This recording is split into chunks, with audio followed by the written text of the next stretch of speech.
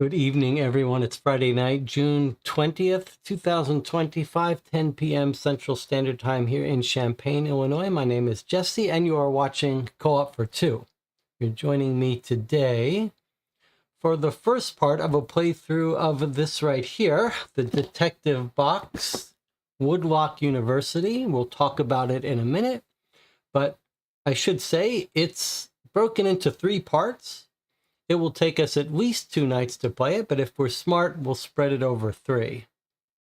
Let's check in with the chat, see how everyone's doing today. YouTube says 20 concurrent viewers, 5 likes. I do appreciate. I'll tell you what, it's more important to me. The likes are nice, always nice, but it's more important for me to hear from you about the games we play on this channel. I don't care if you leave a comment on YouTube or on Board Game Geek, but it is nice to hear what you thought of a game after we play it. And it's nice for, I think, viewers to be able to see alternative opinions, so it's not just me talking about it. Let's see, Jonathan started a thread on the Co-op for Two Guild on Board Game Geek about October spooky, scary game plans. We do try to have a little marathon during October where we play scary games. We have a bunch of games that we didn't get to last year to play. Jonathan has started that list. If you have an idea for a game you want us to play, go visit the Board Game Geek Guild for this channel. I wonder if I don't know if I can wait for October to play Heredity. I think we're going to be playing that pretty soon. It seems like everyone's doing reasonably well. I'm feeling a little stressed out lately. I'm not sure exactly why, but I'm happy to be here with you all playing a game. All right, let's do a little bit of bookkeeping. So we'll play this tonight and tomorrow night for sure. And then either we'll end up playing 2 parts in one night and we'll finish Saturday night, or we'll play again on Sunday night. On Sunday afternoon at 1 p.m., we will be doing our play-by-mail Dear Holmes letter. That's our third and final letter of clues, but next week will be the solution, and then after that I'll do a little channel update. Hitting YouTube today are a bunch of videos. I don't know if you all probably follow the board game space, but I guess this channel's drifted away from board games into mystery games, so maybe we have more mystery game players than board game players. But in the board game world, there's very often an embargo. A game company will send out review copies to reviewers that are more popular and who they think will say good things about their game. And then they'll schedule those all to be released on the same day to try to get attention. And the reviews for and playthroughs of Vantage are now coming out, which is a very interesting looking game that looks like it's got direct inspiration from Seventh Continent, which we've played on this channel. I'm a big fan of. And Vantage looks very interesting. And there's a couple things I'm a little concerned about, but I know there are people on this channel who are interested in it, and I'll be curious to see what you all think. Probably I'll pick up a copy at some point. Anything else to talk about before we get into it? I finally caught up on all my reviews for the past games we've been playing for the last few months. And I have recorded and edited spoiler-free reviews of about a dozen, 14 games that will be going up over the next weeks. If you are a Patreon supporter of this channel, you can see them all now. Otherwise, they'll all drip out over the next couple weeks. And the one that's up now is City of Six Moons. If you're looking for a different kind of puzzle game, you might want to check out that review. What else to talk about?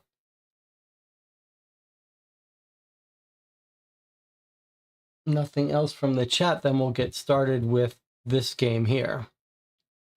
All right, Detective Box, Woodlock University. This is from a French company. And if you look at the website, there's lots of things up there about like Europe's #1 detective game or something. I don't know where they're getting this from. But it certainly does have high production quality. It looks like high production quality. This French company has 2 games currently, 2 big, long games like this one, but this is the only one translated into English. The other one, I think, is just French, but maybe it'll make its way to English. It's selling for about €80, not including shipping, I think. I tried to find out what shipping was by trying to start an order on the website. I couldn't find. Maybe they're not shipping to the US because of the tariff stuff.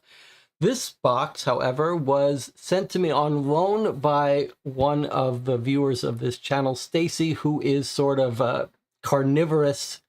Maybe carnivorous is not the right word. Voracious, has a voracious appetite for these mystery games and frequently has played all of the games that I'm considering playing, and she was nice enough to send this along to me, and I'll be sending it back to her when we finish. So thanks to Stacy for that. And what do I know about it? I know it's gotten mixed reviews. I know there's a big internet component to it, which is a little... Sometimes the internet stuff can put me on tilt. I've got my laptop here today, though, so I'm hoping most of the frustration comes from having to use a tablet. I'm hoping that if we use a laptop, it'll be a little less painful, but we'll see. Are we ready to get started here? All right, let's see what we've got. Let's see what this game is all about. Has anyone in the channel already played this? All right, I guess I'm gonna have to find a way. Okay, so there's a little note from Stacy here. I won't put this on the channel. Okay, it's actually a note from Kelly, who's a friend of Stacy and plays with Stacy. She's the one who forwarded it to me. Okay, so this is sort of the Hunt a Killer box format. I did record a review of my favorite Hunt a Killer recently, which was Curtain Call. All right, let's see what the first box gets us.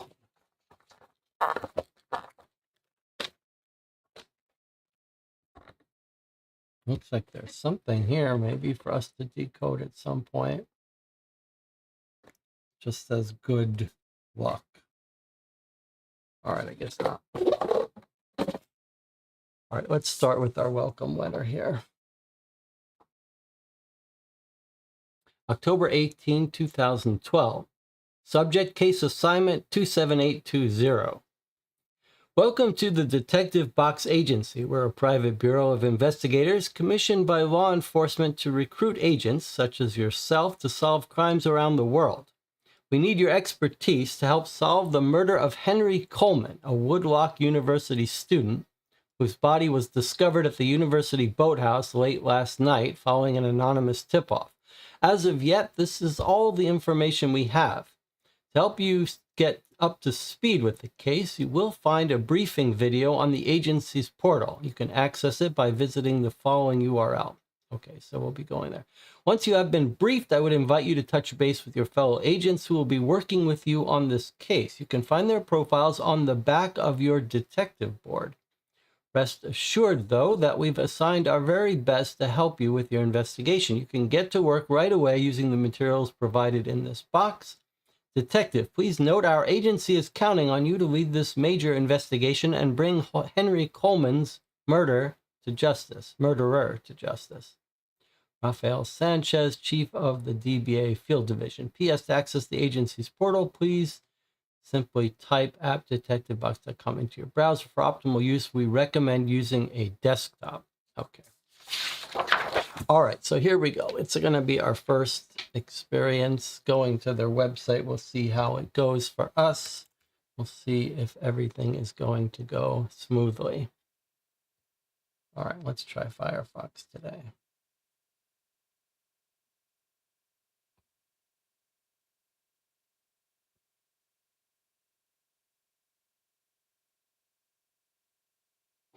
All right.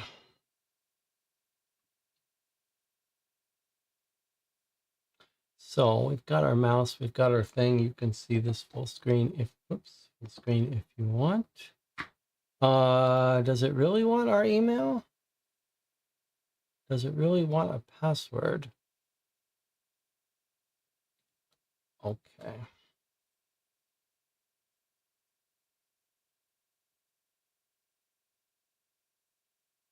All right, you don't need to see the password here.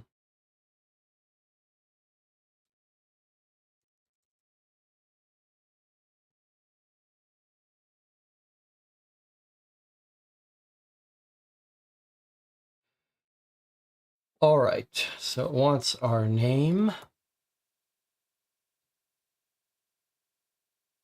It wants an email again. Okay, and now it wants a phone number.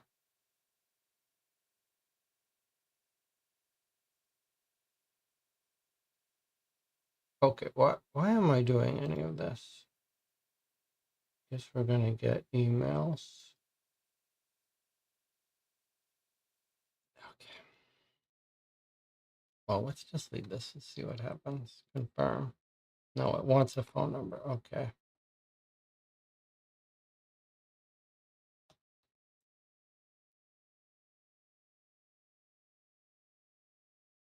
Okay. Confirm your email address. So now we have to log into our email.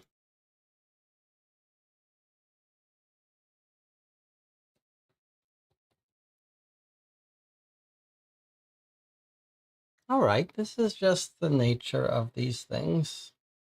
Don't get all excited.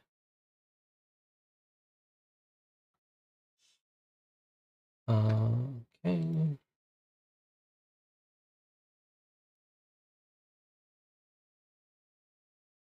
How about we do it on the tablet, the email?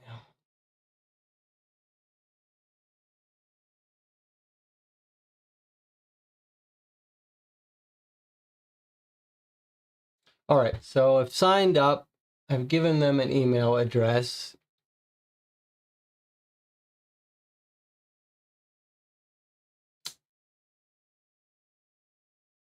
What does it want from me?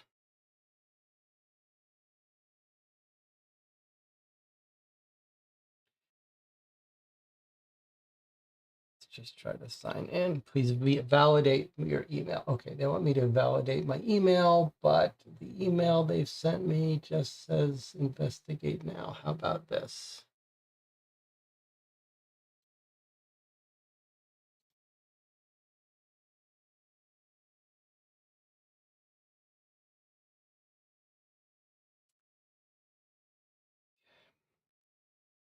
All right, it's okay.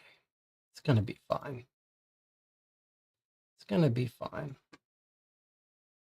So what are we experiencing here? It's supposedly sent me an email to validate my account.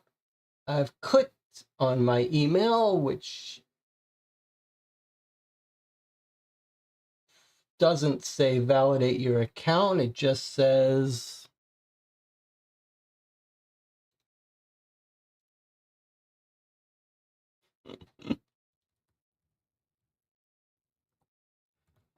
okay, it's not going to let me validate it on a different. No, this is not going to work.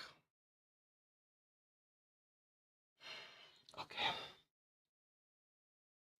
So it said, sorry, let me talk out loud here.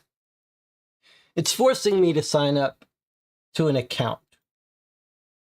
But on this laptop where I want to play it, I'm not signed into this account. It sent me an email, which isn't a validation email. It's just an advertisement email. I'm trying to acknowledge it on the laptop, on the tablet.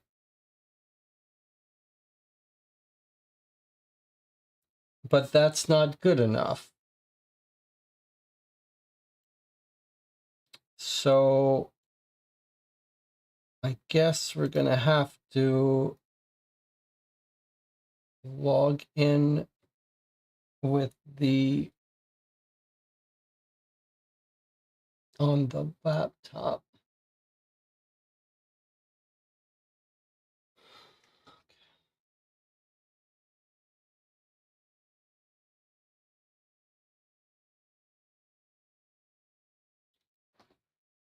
Some people in the chat, if you reload the site and try to log in, it will work. All right, well, let's try that. Let's reload and sign in.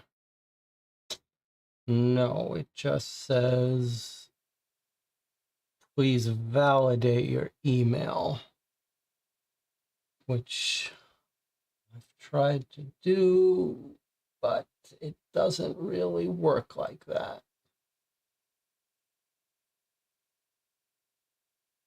Confirm my email address. Okay, second email from the company. Now let's try it.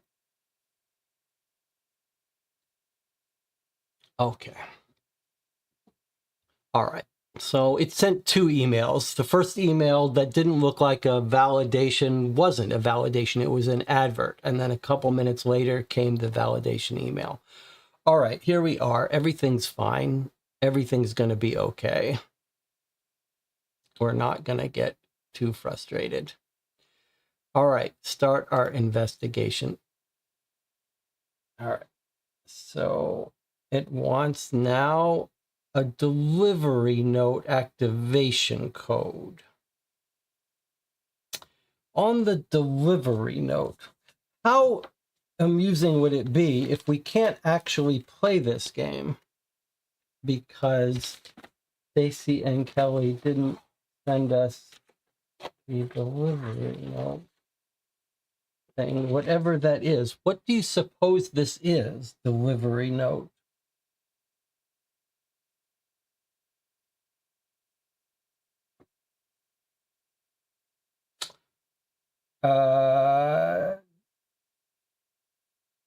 What if we forgot our code? Oh boy.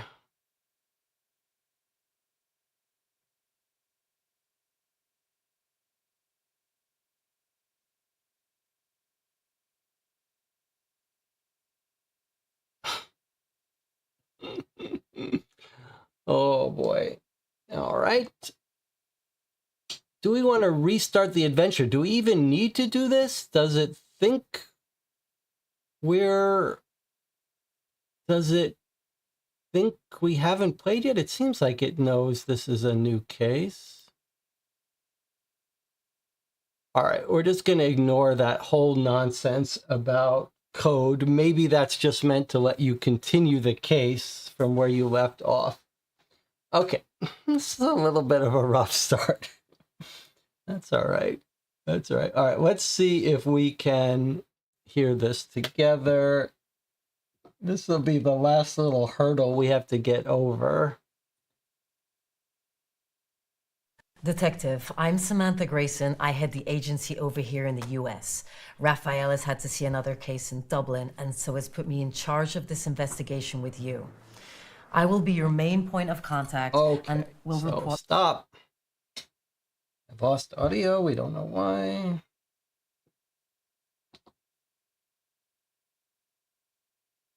All our findings to Raphael, who will be keeping an eye on the case from afar, and sending over any new case items in the following boxes. We've been called upon to solve a murder that has taken place on the campus of Woodlock University. The victim,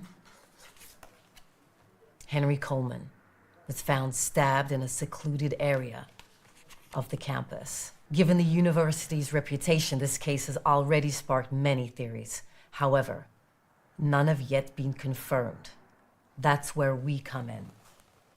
I'll be on the ground at Woodlock to analyze the scene and send on any vital information and evidence. You'll be the brains behind this operation, and together we'll get answers. You can also count on two experienced colleagues. First, Lauren Fraser, our profiler, who will conduct all the investigations and interrogations. She'll be responsible for getting to know the suspects and detecting any inconsistencies with their statements. Then, there's Jack Rupert, our contact at the Woodlock Police Department. He'll help by providing us with police reports and any other necessary documents for the investigation. We must act quickly and methodically. Time will be a major factor in this investigation. Analyze every item that's sent over. Every single detail will be crucial for closing in on the killer. Let's not disappoint Raphael. She's counting on us here. I know we have the resources to solve this case, so good luck, Detective. She's a little intense for my taste. I think I would be looking for a new job. But, all right. So we're going to be having... Melissa agrees with me. All right. So we'll have people that's going to be working with us. Hopefully we won't have to interact with this woman too much. Let me turn off the laptop. All right. So we're off. We've made a start. So let's see if we close off her video, start investigating. Let's see. To draw up an initial list of suspects, head over to the drop initial list of suspects, head over to the crime scene, determine who could have accessed building 29 at the time Henry Coleman was murdered. Is that what you just heard? Because I turned off my audio. All right. So what have we got on the screen though? Initial list of suspects, head over to the crime scene and determine who could have accessed building 29 at the time Henry Coleman was murdered. All right, so it's just narrating what's here. All right, start investigating. Hello, agents. I'm Arno Francoeur, trainer at the agency. Do you need help getting started with our tools? If this is your first investigation, I strongly recommend you follow this short training. For optimal immersion, we recommend turn off your mobile phone, put it on silent, settle in a quiet room with dim lighting. All right, we're going to watch the tutorial or do the tutorial. Excellent decision. Welcome to the agency, where your instinct and intuition will make the difference in solving our investigations. Your case always begins with a briefing from Rafael Sanchez. I will introduce you to the interface. Okay, so I'm trying to put it in a screen that we can both see. All right, you're investigating murder on a university campus. Before getting to the heart of the matter, let's take a look at the agency interface. At the bottom of the page, the current objective guides you. Click on it to expand and validate. Okay, so here's our first objective. Identify the owners of the student ID cards. All right, we don't know about these cards being found yet, but here it is telling us about them. Okay, Raphael thinks finding the owners of the badge. All right, we haven't found those badges, so this is a little weird. But okay, it told us about our objectives. Then we've got history. All right, I'm not going to click on these things. I'm just going to walk through it here. Okay, I guess it's opened it up anyway. Clicking the element, you can view it. You can also filter by name or type. Okay, interesting. Like a little database here. To collect new clues, make requests to team members in the field. Each member has his or her own specialty. For example, Rafael Sanchez is in charge of searching the campus for objects that might be of interest. All right, so this is an honest-to-God little web portal interface for this game that looks pretty impressive. It's not your normal just click here to read some emails. We can actually ask her to conduct a search. All right, pretty impressive. Okay, murder. All right, guys, come on, stop telling us about the case, about stuff we haven't discovered yet. This is very weird. But we can request searches. We can interview witnesses. Now it's going to start asking us, could we start the victim's mother? It seems like it's wanting us to actually do these things as part of the search. All right, we're going to skip this. Then this guy knows police files. It's almost like a little video game here. If you give him specific year and type of case, he can consult the archives. Okay. All right. If you get lost, you can always call us for help in the hints section. We won't give you any new leads directly, but our advice may clarify your options. All right, I guess this is still part of the tutorial. Okay. If our information allows you to make significant progress, it will be first be blocked. You'll have to confirm your request. Okay, it's just saying if you want hints, it's going to block it. All right, so here we are now with the proper interface. We're out of that tutorial, which was not very pleasant. Identify whose cards were used. Okay, it feels like we should be looking at our physical documents first, so let's do that. All right, so here was our welcome. We're done with that. If we can.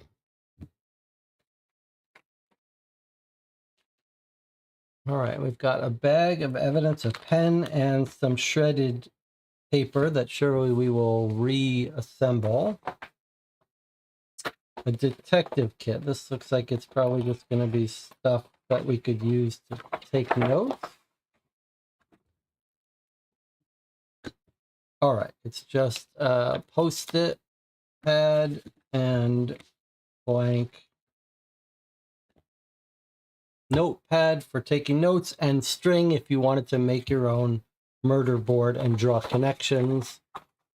We won't be using any of these. All right, looks like we have a map of the university, which looks substantial. Is it a map? No, it's not a map. Okay, it's not, it's a murder board. So here we have our victim, Henry Coleman. We've got numbers for other students. Presumably, we're going to find ID cards for them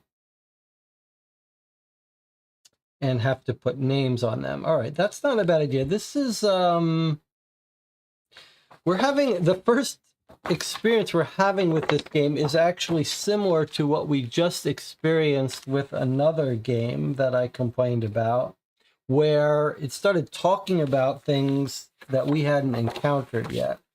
But let's just see what we've got here at the back. I think we're just getting a reminder of who we're working with. So let's see. Our mission: experts in solving complex crime. We recruit the best private detectives from around the world, just like you, to help solve cases. 3 of the best agents to provide assistance. Okay, so here are the people that we have access to in the portal. Rafael Sanchez. She's got 10 years in law enforcement, founder of the DBA, 200 criminal cases solved. That's a lot of cases. All right, we can call on her to help us search crime scenes. Daughter to 2 police officers, it was pretty obvious where she would end up. She grew frustrated with all the bureaucracy of traditional law enforcement, decided to set up the Detective Box Agency. Okay, so she's crime scenes. Then we've got Lauren Frazier, the profiler. Okay, she's got a background in psychology, profiling and criminology, the psyche of a serial killer. She interrogates people. Okay, pretty cool. We're going to get some interrogations. I like it. And then we've got the guy at the police department who's the chief detective on our case and is a talented musician. And he likes helping troubled youth. All right, so he will give us access to any police files. All right, so right now, this is the only place mentioning these ID numbers, but maybe we'll get these ID numbers from another source and we won't need this map. But here is going to be our map of the university. Okay, love it. A serious map. What have we got? Don't really know. Are we told where the body was found yet? Body was discovered at the university boathouse late last night. Okay, let's situate ourselves. We've got a lake and another lake. And where is our boathouse? Football stadium. Boathouse is 29. Here. Okay, so here's our boathouse where the body was found, all the way on the west. Then we've got quad, football, baseball field, aquatic center. All these numbered places have little entries down here. Okay, good.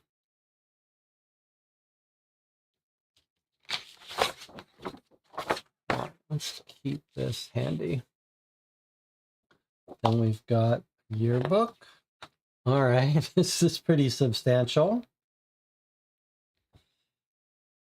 We've got all the student directory. Okay, that's pretty cool.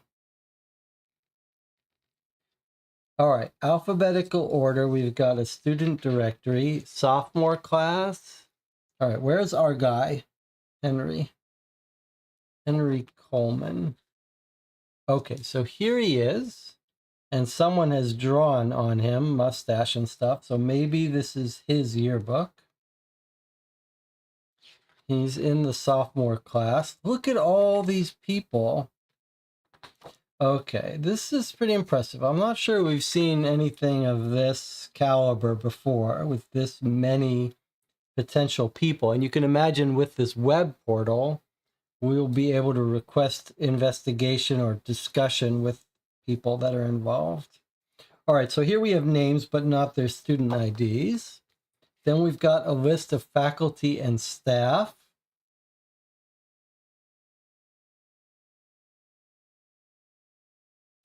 M1, M2, M3, M4. Each one has a group of 4 professors. I'm not sure what that's about.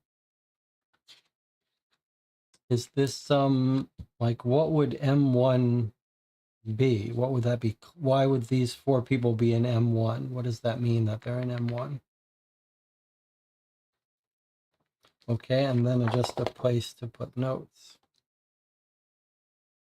All right, that's pretty cool, actually. Let's see how we use it. And then we've got this. Okay, now you're a detective. What is this for? Now this is out. This would have been added by Stacy, the previous player.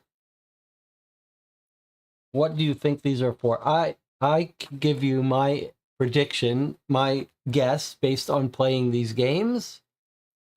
That what's happened here is Stacy, being the advanced player she is, has carefully taken this sticker, the sticky stuff on this envelope, and doesn't want it to stick to items, which is what happens. So she's just put some paper on it so it won't stick to the documents if you pull them out. All right, so what is this? Confidential documents. All right, let's go through our confidential documents. Maybe this is going to introduce the case. Okay, murder of Henry Coleman, October 18th, 2012. It should really, feels like it should kind of say start here or something. Feels like these cases need to tell you where to start. All right. Police report transcript of an interrogation with the mother of the victim, entry log for building 29, the boathouse, page torn out from a book, and then maybe a newspaper. All right, let's take a look at the police report, and then we can get the starting point for this case. All right, what have we got? October 18, 2012, we've got a reporting officer, Sheriff Ignacio, homicide on the previous night. Estimated time of death, 9:35 p.m. Incident site, Woodlock University, building 29. Victim found face down on the floor. Reason for victim's presence at the scene unknown. Okay. Law enforcement arrived. It looks like maybe they arrived on the night of October 17th at 10:30, and they're estimating that he died an hour earlier. A third party alerted law enforcement. Anonymous phone call received at 9:55. Henry Coleman, male, date of birth September 28th, 1992. So 20 years old, law student, sophomore year at Woodlock. Caucasian, brown hair, hazel eyes, 5'9", wearing jeans, a blue t-shirt, gray jacket, black leather shoes. Accessories include a key around the victim's neck and a wristwatch. He's living in a dorm in building L1, which we'll be able to find on the map. He's got a mother with a contact phone number and a stepfather. All right, let's see what they've gathered from the scene. A handprint, spray painted symbols, cell phone. Phone is empty, history wiped. That's interesting. Victim's backpack. They're sending that for analysis. A used condom. DNA not identified. A key on a string found around the victim's neck. A watch found on victim's wrist appears valuable. So not a robbery, presumably. Elements depicted in annex. What is that in reference to? These elements here are in the annex. Depicted in annex. Not sure what that's saying, but maybe that's sending us to the website. All right, in the victim's locker, unknown document shredded. Okay, so that's what this is. Shredded and a pen. That's A and B. Okay. Victim's yearbook. Okay, so the yearbook that we've been given access to is our victim's yearbook found in his locker. Page torn from the book. That sounds like it should be in that red envelope.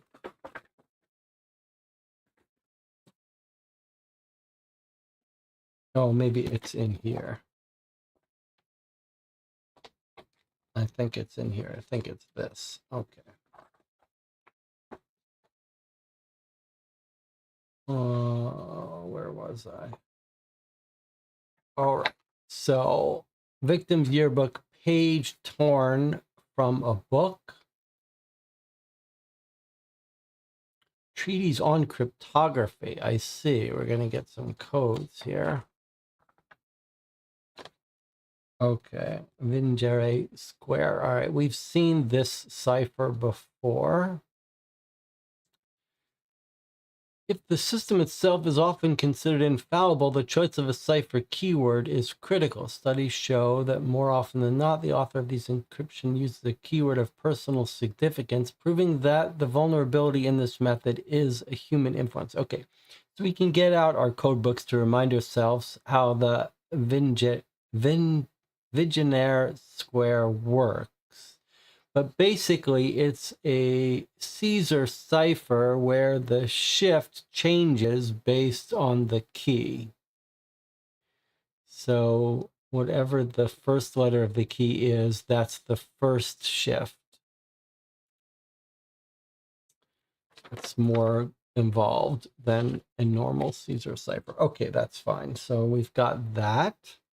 Then the White House flyer is this.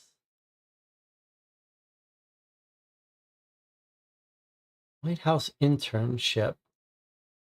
Okay, so we don't know what the relevance this is, but look at this. Interviews. Interns will be announced on October 17th, which is when this person got killed. All right. Here is a photo of the crime scene. So what have we got here? Duffel bag. There, I see. These are referring to our evidence items, which are here. Handprint, spray painted symbols, cell phone. Okay, so here we have the handprint, the used condom, the cell phone, the spray painted symbols. X maybe just for the body is not numbered, and 4 was the backpack. Okay, so that's, they're calling the back. I guess that is a backpack. It's upright. Okay, these are some strange symbols here. They look a bit like Pigpen codes, but no, they're not. This looks like there's a lock here. Can't tell if it's open or not. Don't know if this is blood or just painting. And if maybe it's a little hard to see, but this is police tape, it looks like. And that lock is open. All right. I don't know what he was doing here. And here we have close-up of everything. Okay. I like it. So there's the key around his neck. That's a pretty ornate key to have around your neck. An old-fashioned lock, not a modern lock. See? There's his cell phone, which we were told was white. Looks like blood around it. There's his expensive watch. So his watch was off, not on him. Otherwise, they would have taken it with them. There's the used condom, 5. Where is number 7 in the crime scene? It's not here. So did they take the watch on him, off him, or is it just not visible. We can't really tell where it was found. I hope the police did a better job of recording where it was found. Then we have two interrogations. Actually, it looks like two copies of the same interrogation. No, this is a partial interrogation. Okay, that's a little odd. But it looks like we have the proper full interrogation right here, which we'll read. Do we know if the watch is broken? That's an interesting point. Well, can we tell the time on the watch? Is it the classic trope of the broken watch, which tells us the time of death? It certainly doesn't look broken. I can't quite tell what time it reads. No, no sign that it was broken, though. All right, so let's not worry about that for now. Let's read our interrogation. What we'll do is we'll go through the evidence here. We're almost done with it, the physical evidence, and then we'll take our first break, and we'll come back and we'll start into the website. Okay, interrogating agent Warren Fraser. Interrogation subject Michelle Coleman, the mother of the victim. This is the day after the death. Hello, Miss Coleman. Could you please confirm you are the victim's mother? Yes, I'm Michelle Coleman. And then she's crying or something. Miss Coleman, I'm Agent Warren Fraser. I'm part of the investigative team trying to work out what happened to your son, Henry. I'd like to just ask you a few questions, if that's okay with you. Of course. Miss Coleman, did Henry have any enemies that you know of? Anyone that may have wanted to hurt him? I don't think so, no. Henry was a good kid, extremely kind and generous. If there had been someone, I'm sure he'd have told me. We told each other everything. Okay, that's good to know. Would you say he was happy at Woodlock? He loved it there. He had a girlfriend, lots of friends, and his grades were great. He was exceptionally bright. Everyone knew he was going to go on to great things. He always talked about going into politics. I wouldn't be surprised if people were jealous of him. He had a girlfriend, you say. Would you happen to know her name? Yeah, Caroline, a nice girl, head over heels for Henry. They'd been together for quite a while. The poor girl is majoring in sociology. I worry she'll never get a job. Why did Henry choose Woodlock? There are some excellent universities in Canada that are far cheaper. Why choose the U.S.? Well, that's always been a mystery to me. It'd always been a toss-up between Montreal and Toronto. Then, out of the blue, he came home from school one day saying he was going to Woodlock. I was shocked. Of course, Woodlock is a great school, and he had the grades for it, but it was so far away from home and way out of our budget. Not to mention, some American schools had offered him a full scholarship, but he was adamant on going to Woodlock and nowhere else. So he took out a loan and made it happen. That was my Henry.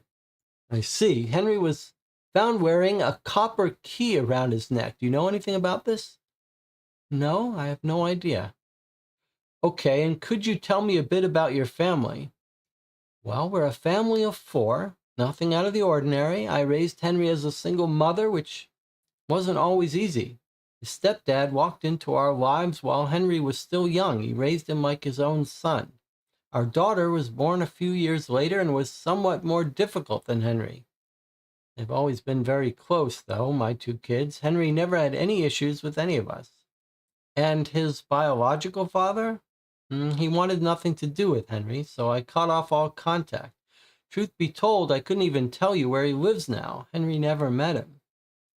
And his half-sister. I've been informed that she'd been visiting Henry at Woodlock in the days leading up to his death. Yeah, she'd just gotten home when I got the call from the police. It must have been 1:40 in the morning. She'd been spending the week with Henry, not knowing that it would be her last. I I still can't believe this. I need you to find whoever killed my boy. I'm sorry. I'm just exhausted. If you have no more questions, I really need to try to get some sleep. Of course. Thank you for your time, Miss Coleman. All right, a little bit suspicious. The sister comes home at 1:40. It's a little odd. Like, she's come home right when on the night he died, and no one's remarking on that. All right, let's make a couple notes here. We heard about Henry Coleman, time of death was estimated at 9:35, and on October 17th, 2012.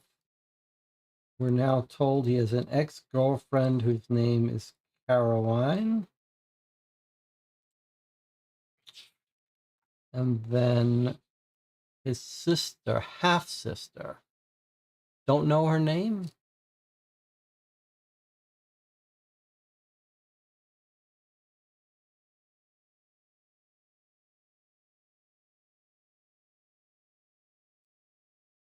She gets home around 1:40 a.m.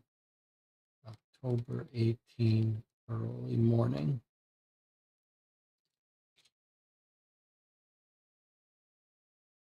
And then the other little big mystery here is, why is he going to Woodlock?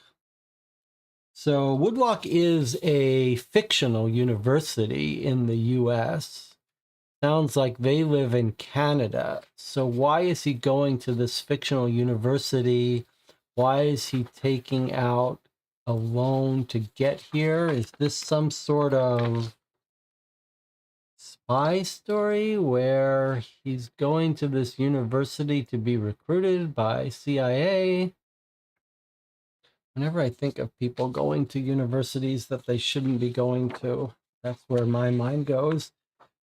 But is there something about this that's important? He wants to go into politics.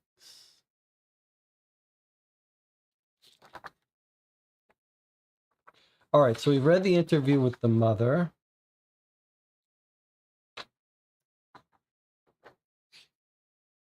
And it looks like they've pulled the entry log from a digital lock on the boathouse. Week beginning October 15th. So 15th, 16th, and 17th. Here are the entries. They're just logging their ID cards, but we don't know who belongs to these ID cards. Let's see if this is the totality of our diagram here, so we can see whether we don't need to worry about this big detective board here. So we've got 1, 2, 3, 4, 5, 6, 7, plus our victim makes 8. 1, 2, 3, 4, 5, 6, 7, 8. All right, so it looks like this is going to be equivalent to this. 288,920, 29903, 29904. Those are right next door in numbers. 30802, 33967, 34. Where's 34? That must be our victim. 342239. That's the only one not on this list. So this is probably going to be him. And he's come into the boathouse 3 times. 34460, 35726. Okay, so everyone here is listed on here except for this ID, 342239, which is probably our victim. He's the only one that's gone in there 3 times then. All right, we can change this if we get other information, but it sure seems like he's 342239.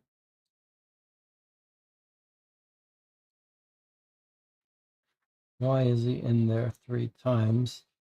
In numerical order. Okay, so that was my second question. Is this in order of entry timestamped? No. This is just in numerical order of their IDs. So we have no idea whether these people came in on the 15th or what day or what time. Same day, we don't know. All right, so we probably don't need this anymore unless we want to try to lay out relationships. All right, the last piece of physical evidence in this folder is a newspaper page, student newspaper. So let's see what we've got here. It looks like it's from the morning after the murder. Murder at Woodlock. Jillian Gray, editor. She may be in our yearbook. Statue of Charles Woodlock, founder of the Woodlock University. Let me just get a look at his little quote here. Science, history, and literature, these are the keys of scholarship and progress. Who killed Henry Coleman? Local communities were left reeling last night following the suspected murder of a student at Woodlock University. The usually serene campus in upstate New York was rocked after the discovery of a body believed to be that of promising student Henry Coleman. Although details of his death have yet to be made public, a source close to the investigation said that symbols were found spray-painted next to the victim's body. Detectives are reportedly trying to ascertain whether these could be a potential signature or simply a red herring. Either way, the symbols have reignited long-standing rumors regarding a secret society within the grounds of the university, with links to its founder, Charles Woodlock. Woodlock's character has long remained shrouded in mystery, having been affiliated with the Knights Templar before becoming a judge in the U.S. It was here he would go on to establish the university that would educate many of the nation's future elites. On his deathbed, he left his entire fortune to the university to ensure its survival. According to local legend, markings at the foot of his statue are said to provide entry to the Copper Circle, a highly influential secret society founded by Woodlock himself, and one that is said to have played a pivotal role in seeing several U.S. presidents, senators, and judges come into power. The existence of this group may be pure fiction. However, if it did exist, it has certainly enjoyed complete secrecy and discretion until now. Fervent speculation has been mounting that the Copper Circle is linked to Coleman's suspected murder. The victim's mother, Michelle Coleman, in an interview this morning, described her son as a bright kid. Sending him to Woodlock will always be my biggest regret. I won't rest until they catch the monster who did this. They need to pay. Coleman was notified of her son's death just as her daughter, Greta Coleman, was returning to Milton, Canada, where the family resides. Greta Coleman had been visiting her half-brother just hours before, unaware it would be the last time she would see him. Undoubtedly, the loss of one of Woodstock's brightest students, should be Woodlock's brightest students, will haunt its halls for decades to come. As for the Coleman family, it can only be hoped that justice can and will be served. So here's the actual quote that we read on his stone. Science, history, and literature, these are the keys to scholarship and progress. And then west and east. And we're told that the statue could hold, where were we told that the statue, markings at the foot of his statue are said to provide entry to the Copper Circle. So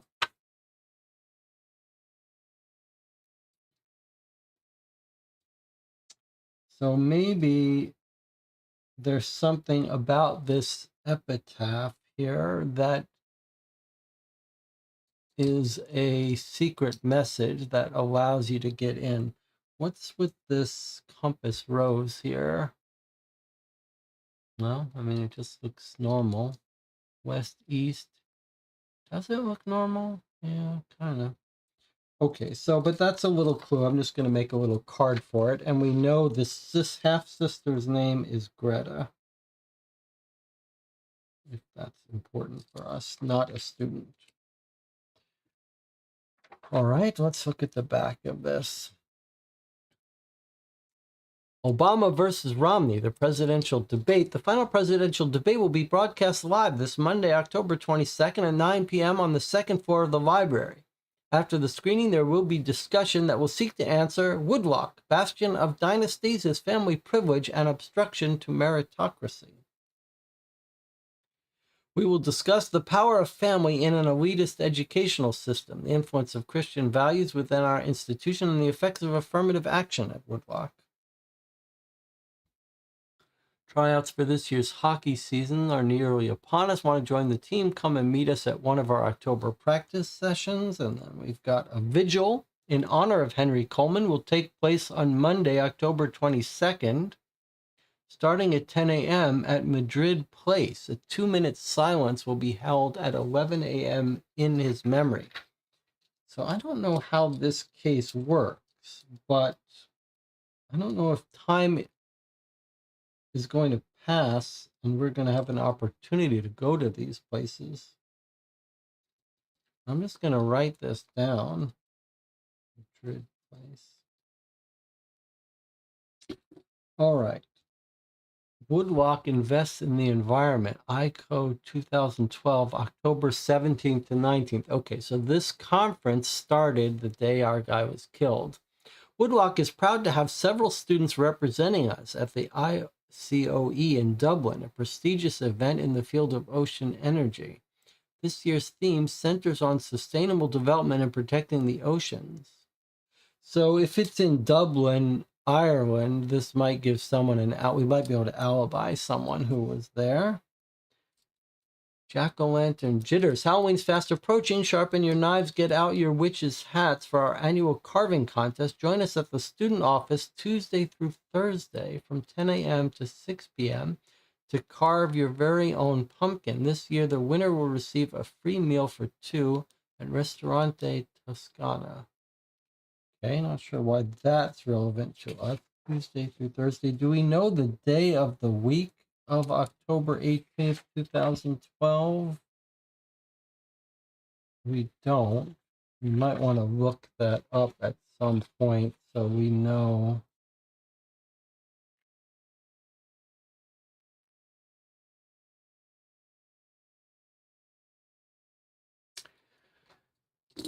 Okay. All right. Let's keep all of our stuff in this folder.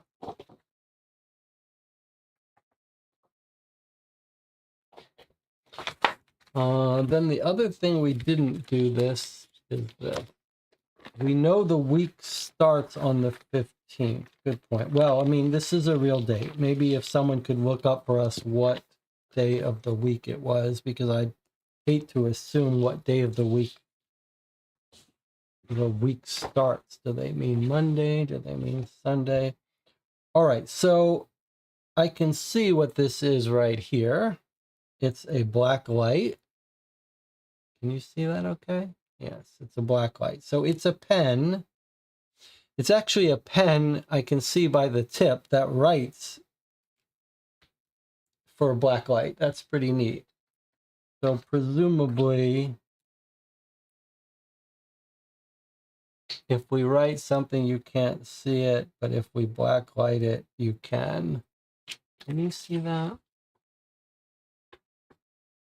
We may have to dim the light so you can see it, but I can see it. It's writing in little invisible. Boy, that's hard to see, but I can see that little line I drew.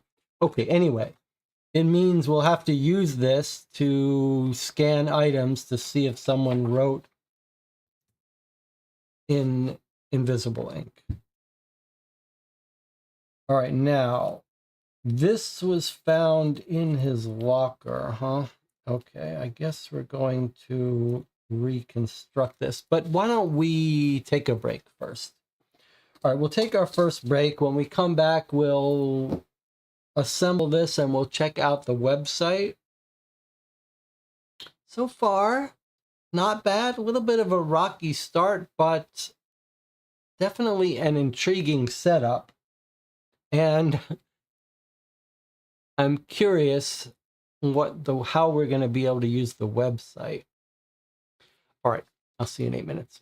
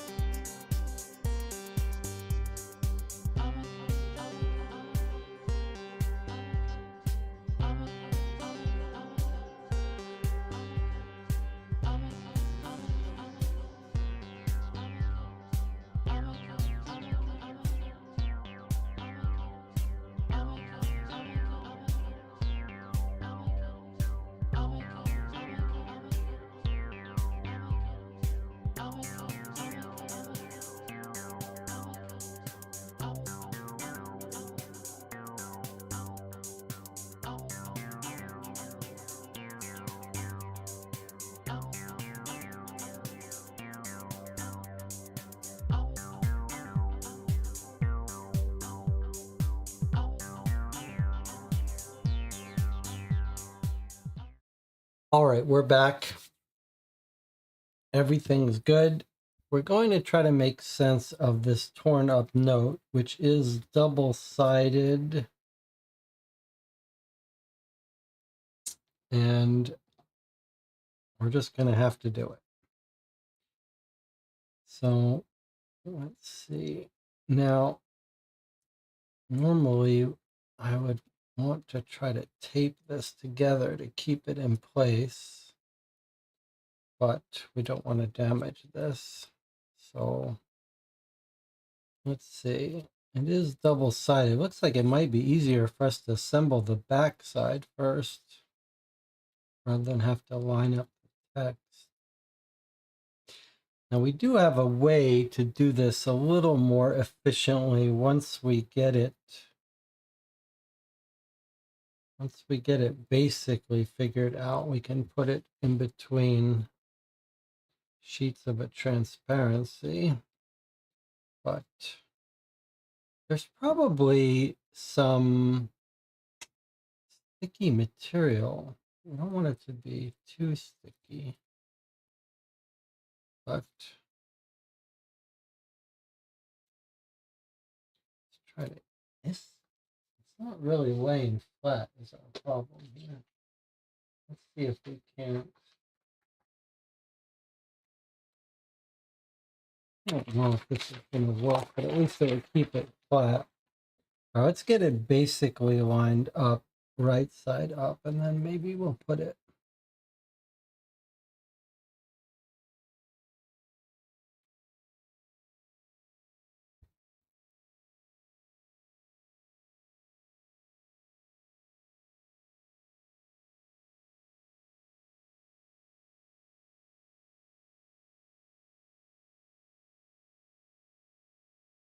I wonder if Stacy and Kelly didn't try to recreate this difficulty for us. by crumpling these up.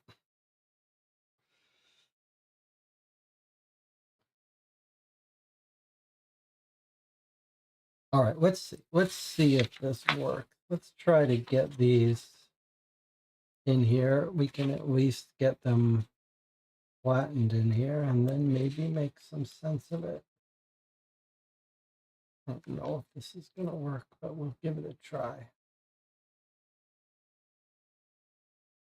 It'd be easier to just lay it on something sticky. It's going to put all the text here.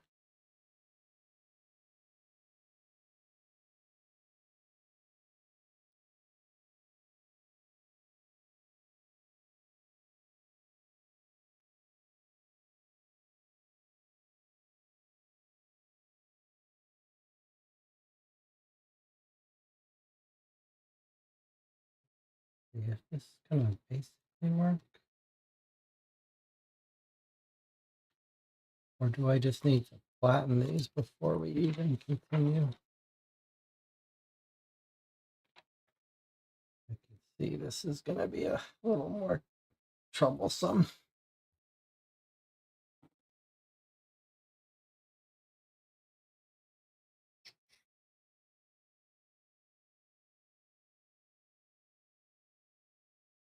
All right, just pretend you were really doing an investigation.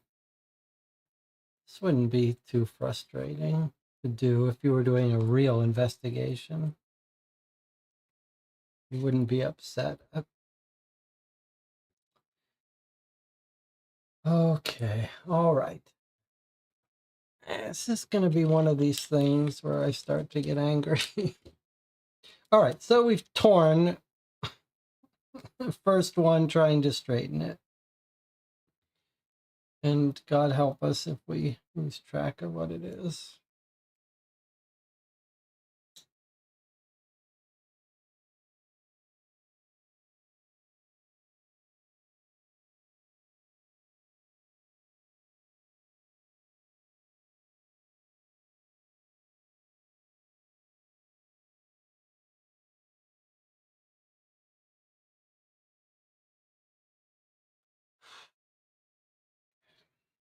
All right, so I can't be too aggressive in trying to straighten these out.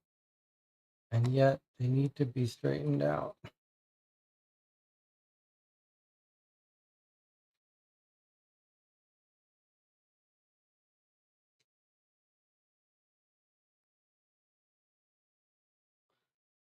feel like for this game, I need to get that whiskey really ready at the next break because I just feel like we're gonna need it.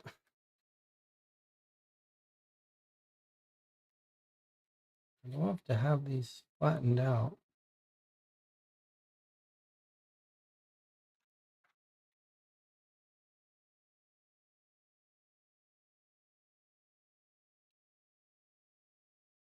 Flatten them out this way.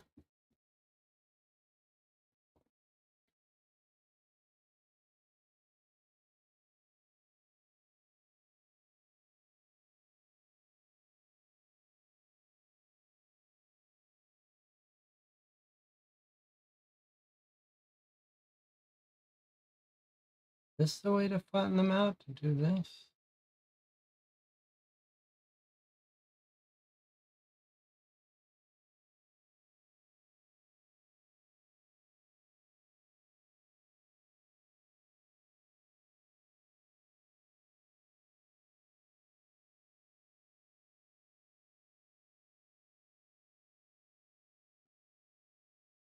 Let's just get all of our next ones.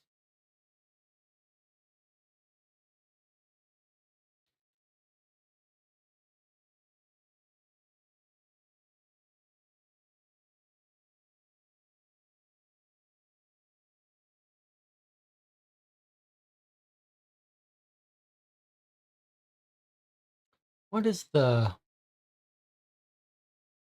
I don't think, what's the proper, do I just put this up here like this and just let the channel have a discussion amongst yourselves while this happens?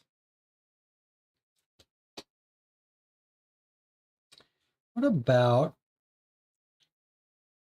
someone could set up a betting site where you could bet, like, on any given game, what are the odds I'm going to go into anger mode and get frustrated? And people could bet. All right, I can see that there's some top triangles.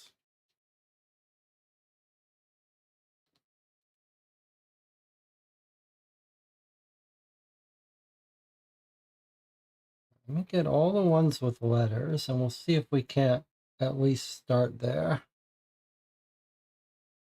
Remember, it looks like on the back of this newspaper is going to be a handwritten letter, but we're going to assemble it on this side and then flip it over. So I'm just worried now about lining these up in a way that we can reassemble them. If it wasn't so fragile, I'd put some tape on the back of these. Okay, I'm going to leave off the ones that don't have text for later.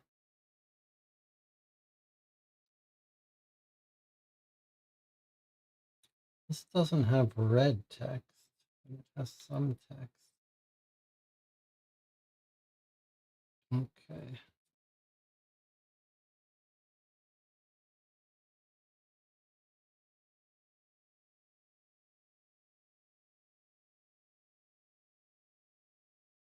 All right, let's put these. Look how crooked this one is. They really went to some effort to make these all crooked. All right, let me put these aside for now. See if we can't reassemble the headline here. This looks like it might be leftmost.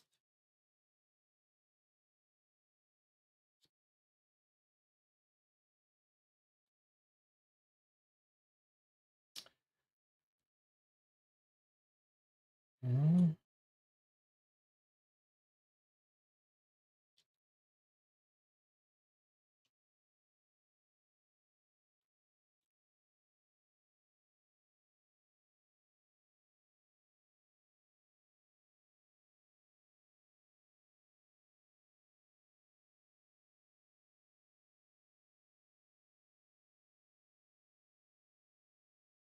All right.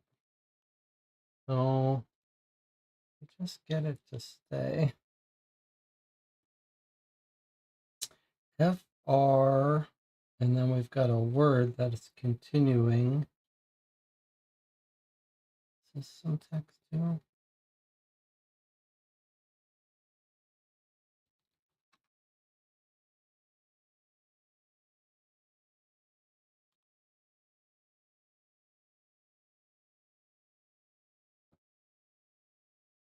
Is this saying fraternity?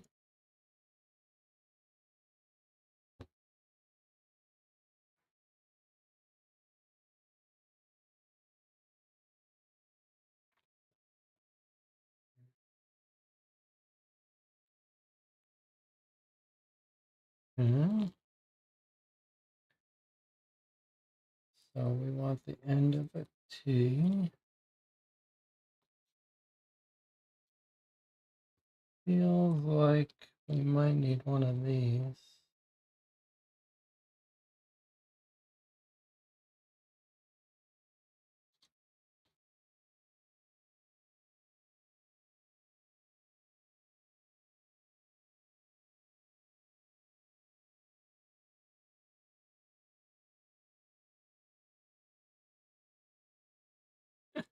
I can see if this goes wrong, it's gonna be not fun. Okay.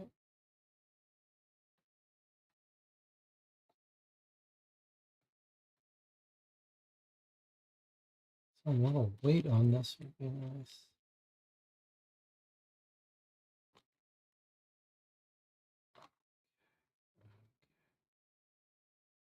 Patience, patience, patience. Okay. It certainly is going to say project down here, so we need an E.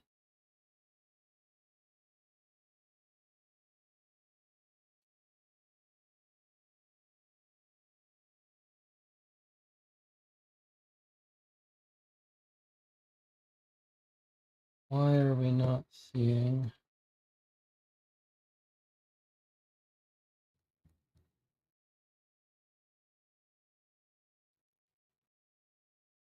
Am I misunderstanding this? This looks like project. This is going to be the one after this. So where is our E? It's got to be in one of these, right? Let me just put this here.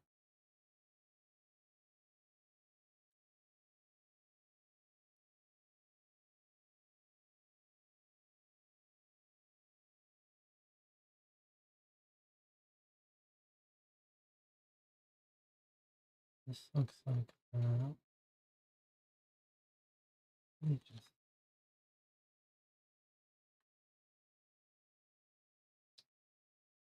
This looks like that might be there.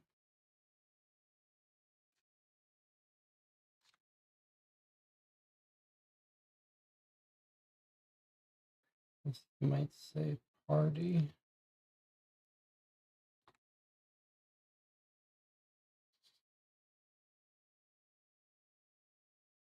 All right, let's see if we can't just close that up a little bit.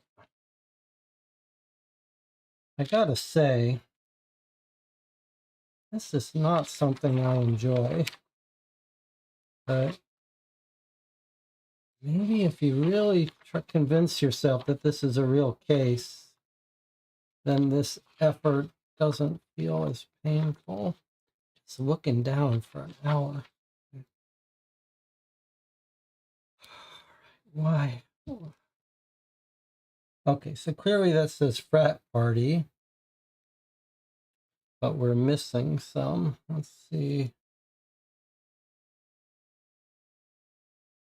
if we can't get the rest of it. Maybe if we just leave something on this for a minute, it will flatten out. If it just stayed flat, it would not be a big deal.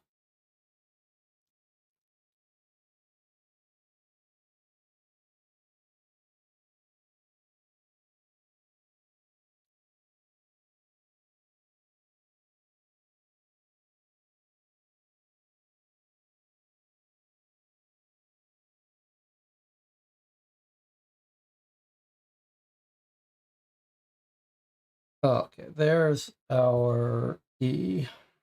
All right, let me see if I can slot this in here without. I have something. Maybe I could put on this. Okay, where did I put my E?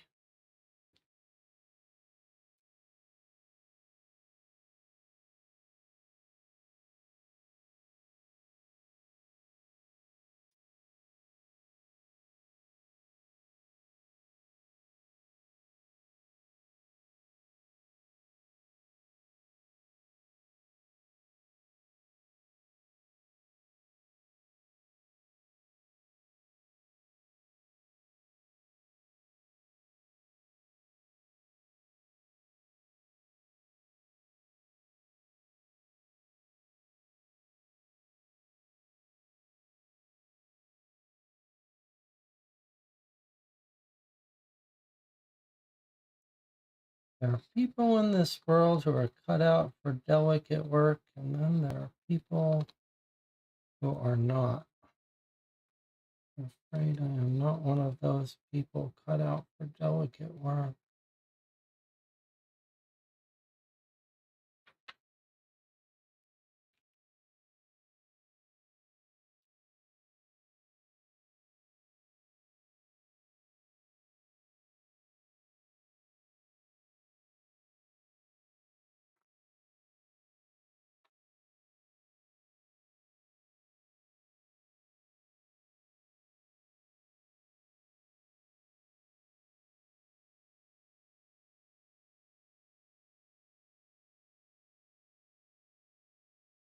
All right, well, we've got the basics of this frat party. God knows what I would give if it would just lay flat and stay flat. Like, we're done with this. Don't make me keep fighting it. All right, it's a real case. It's a real murder. Someone's life depends on it. It's not so much to ask that we go through this for a real case. It's just a lot to ask for to go through for a game on YouTube. And it's not a lot to ask for a real murder.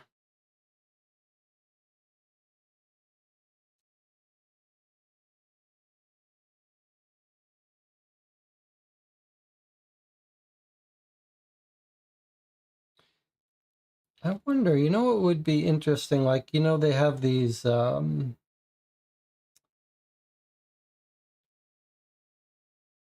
have boards for you to put signs up that have a little, you just put a little pressure on it and it holds it. Like something that would hold these would be nice.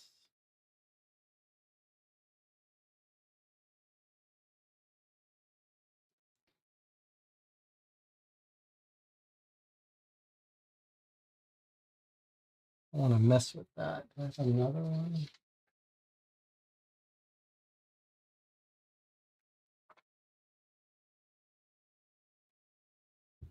Let me just try to get these out and straight.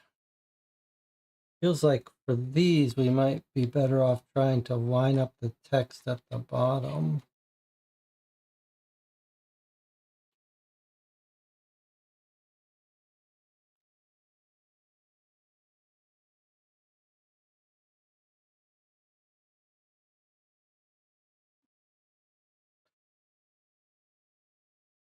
So if you're watching this at home, if you're listening to this trying to sleep at home, what we've got is we've got a bunch of pieces of paper that have been put through a paper shredder.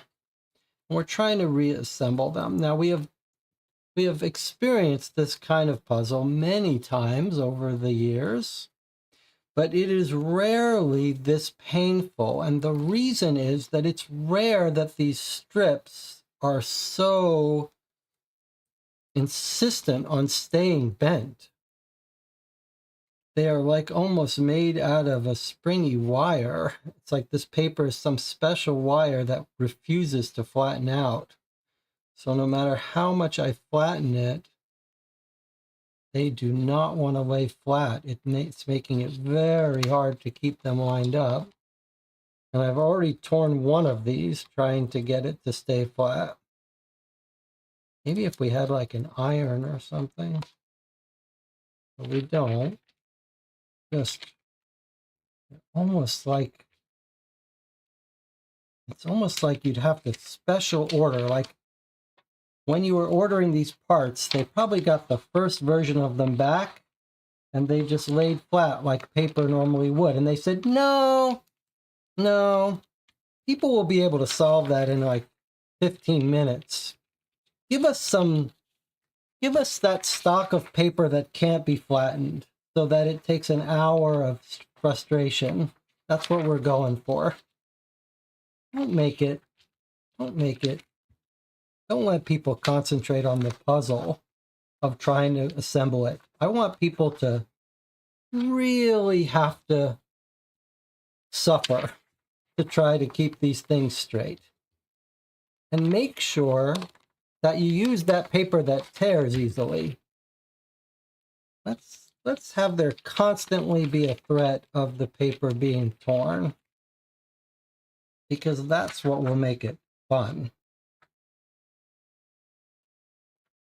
Make sure the paper never lies flat. Make sure it's very easy to tear.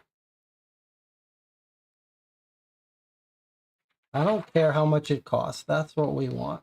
Give us the easily tearable, never lay flat paper.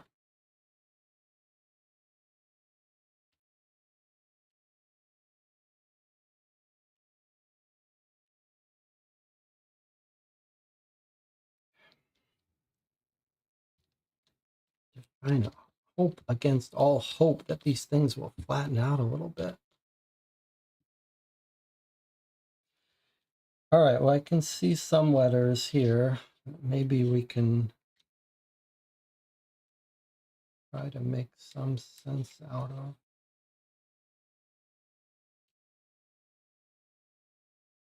But, okay, so it looks like it's continuing off here. All right, you can see that there's some letters to the left of this, and then there's some letters to the right of this. This looks like it's saying beer pong, so I think we're looking at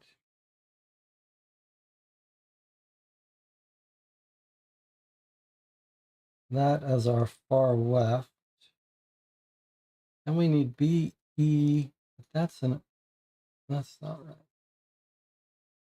Are we missing? Is there actually missing? No, there's our beer. Okay, so this is going to be to the left of this.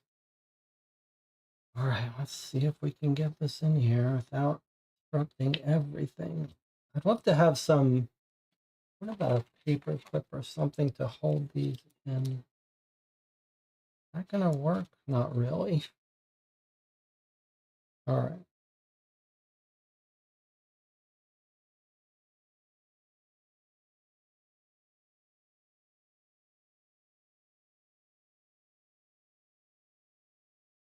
That's going to be our BE. Unfortunately, we really need to shift everything to the right. This is going to be a nightmare.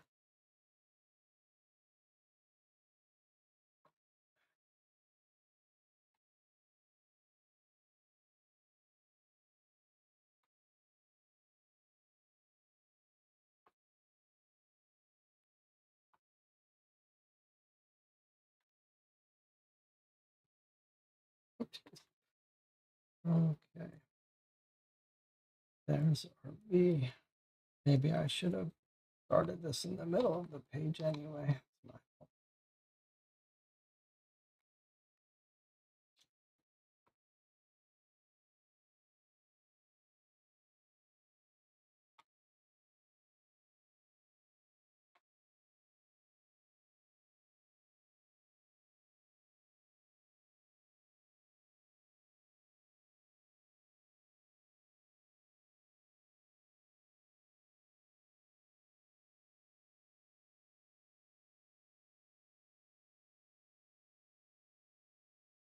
This must have got moved.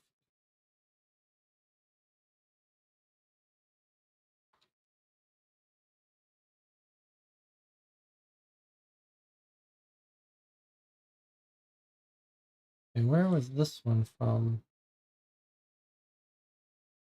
In the middle here somewhere.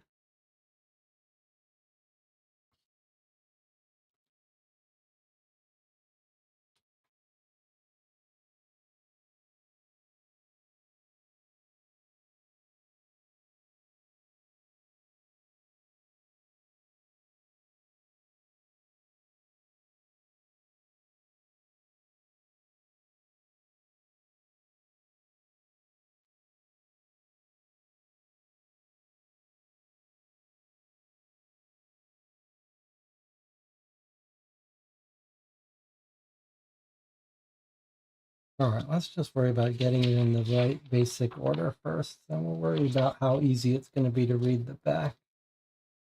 The only consolation for me doing these frustrating is the hope that the designers see this and say, oh, it wasn't enjoyable. Maybe we shouldn't do this again. That's the little remnant of hope I have for putting my frustration on screen. That the next designer will be like, oh, it's actually not fun to do. Maybe we shouldn't do that next time.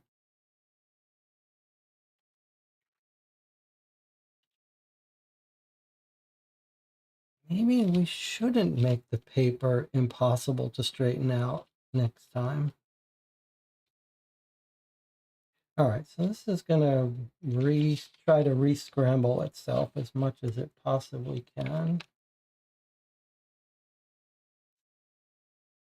Let's not worry about it for now. Let's try to get the things in the right basic order. So what have we got here? We've got some more letters. But just one more. Unfortunately, it's very hard to keep it straight.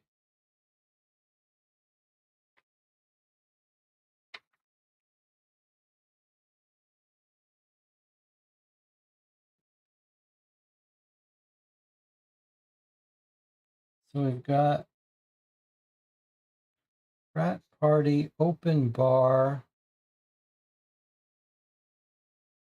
A little hard. Is there a better view for you?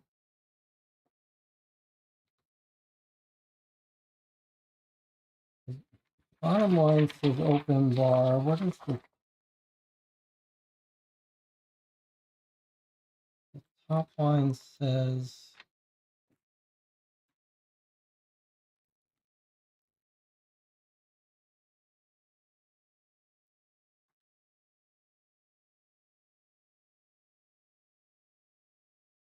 Like it's saying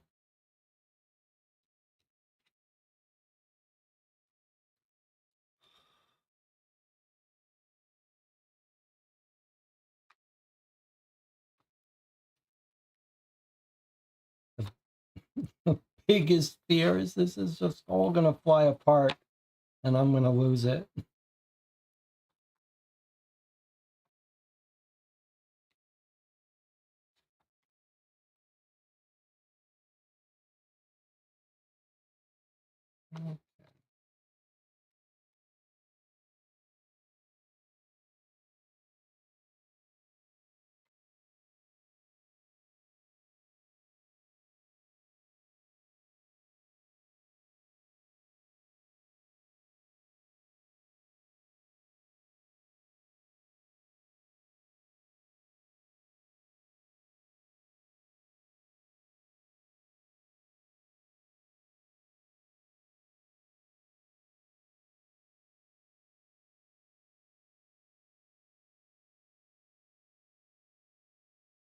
Okay.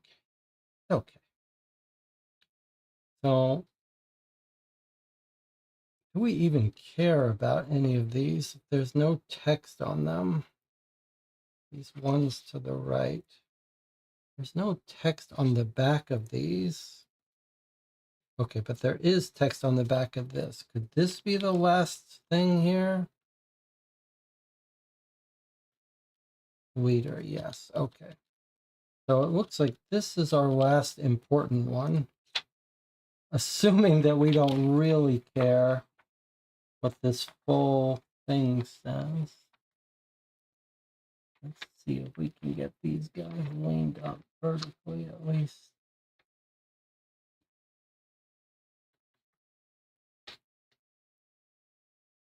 Remember that the whole point of doing this is just so that we can get access to the handwritten note on the other side of this.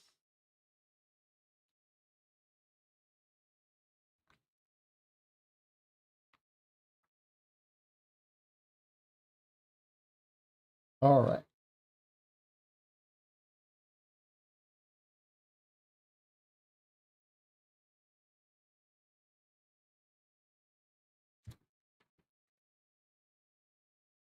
We're going to not worry about these since there's no writing on it.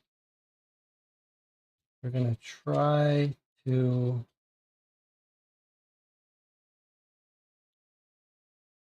what we'd really like to do is clamp the side and see if we can't do this a little bit better, and then we'll try to flip it over and read it and never come back to this again. No, no, no, no, no, no, no, no, no, no, no, no.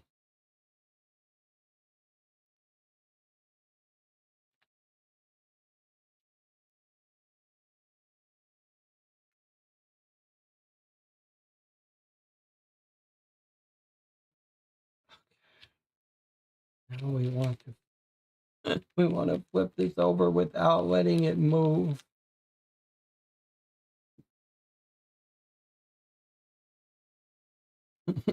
Examine it all with a black light. And says, don't forget to examine it with a black light.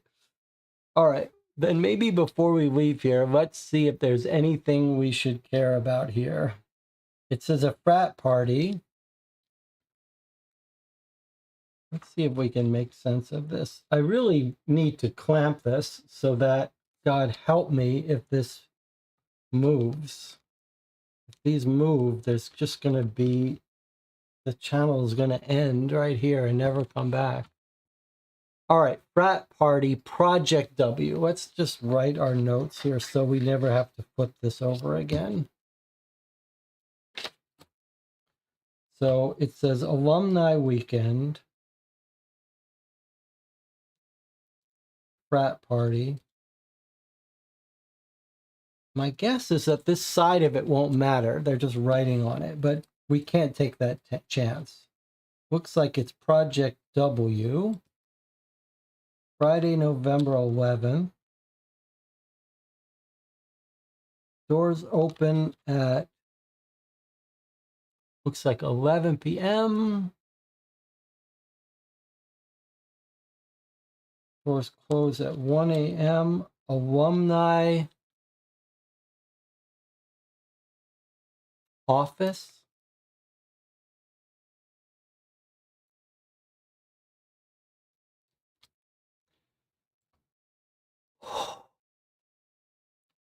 Tickets available. Student. No entry. Alumni $8. Guest $9.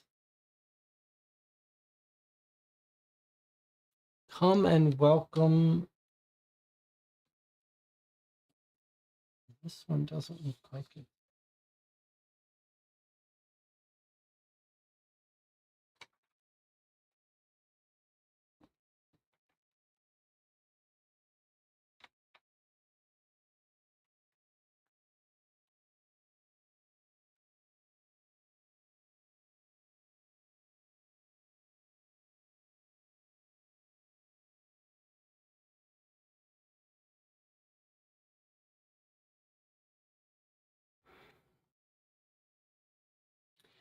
Jeremy, Bradley, Marvin, Matt, and what's this person's name?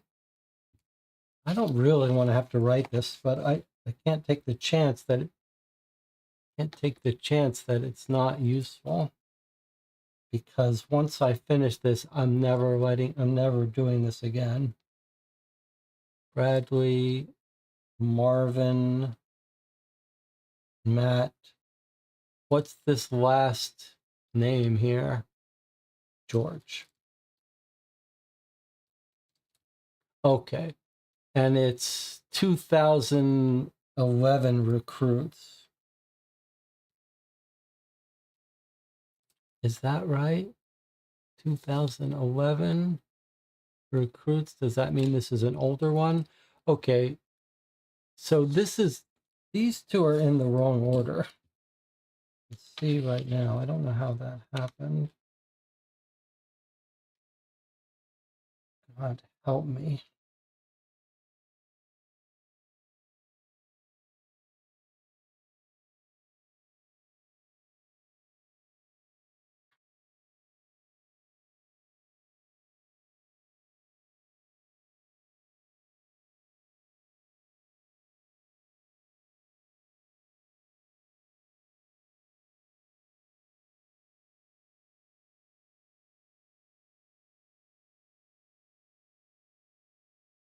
Honestly, if these things just laid flat, this would be fine.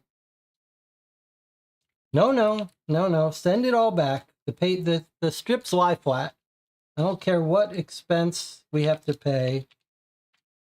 When this reaches the hands of players, it must be the case that the strips never sit flat. They must constantly struggle. At least an hour spent doing this. Otherwise, what's the point? All right, beer pong, cheerleader, open bar, challenge the greatest for his arm wrestling crown. Challenge the Gregster. someone's got a name of Gregster, if I'm reading this right, for his arm wrestling. Okay, we don't know if anything of this is of any import, but I also see some symbols here, 8-ball and a hand, if that's of any importance. And then there's a photo here of some guy and things. Okay, now we're gonna try to flip this around and do our best to read it without these pieces coming.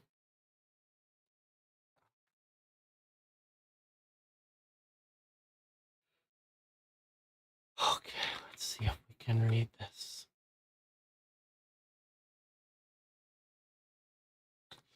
Looks like it says the Cypriot flag on the website on the wall of the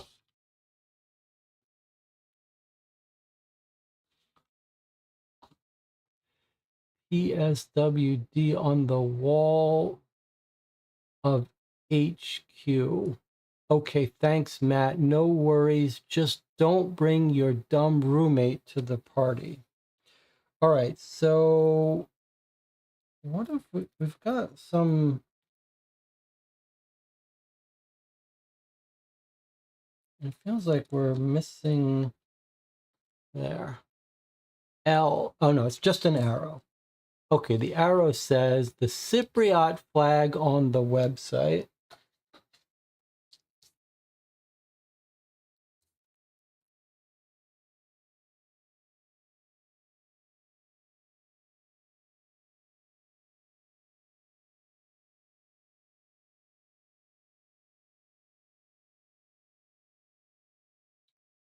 And then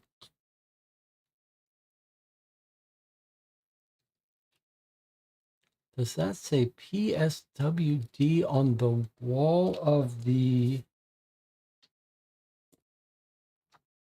It's a little hard to know how to, whether these need to line up better, but is that the wall? PSWD on the wall of HQ?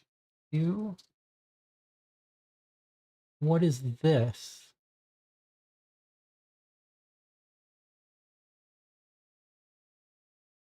What is this? And then he says, okay, thanks, Matt. And he says, no worries, just don't bring your dumb roommate.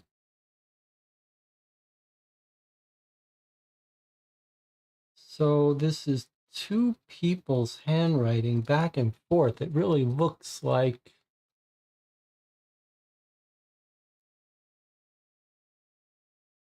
it's hard to distinguish. They both look like they're using the same pen. What do you think this is?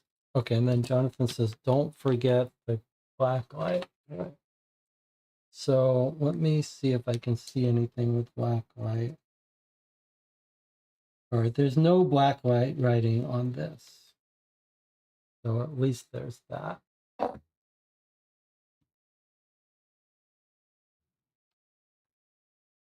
So the only thing really that's confusing to me is this right here.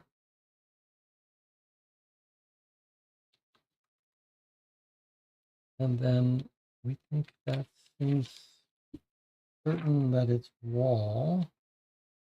And then that sure looks like PSWD.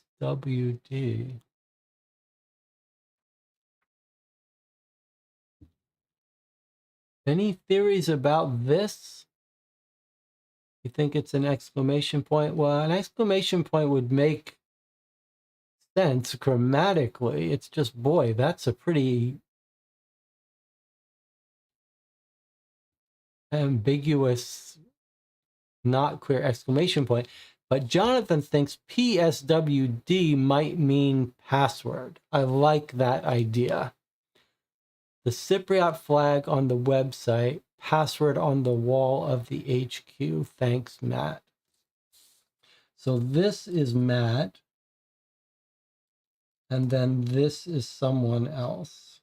Person one, person, oh, you can't see that. Person one, person two, person one again. So person one is Matt. If we needed Matt's handwriting, we've got it here. Let's just save this. All right, I think password makes sense. I'll just flip this over one more time since I didn't remember to do the black light on this side.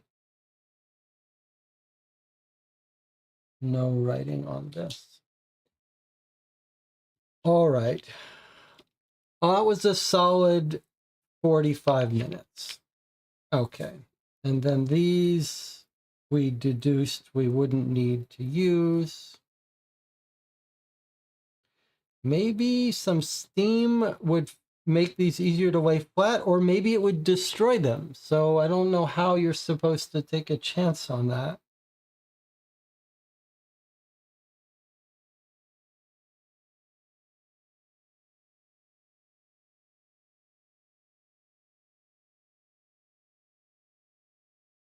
All right. Well, I hope that was what you were going for. If you're the designers, use the black light on these strips, huh? Okay. If you're the designers, I hope that's what you were going for.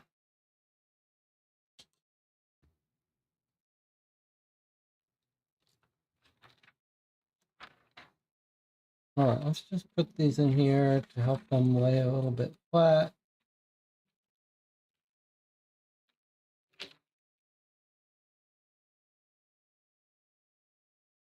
And we'll put this out of the way. We're done with it. The worst is over. The worst of this game is over. Everything else is going to be painless from now on.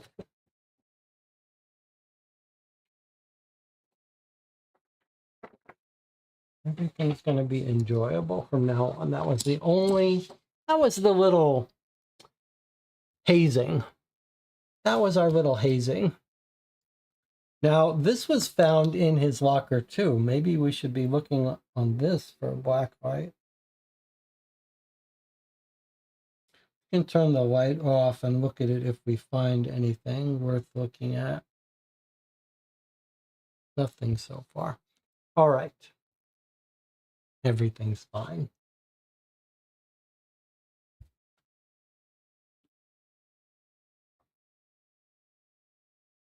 It may suggest, like, it's not the first time we've encountered these strips. And I think what might be useful is something where you could just slide something in and have it clamp down. And so it wouldn't move. Like, even if we could just clamp the tops easily, that might be enough to do it.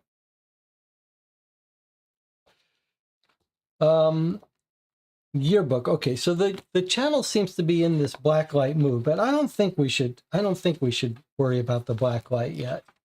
I think we should worry about the black light when we get stuck. I think we should go to the website soon, but first I want to see if we can't find Matt and these other people that were mentioned in this party. Jeremy, Bradley, Marvin, Matt, and George. I wonder, I mean, there's enough people here that there might be multiples, but let's see if we can't identify some of them.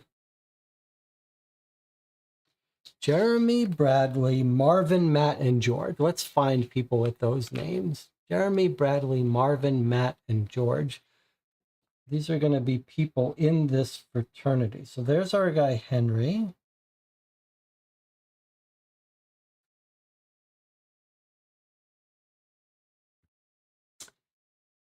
Marvin.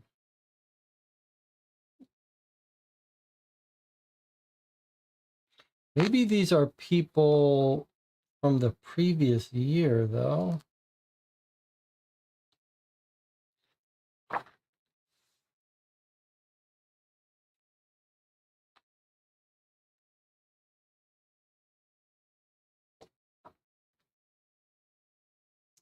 There's Bentley. Okay, there's a Matt.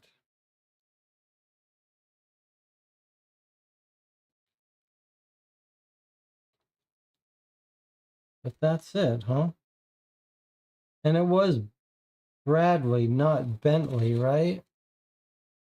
This is the part that's deadly. This is the part that could be deadly. We can't afford any mistakes here. Okay, it was actually on this side.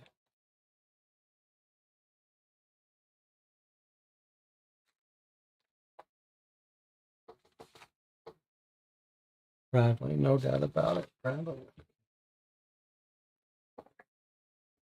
So we've only identified one person with a name matching this list, but maybe that was up because that was 2011 and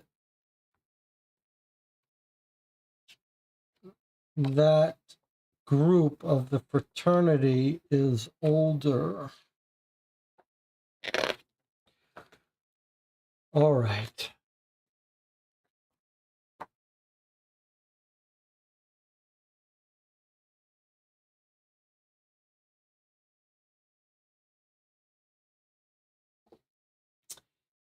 Matt's hometown is Woodlock. You're saying if we look at this one person whose name matches, which we have no reason to know that this is that Matt, but if you look at it, he's got a fraternity, Sigma Alpha Kappa, and his hometown is in this town. All right, so Sigma Alpha Kappa might be the fraternity we're talking about.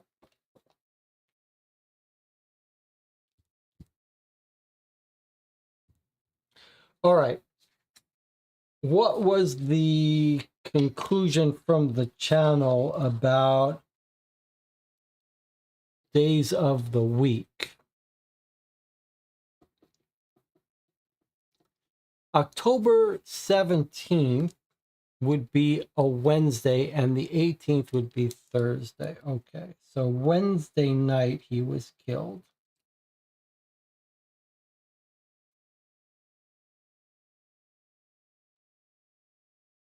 All right, let's go to the website and figure out what we can do with the website.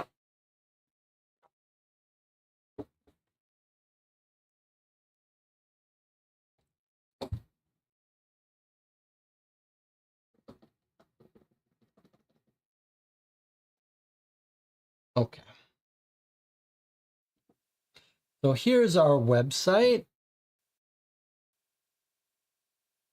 Let's familiarize ourselves with this again. So we've got settings, inventory, credits, change box.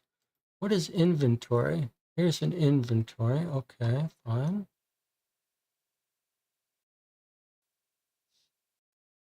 What other settings do we have?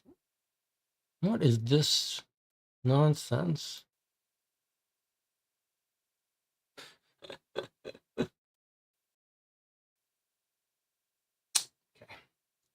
All right, requests. That's for these people. We can conduct a search, question someone, or police file. Okay, let's start here.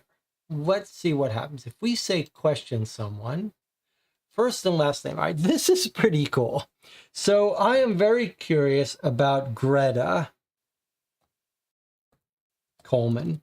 She's the sister, a stepsister, who was visiting him the night before her death. So let's see what happens if we try to question her.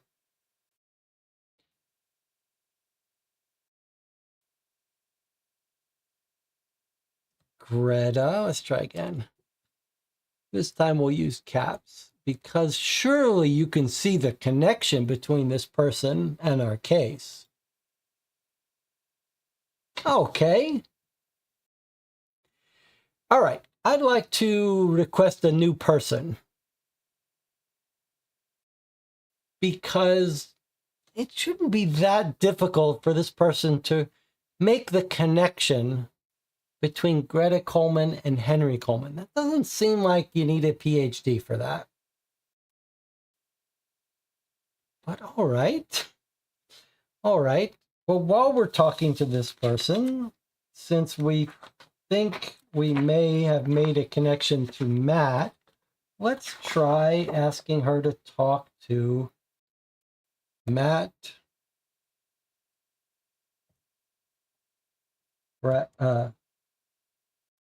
Bradley.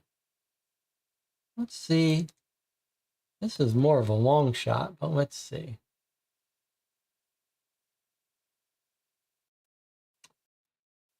Okay, so that's complete nonsense. Not related to our case. All right, we're going to ignore that. Let's take a look at the case log things and see what we see here. So that was our intro. Audio, nothing. Box 1, that's what we're on. I don't know why these are toggling on and off. All right, we won't worry about that. Identify the owners of the cards used to gain entry to Building 29. Okay, that's our objective. Let's focus on that. So we've got a list of access. Let's try to solve that rather than use our own judgment. So let's make a list. Let's copy this list so we have it more conveniently. 299003, 299004. These people should be maybe right next to each other alphabetically or something. 308002, 339367, 342239. Okay, we think this one is Henry Coleman with 3 accesses in. 344460, 357256. Okay, so we want to figure out who owns all of these. And we've got one little clue is these two are sequential. And this one we think is Henry Coleman just because of that murder board, which shouldn't be even given to us, but all right, so it is. So how are we going to do this from our requests? Conduct a search, question someone, or police file. If we click on police file, what do we see? What file are you looking for? Enter the Police Archives Explorer. Let's see what that is. I'm currently seeing to another case. I'll be with you as soon as I can. Okay, so we're not supposed to do that yet. All right. What if we conduct a search? Where would you like to explore?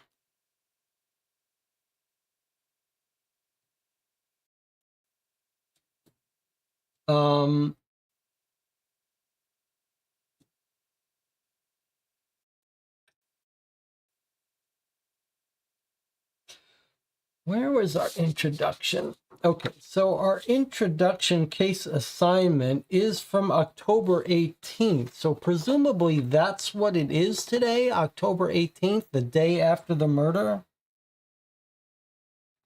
So it's not time for the frat party, although that may have been even the next year. All right, so I guess we should start by asking for a search of the scene of the crime, right? That was our... Can I drag this? 29. All right, let's see what happens if we... Why when we go over this does it say Center Averon? Is that boathouse? Boat center? on our map, that is labeled 29 is the boathouse, right?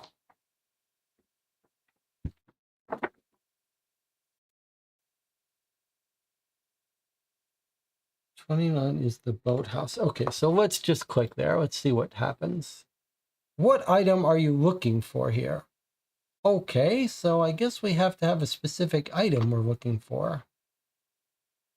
I don't have a specific item I'm looking for.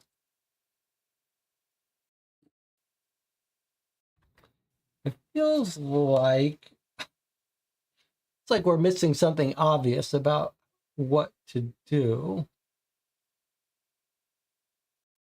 Let me see. We click identify whose cards we use. Let's say I click on this. Okay.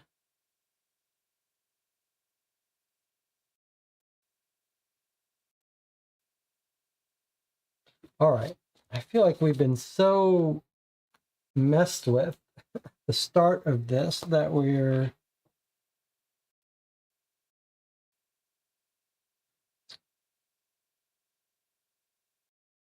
maybe we've not focused on what we should be focused on. All right, let's stop for a second. We've got a mention of a cipher key. So if you don't know, this is just the grid that you use to decode this cipher once you have a keyword, which we don't have. We haven't seen a message encoded by this, so we don't know how to use this yet.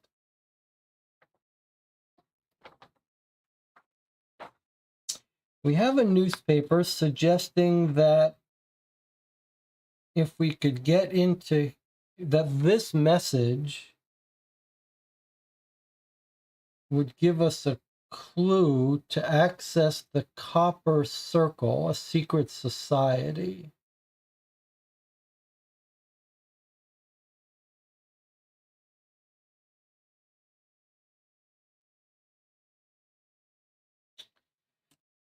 So it's possible that we could get into the secret society to discover something. We have no idea how to use this. We also have this message and a key. So do we know how to make sense of this message?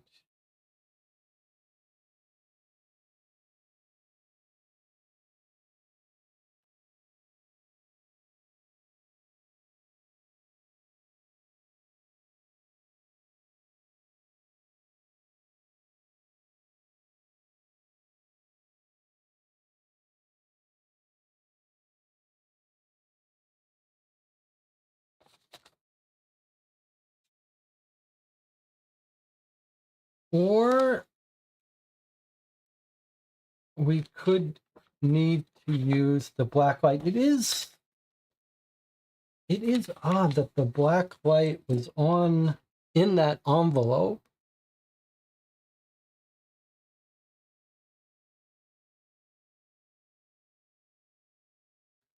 It's also odd that we have so many IDs to line up.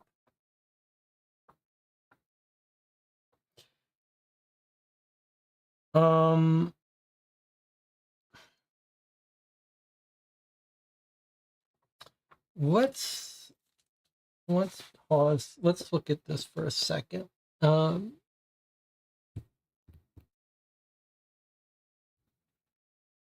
there's a question. What was item 4? Item 4 was his backpack, which has been sent for analysis. So let's pause for a second. I just want to think about something in a different way. is there a logic to the assigning of IDs? I just want to see something for a second. So Henry Coleman is September 28th, 1992. We think his ID is 342239. Okay, so that's not related to his date of birth.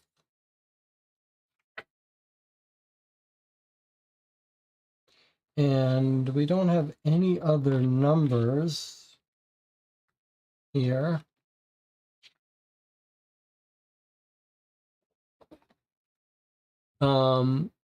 Jamie was wondering if the M's are places where people, dorms where they lived. Well, I don't think it's like that. We are told that we do know where Coleman lives. He lives in room 103B of building L1. So perhaps we should write that down here.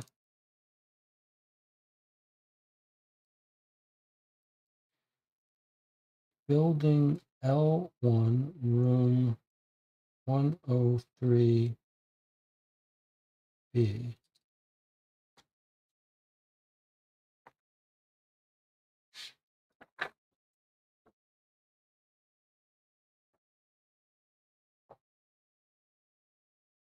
And according to our map, where is that? I think maybe we are going to have to use that black light to look around.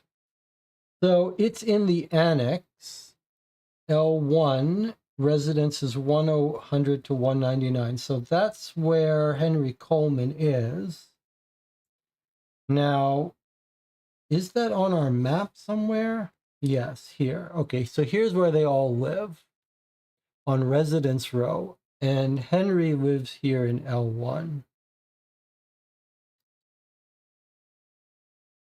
And there's the statue. I wonder if this isn't going to be like, look, if you look at this cross where the statue is, it almost looks like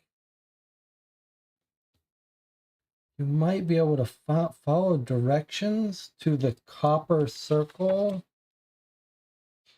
Local legend, markings at the foot of the statue provide entry to the copper circle. So I wonder if either the graffiti or this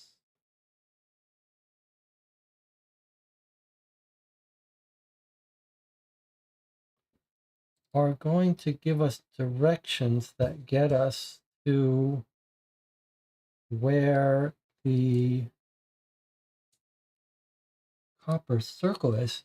Boy, that just still seems pretty far away from ID cards.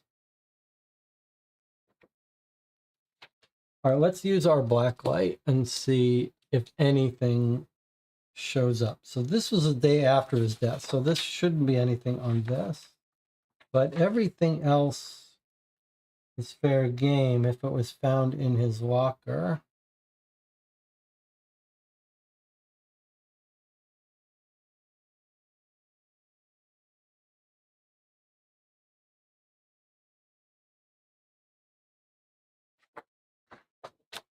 Back and front, I guess.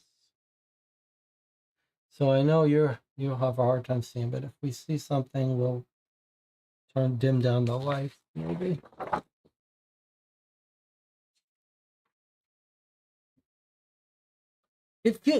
Can we just talk for a second? It feels like this is something we've got 3 assistants. Like, doesn't it feel like we should ask them to talk to the administration of the university, get us this list? Like, of all the things we're supposed to be researching for murder, this feels like the one thing we shouldn't have to deduce. How about you call the administration and say, we got a murder, now give us the names. How about you look it up on your computer? Why are we trying to solve this issue? Why are they not just telling us? It's a very weird concept. Okay, I have hope that it's going to be that he's going to have marked up his yearbook and put marks on people.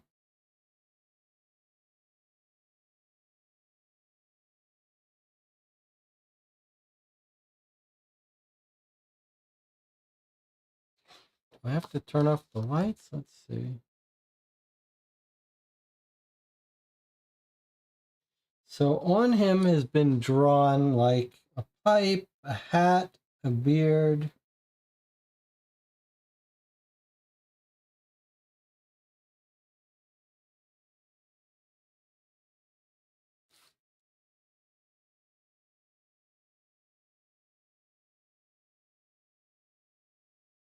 We don't know who his girlfriend is.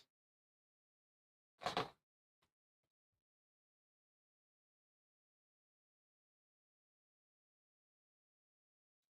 I need to turn off the lights for this?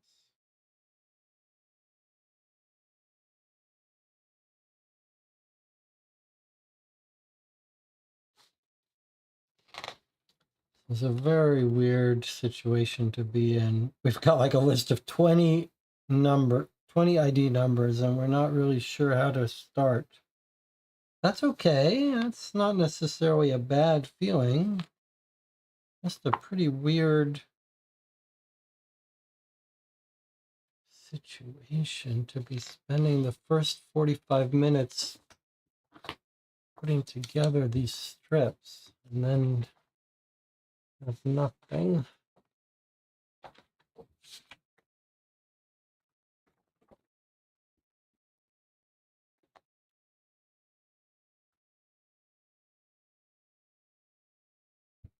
Okay, let's see what the chat says.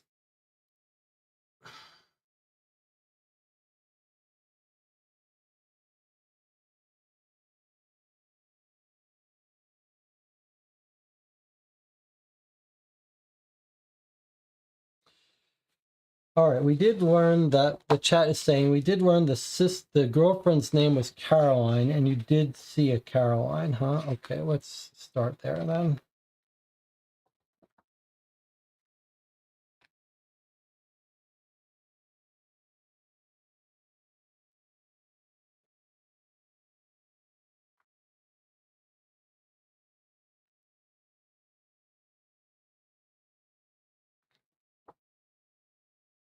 All right, so Caroline Sheridan is the full name of the only Caroline we know, and we know the girlfriend's ex-girlfriend's name was Caroline. So we can make a little mark on her. And then the website seemed to leak that we should talk to her before we talk to Matt, which was ridiculous, but okay. So let's go back to our website and ask Lauren to question Caroline Sheridan.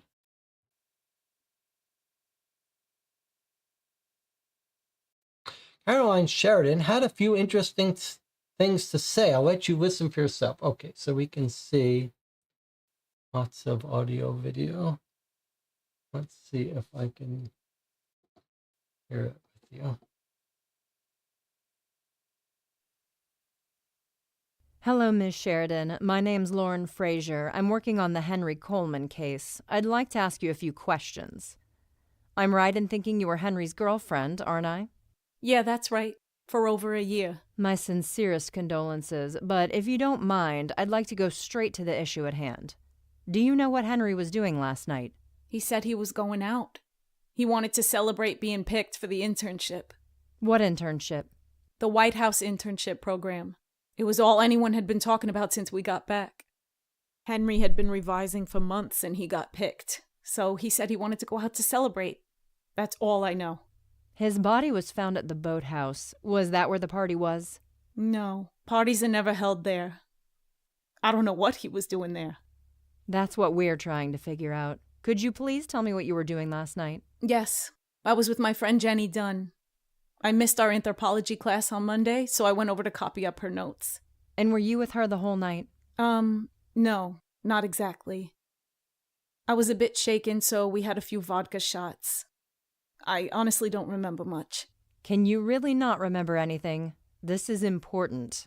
We're trying to solve a murder here. I know Jenny had to leave at some point for her cheerleading. I walked home. But I don't really remember much about it. Where does Jenny live? She lives in one of the student dorms opposite the game center. It's actually called the Walski Center, but no one calls it that. The Walski guy was a massive pervert, apparently. So based on your account, you couldn't tell me where you were between 9:30 p.m. and 10 p.m.? I honestly have no idea. I clearly drunk a lot. Okay, let's move on. Tell me a bit about your relationship. What was it like? Great. We had our highs and lows just like any other couple. But we really loved each other. We were just about to celebrate 1 year together. His studies at Woodlock. Did he take them seriously? Yes, too much, in fact. He was obsessed with Charles Woodlock. He wanted to live up to his institution. I must have seen him examine all of his portraits on campus. There's one in each building, so it's no easy feat. Henry thought he was in the Da Vinci Code or something, seeing quests all over the place. And what about his career goals? Henry wanted to go into politics. He collected business cards like Pokemon cards. He understood the importance of building his own network. We found a key hanging around Henry's neck. Do you know anything about it? His mother didn't know what it was for. Ah, the famous key. He never wanted to say why it was so important to him. All my questions and research never produced any answers. Was there anything else you'd noticed recently? Any behaviors? Anyone acting strange? Do we know where Greta was? His half-sister? Why? We'll look into her. Should we be suspicious? I'm not sure.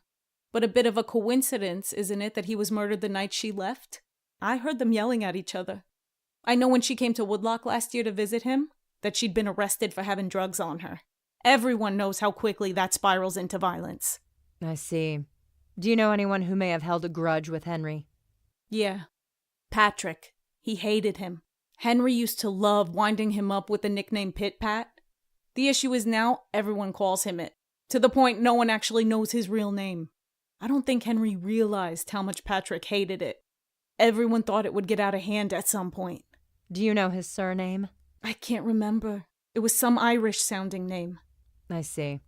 My last question, Miss Sheridan. Could you give me your student ID number, please? Yes, it's 344460. You wouldn't happen to have Henry's too, would you? Yes, I think it was 342239. Okay, thank you, Miss Sheridan. And again, my condolences. Thank you. Okay, I like that. That was well done. So she confirmed we were right about Henry's ID. She gave us her ID, Caroline. She mentioned the guy we tried to have him talk to already, Matt Radley, which it sounds like now we can have her talk to. And she told us about being with the cheerleader, which we saw in the back of that advert, named Jenny Dunn. We might be able to find her and talk to her. So I guess maybe that's how this game is going to work. Now we're going to slowly jump from person to person, talk to them, get their IDs. And she mentioned Patrick Pit-Pat being an enemy. Okay, so, all right, we're making a little bit of progress. Let's see if we can find those people. So we're looking for a Jenny Dunn and a Patrick. So here's Patrick O'Brien. She said he had an Irish last name. So this is probably the guy that there's some animosity with. Let's give him a card. Patrick O'Brien. Actually, I already started a card from him. Pat.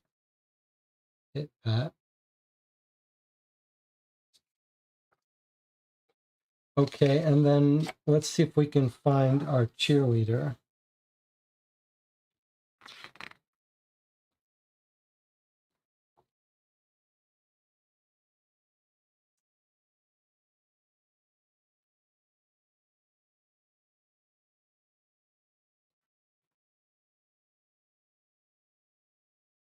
What could I do with it?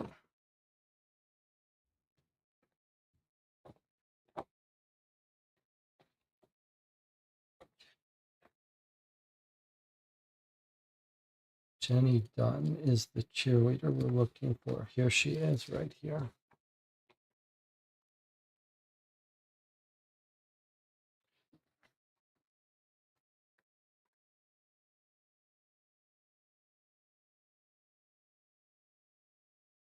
So the girlfriend says she was hanging out with her, with Jenny Dunn, most of the night.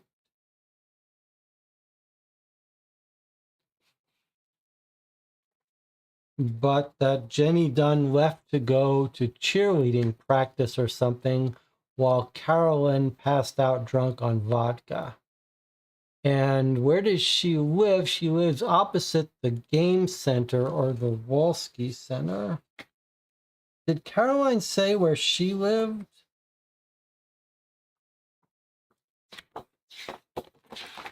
Let's see if we can't find that center, the Wolski Center, or what they call the game center.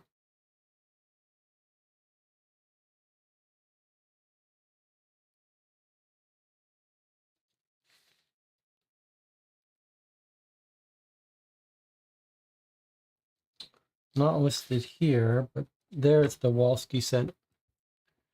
Okay, there's the Wolski Center. So presumably our Jenny Dunn is going to live in L7 or L6, I guess. Well, let's ask our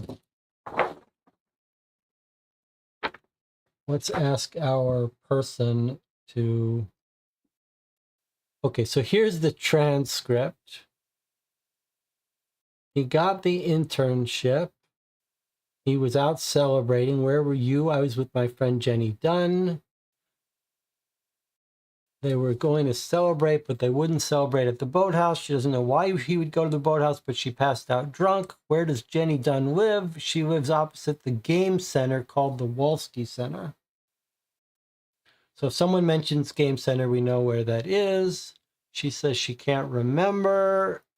And then we get this more interesting story. This is where this case is redeeming itself a little bit. It sounds like what we've got is our guy, Henry Coleman, might have caught whiff of some sort of ancient secret group that he wants to figure out, like a puzzle. And he has gone to this university. Maybe he's discovered this key, and he's gone to this university just to uncover this secret society. Now, there is an actual history of secret societies in some of the most prestigious universities. Like a couple of U.S. presidents all are part of this secret society in Yale or something. And Da Vinci Code was a famous book and movie. Jamie points out there's also a location on the map. Da Vinci Building, that's quite interesting. All right, but let's return to our process here. And how do I get out of this? I'm in some PDF reader. Okay, we don't care about that. All right, let's follow up on these new people. So she mentioned Jenny Dunn and Matt. Let's start with Jenny Dunn here. This is what she had to say. Hello, Ms. Dunn. I'm working on the Henry Coleman case. Could you start by telling me about your relationship with him? Of course. We weren't that close. We'd occasionally bump into each other in the lecture hall. I'm Caroline's best friend, his girlfriend. We had a few classes together. He was always so nice to me. Could you confirm that Caroline was with you last night? Yeah, she was. She arrived around 8. The poor thing was in a right state. The whole night? Was she with you the whole time? No, I had to be at the stadium before the Wildcats game because I'm the cheerleading captain. I couldn't calm Caro down, so I suggested a few drinks. Then I left her at mine, but when I got home, she wasn't there. Why did she need calming down? I don't know. She was in tears, but she said she wasn't ready to talk about it. On your way to the stadium, did you see anything suspicious? Not that I remember. I crossed paths with Matt near Kelly Gardens, but I didn't stop to chat because I was running late, so I pretended like I hadn't seen him. And can anyone vouch for your presence at the stadium? Yeah, I mean the whole stadium. Do you think anyone may have had a grudge with Henry for some reason? Well, there's this secret club, the Copper Circle. I'm sure they're in on it. I know people don't believe it really exists, but as a person who's on their radar, I can tell you that you don't mess around with these people. Why would you be on their radar? Me and all the other top students. Anyone they see as a threat. They're subtle in their attacks. Class notes change, things going missing from my room, little things to make us crack. Do you know anything else about this secret club that could help us? It's going to be tricky saying anything else. No one really knows who belongs to it, but this group isn't new. It's allegedly frightened away many students from this university, professors even. Their aim's for everyone representing a threat to disappear. Okay, we'll take a closer look. Could I also ask for your student ID number, Ms. Dunn? Yes, it's 338017. That's great. That will be all for now. Thank you for such detailed information.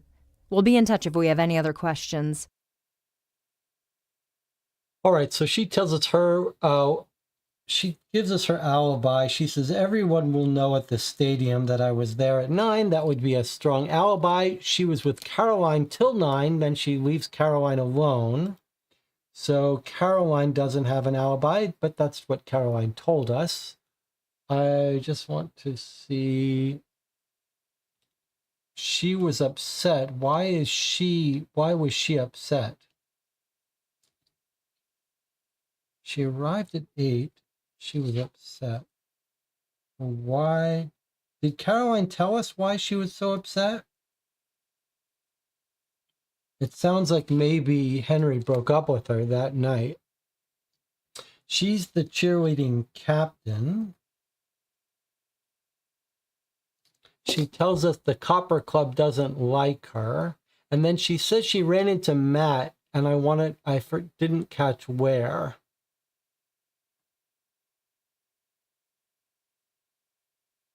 I crossed paths with Matt near Kelly Gardens.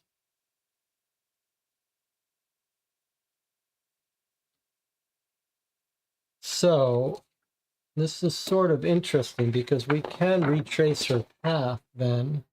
We know she lives opposite Walsky Center, right? And we know she's heading to the stadium.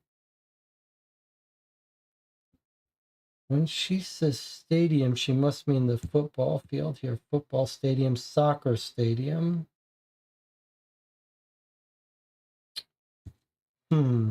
Soccer stadium, football stadium. It's not quite clear which of these she means.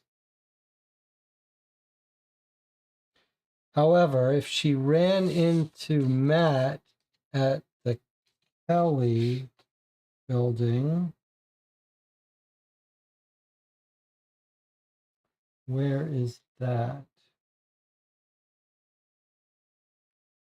Kelly Gardens.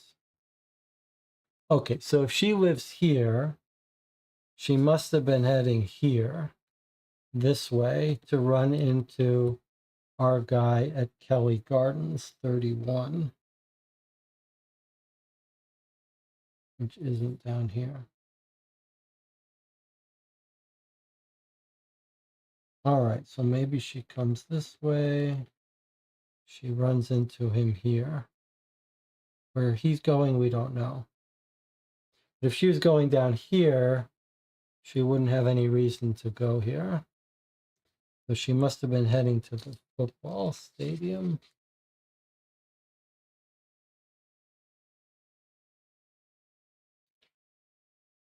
All right, well, let's follow up. We've gotten a couple IDs now. I guess we should take a break first. I'll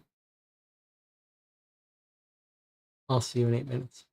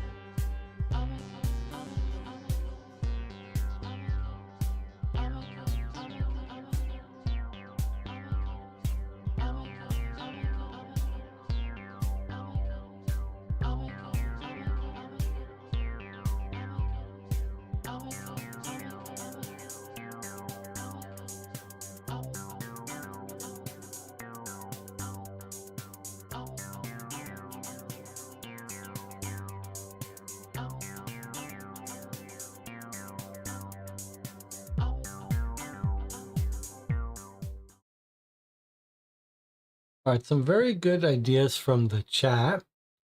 Bunch of ideas. First of all, Corsican had a good point. The mother said, well, he has a girlfriend. Then she says he had a girlfriend. And we sort of jumped to the conclusion that that meant she was the ex-girlfriend. But Corsican says, I'm more reading that as the mother coming to terms with him being dead. So he's in the past. I think that's a great point. And then there's some theories that maybe Caroline discovered her boyfriend was having an affair with someone, and that's why she's so upset. I think that's a very good point. It is odd that neither of these two girls mention why she's upset. And we're told Henry just found out he got the internship, so he should be quite happy, celebrating. So why isn't he with his girlfriend celebrating? And then Jamie had a very good idea, which is, could we find other people in the directory that are part of this Sigma Alpha Kappa fraternity that Matt Radley is in? And sure enough, there are. In fact, this person right here next to him is also in it. No, different fraternity. But yes, let's do that first. But now that we're in the group here, let's continue on the path we're on, talking to these various witnesses. So we talked to Jenny Dunn. We also got a bit of a motive, right? Jenny Dunn, the cheerleader, told us that the Copper Circle, which is the secret society, they try to eliminate people or punish people that are top students, which we know Henry Cole was. So let's continue going through our list here, and let's see if we can't talk to Matt, who we think is Matt Radley.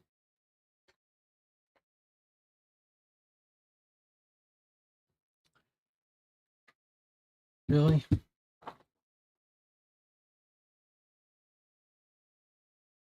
This is the person we tried to interview right off the bat, and the website didn't want us to, so maybe it will let us now.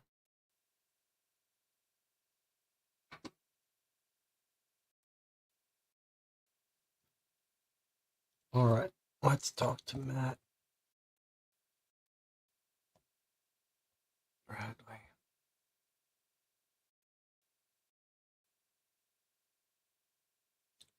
Matt Radley's now been questioned. I've just sent the transcript over. Do we not have audio? Yes, we do have audio. Do we? Maybe we don't. Mr. Radley. Why do we? Yeah, I don't know why it wasn't showing up there, but okay.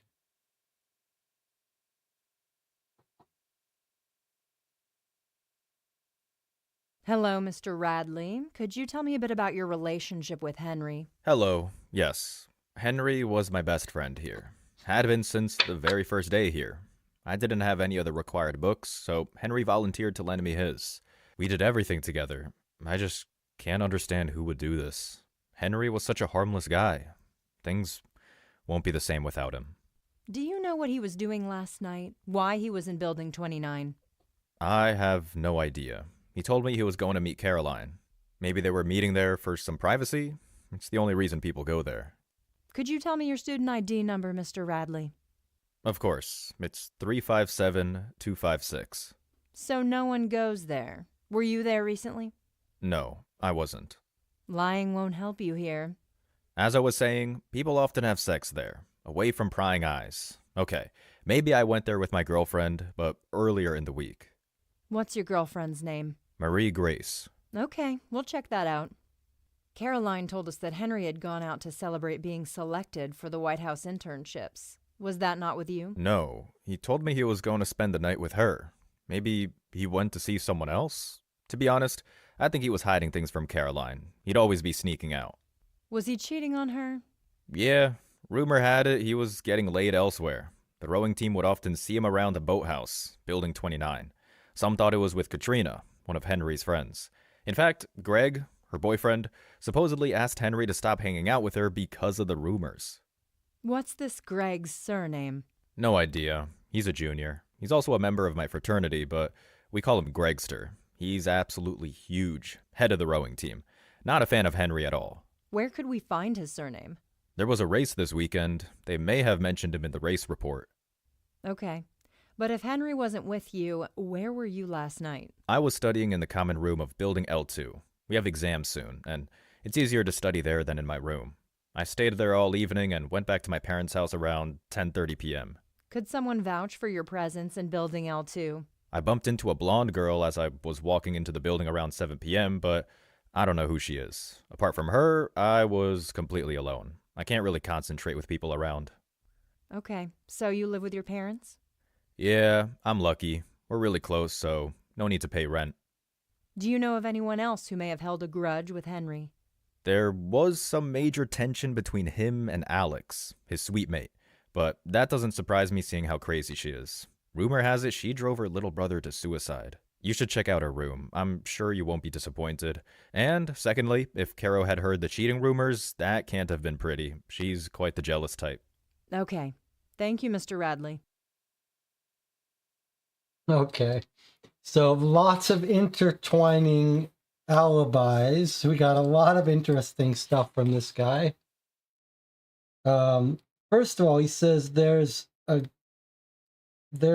girl, Alex. Well, let's look at the transcript. That we should check her room. Okay, let's take a look at the transcript here.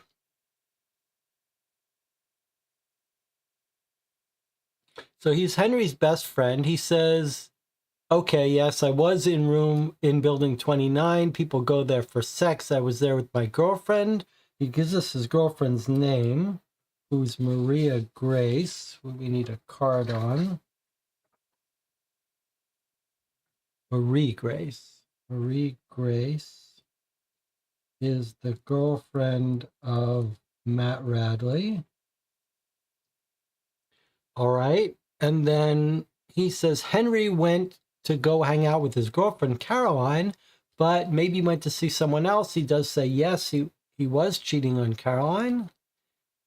And some people thought he was cheating with Katrina, who has a boyfriend, Gregster, who we know is in the frat because we saw him mentioned in the poster with the poster that's been shredded. We don't know his last name, and he's not in the sophomore yearbook, but he is mentioned in the newspaper, perhaps.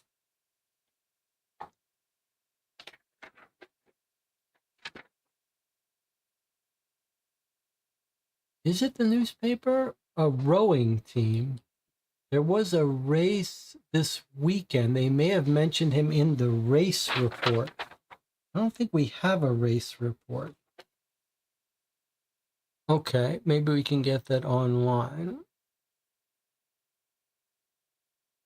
And he gives us his alibi that he was in room L2, and he tells us there might be a witness to that, a blonde girl coming in at 7 p.m. We don't know who that is.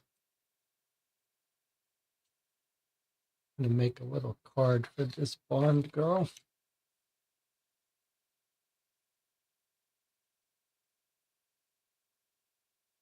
Witness in L2 at 7 p.m. for Matt Radley. All right. And then she says there's tension between him and Alex, his suite mate. A girl who's the suite mate of Henry Coleman. We know Henry's room number, building number, so she's going to be in the same one. He says, check out her room. You won't be disappointed. Rumor has it she drove her little brother to suicide. That's weird. But if we don't know what to look for, I'm not sure we can conduct a search. If Carol had heard, it would have been nice. So he's referring to Carolyn, the girlfriend, with the nickname of Carol. All right, lots more information. Let's see. We're not going to be able to find Greg in our yearbook because he's a year ahead. But let's see if we could find the other people.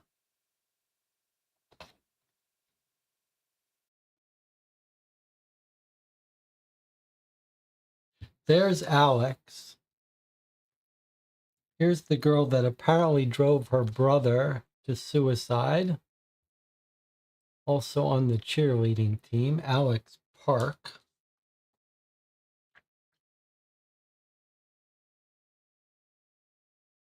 She is the suite mate of Henry. Okay, we've also got Greg, who's not going to be on here, but Katrina, who might be.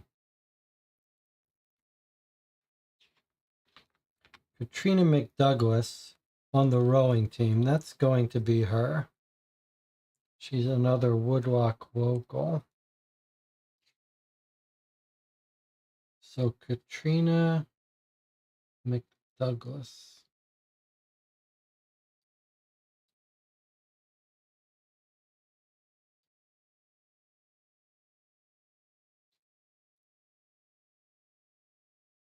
Maybe Henry is cheating with her. She's the girlfriend of Gregster, who's the rowing report. Let's make sure we're not missing anything in here. There is the rowing team.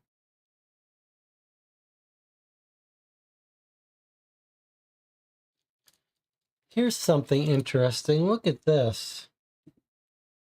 Eric McDouglas is the dean of the entire university. Is that Katrina's father?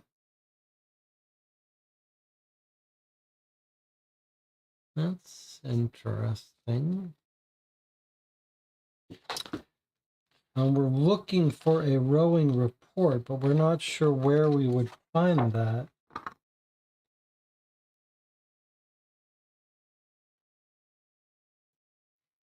Well, let's keep searching for... Let's check in with the chat. Jenny says she ran into him after 9. He says he ran into the blonde girl entering the building at 7. That is a good point. That is a very good point. And where does he say he is? L2 study, because she says she ran into him at Kelly Garden here when he says he was here from 7 till 10:30. So he seems to be lying. All right, that's a very good observation. Let's continue with our interviews, though.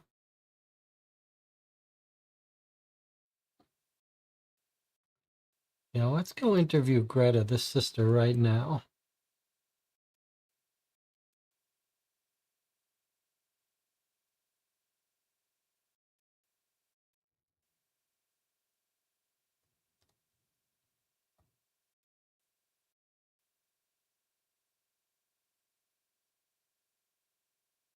What is this nonsense? It needs to be caps.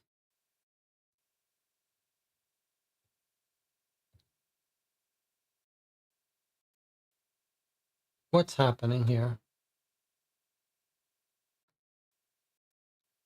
We know that's not right because I finally did.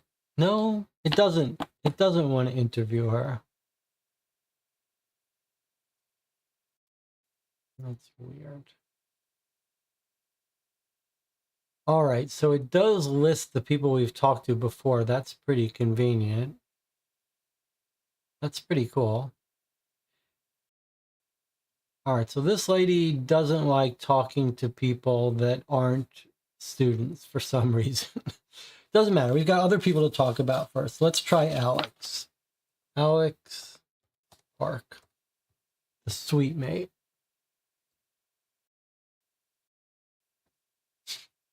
All right, let's see what she had to say. Okay, she doesn't have an interview. She's just got a transcript here. Let's see if I can do it. Let's see it. Hello, Miss Park. Could I ask you a few questions? I imagine this is about Henry, right? Yes, it is. Did you know him? We'd spoken a few times, but that's about it. He was a nice guy. And where were you last night? I was at the stadium with the cheerleaders. Then we went to a party in building L15. I don't remember much past midnight. It was pretty wild. Could you give me your student ID number? She says yes. 293106.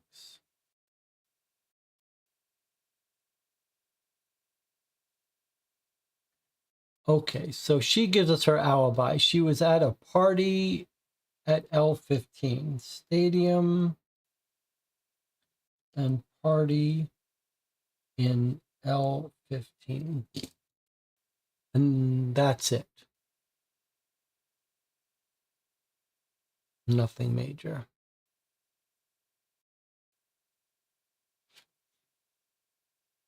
We know Greta is possibly involved in drugs. Chat has an interesting theory, unless she's using Henry's ID. That's an interesting idea. How about Patrick O'Brien? Let's talk to him. I guess we could open this.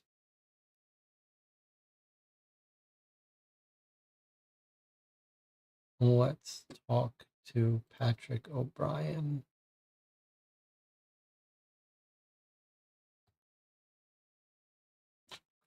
See how he spells his name. Patrick O'Brien.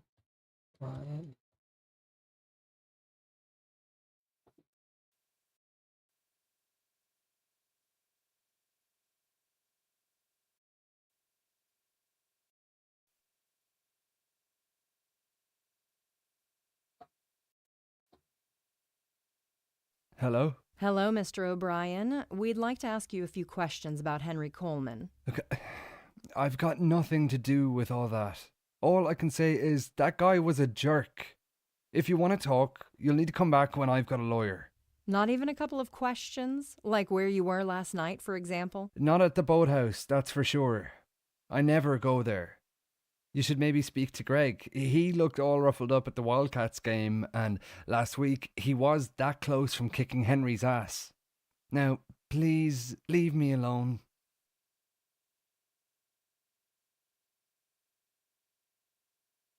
All right. So we know he doesn't like Henry. He says Henry's an asshole. He says, I wasn't at the boathouse. Is it strange that he knows that the murder was at the boathouse? No, I guess everyone knows. But he does tell us to go find Greg, who, if Henry was cheating with Katrina, Greg would have reason to kill him. But how are we going to get Greg's name? Is it odd that we haven't found his last name yet?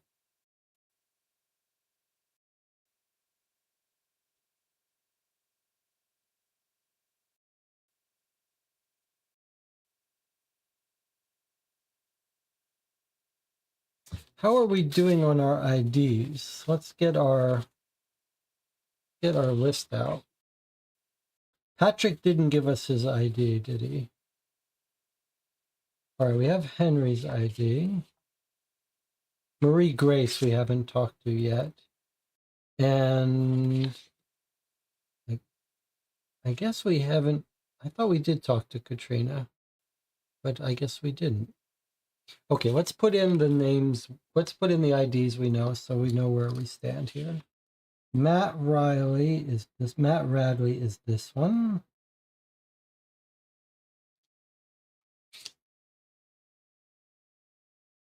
Alex Park, 293106. She's not even on here.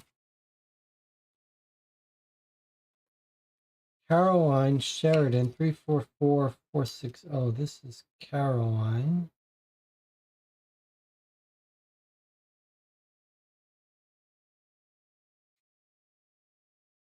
Jenny, 338017. She's not on our list. Neither is Alex. Patrick wouldn't give it to us.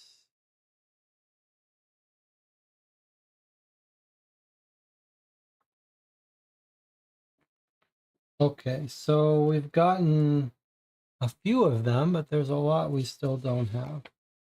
All right, let's talk to these people. Katrina McDouglas, who I think is going to be the daughter of the dean. Maybe she'll give us Greg's last name.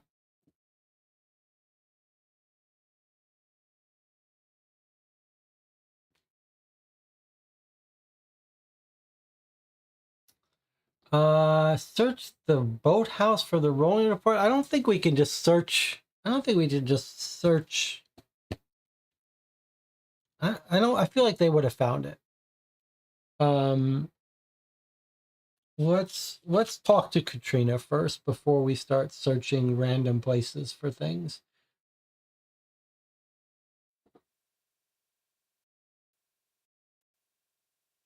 All right, so far Lauren has been our MVP here. Okay, Katrina.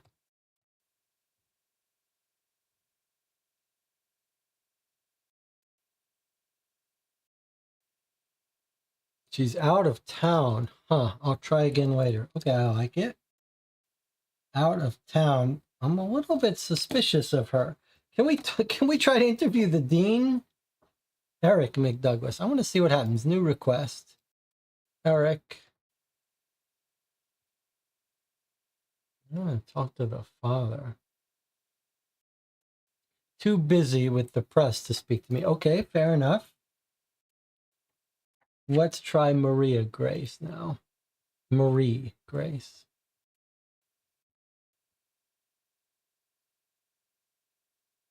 Marie wasn't in. Her suite mate gave me her student ID number. 3 339-367. I'll let you know when I've managed to reach her. Okay, 339-367 is one of our people.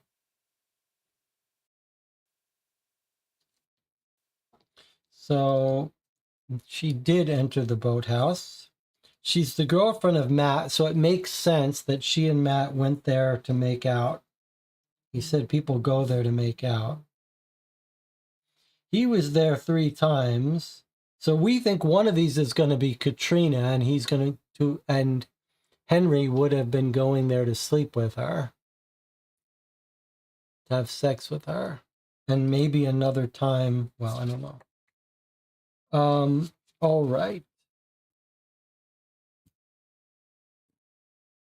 Well,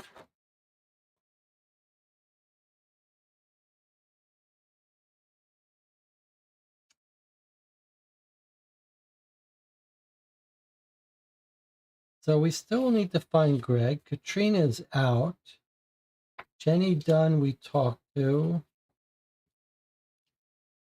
Marie was in the boathouse. Caroline we talked to. She was in the boathouse. Alex, not in the boathouse. Matt Bradley was in the boathouse. Henry obviously was in the boathouse. Patrick O'Brien didn't give us his ID, right?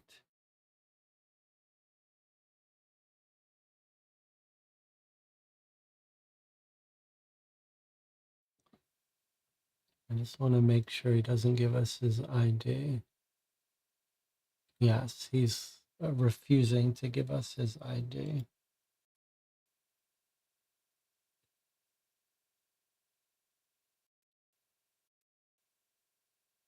Okay.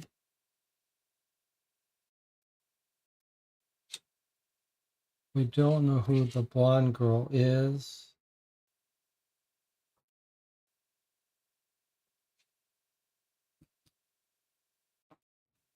All right.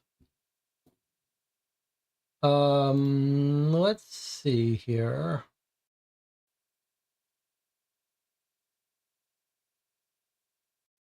This guy said he's not ready for us yet. Same thing.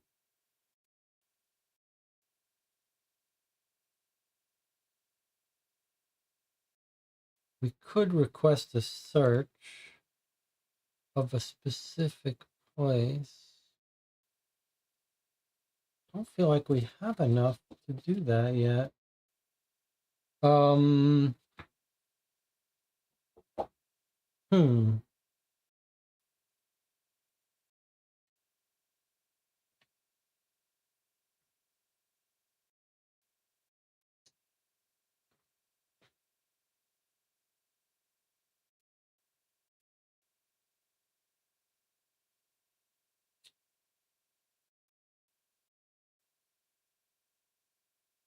Well, let's see what the chat has to say.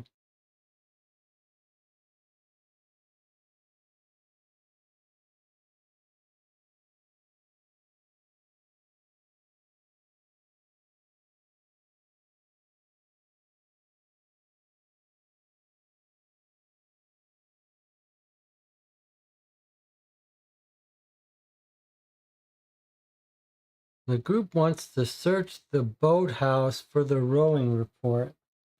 That seems very odd to me, but I'm not opposed to trying it. I just don't see, doesn't seem logical to me that, I mean, I guess you're thinking it's the boathouse, so that would be where the rowing report would be. But rowing report, huh?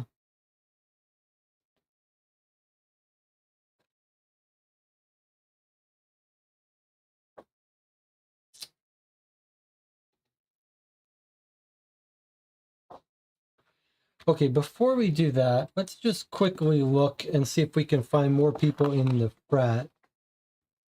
That was an early idea, and I think it was a good one. Sigma Alpha Kappa. So let's just see if we can't find anyone else in Sigma Alpha Kappa.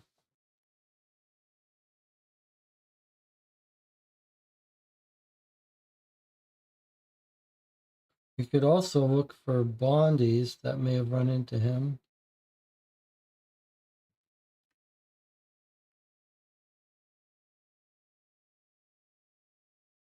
Or people on the rowing team.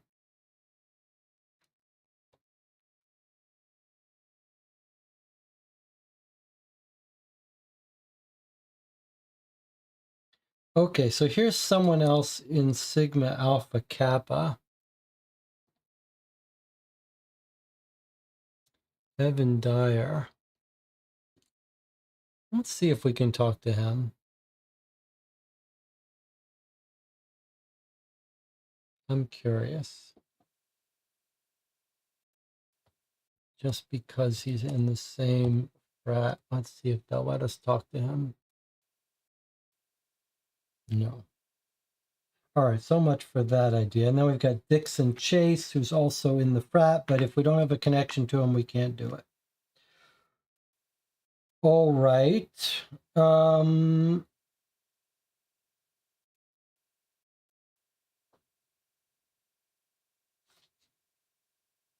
we can't see any names here in the rowing club photo, right?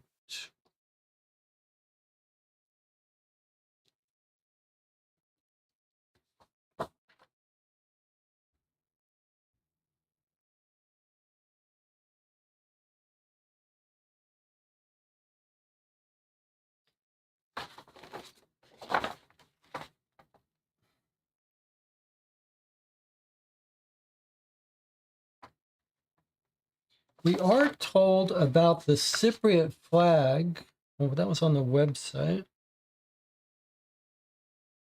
Let's just take a look at this map for a second to make sure there's no places that we should have in mind when we see stuff come up. Madrid Place, that's where they were going to have the memorial. We've got a cafe. We heard a name about a cafe. Kelly Gardens. There's the statue. Lenin Place. Yoga.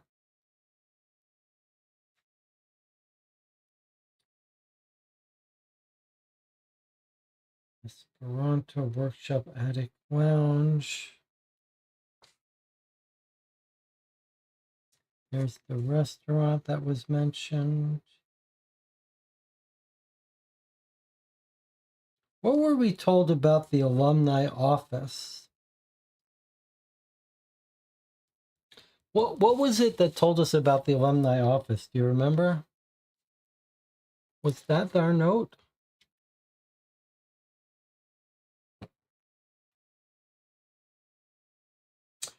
So the frat party, November 11th, doors open, last entry, and then it said alumni office.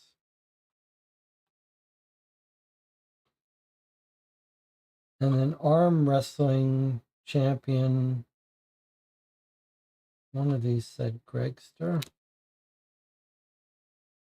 I don't know why it has anything to do with the alumni office.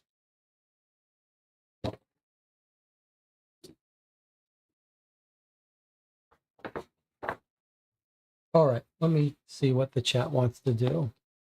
Try the rowing report, sure. Okay. So we're going to ask for a search. And we're going to say, we want you to search the boathouse. What item are we looking for? Rowing report.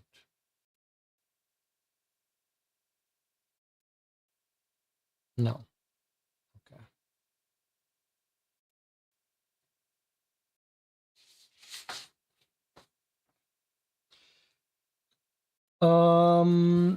All right. So we're looking for more IDs, probably more people we need to talk to. It really seems like we should be able to talk to Greta.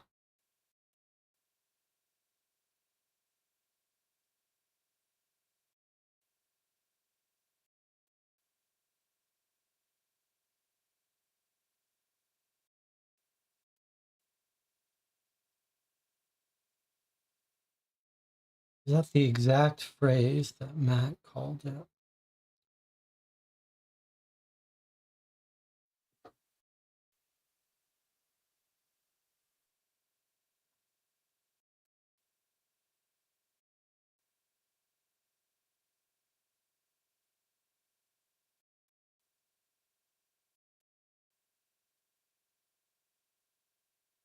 Race report. There was a race this weekend. He may have mentioned him in the race report. It's really weird. It feels like we should be able to see the race report. Well, okay, let's try searching for the race report.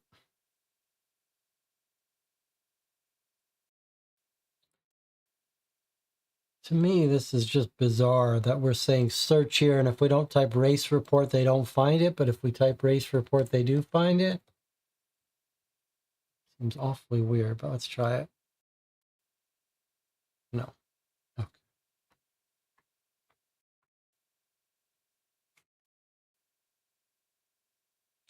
Okay.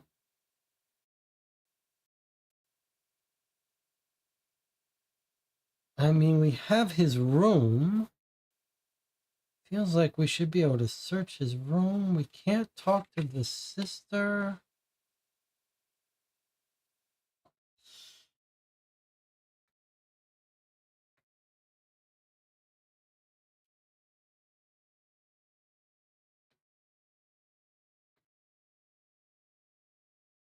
Guardian L15.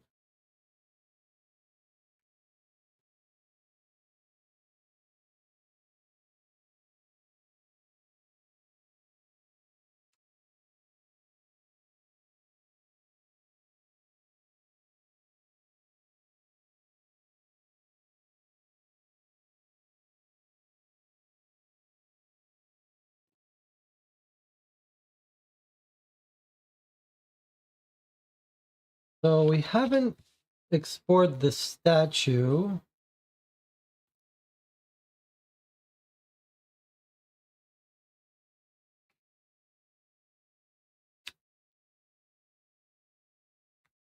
We haven't explored the statue. We haven't figured out the Cypriot flag on the website. We don't know what website they're talking about.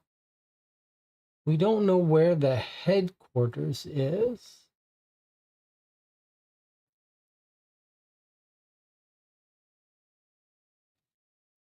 And we've only identified half of the student ID card.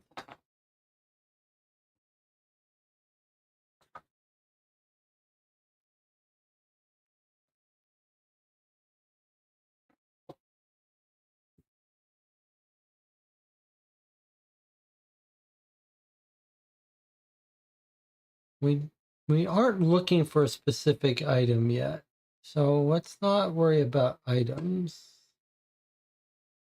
Feels like there's got to be more people for us to talk to. It's very odd that this person doesn't just like, most of the time we put someone in and it says that person's busy. It's very odd that Greta Coleman gets us that response of, I don't know why to talk to her. It seems, why isn't it just saying like Greta's not answering the phone?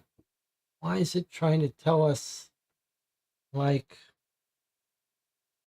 I mean, that is the way you spell her name, right? Because it seems like it should be saying something different. Surely it knows who that is and why they're related.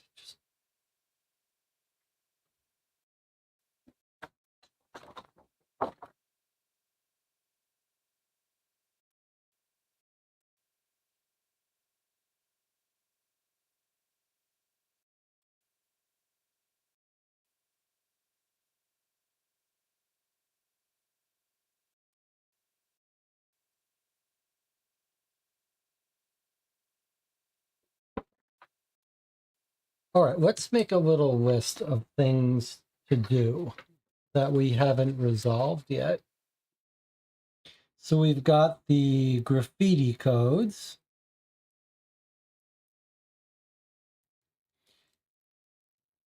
We don't know how to use the cipher, what it's used for. We don't know how to use the statue code, whatever that is. We don't know how to find the race report, which almost feels like it should just be in the newspaper to me.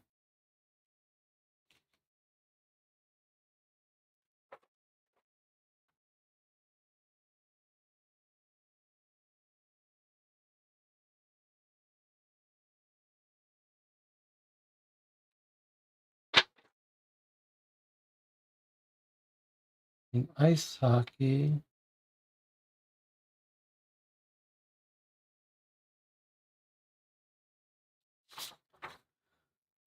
race report and Gregster. We don't know how to use the website, Cypriot flag, HQ. Password on the wall of the HQ. So if we knew where the HQ was, we could ask for a search there. And then someone's going to get back to us when Katrina, we don't know where is the copper circle or who is in the copper circle.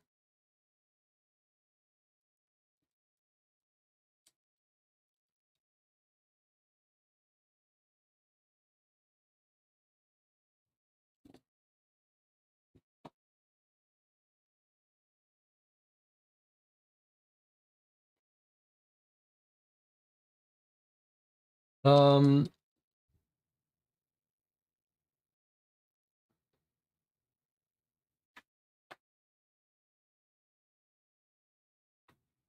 buildings have a painting of Charles Woodlock, and Henry was interested in the paintings. That's absolutely true.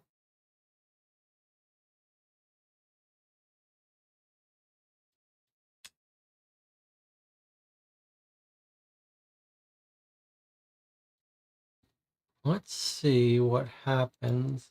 Let's put in some things here. Let's see let's put in the codes we know and see if anything happens. 339367, where is that? Okay, first name, last name. This was Marie Grace. Let's just see what happens. Just wants me to submit it when I know them all. Okay, that's fine. We're done with this for now. Did any of them give us information that we didn't follow up on? Katrina, we talked to. We can't talk to Greg because we don't know who that is.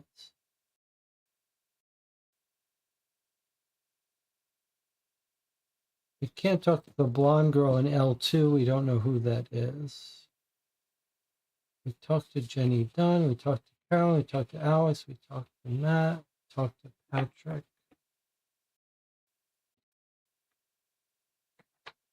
Go through our evidence again.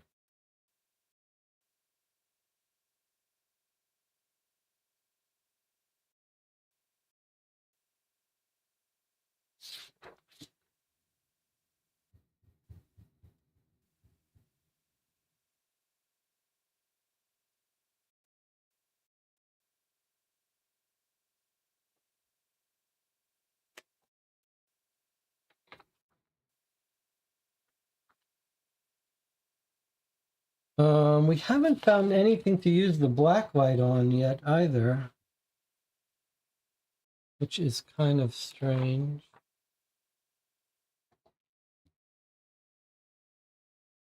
Do we know Katrina's dorm? Yeah, we do. We know she is opposite L. Okay, I see something here. Okay, I see black light now on this piece of paper. All right. Well, let's look at this together. Let's see if we can see it together. Boy, it's dim, but it is here. Boy, that's hard to see, huh? Okay, can you see this? No, you really can't, huh? All right, let's try to turn off the lights so you can see it.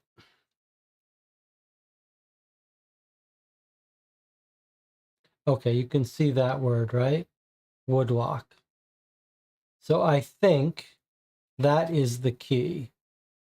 I think the key he's using is woodlock, and then there's some more message down here. Boy, that's hard to see.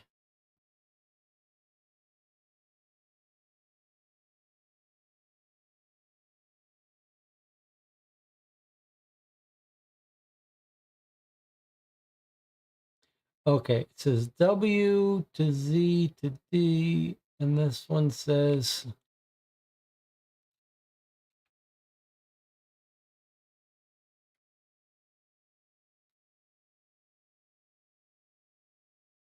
O to S to E. Let's write these down. So I think it's just going to be that the key is W, is woodlock, and then this is maybe an example of how to use it.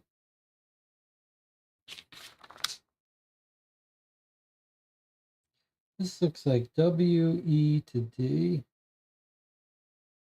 Can you see it? It's really hard to see it at all for any of us, to be honest. But woodlock, W to E.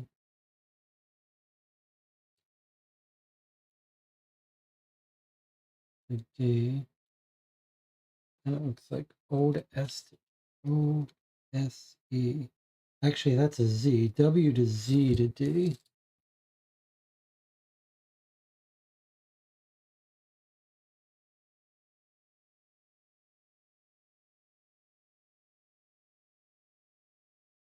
All right, just for the fun of it, I'm going to turn off all the lights and see if you can see it any better now.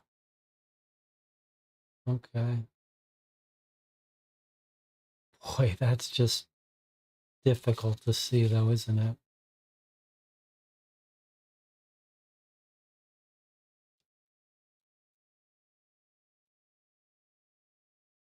All right, well, you'll have to take my word, I guess, that that's an O to an S to an E, a W to a Z to a D.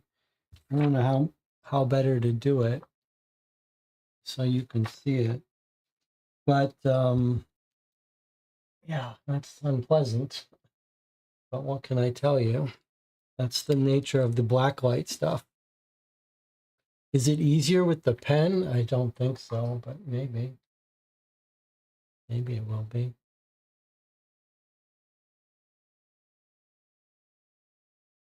Is that any easier? I don't think so. Okay, that's just the nature of this. They said, let's make this as painful as possible. So, but I think the way I'm guessing that this is just a redundant way of telling you if it's a W, we look up the W. Well, that's not quite right. WZD, WZ.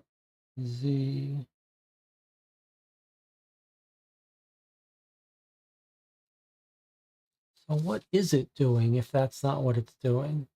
I thought that this is the key. I think that's right.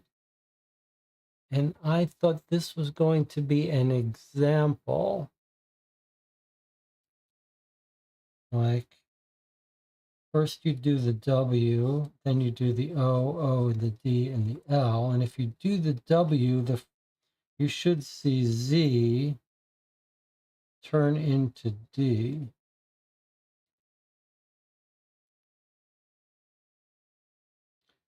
Z, that's not what I'm getting. Am I not knowing how to do this Ungare square?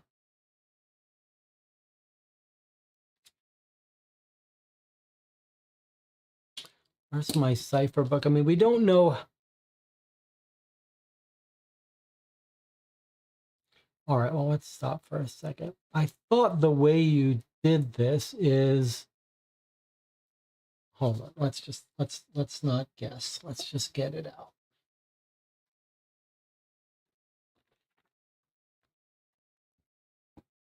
So the way the Vigenère cipher works is you've got a key, like this key is vigilance.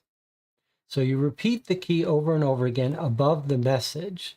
So for each letter of the message, meet me on Tuesday evening, you look at the letter of the key. So in our case, it would be Woodlock, Woodlock, Woodlock.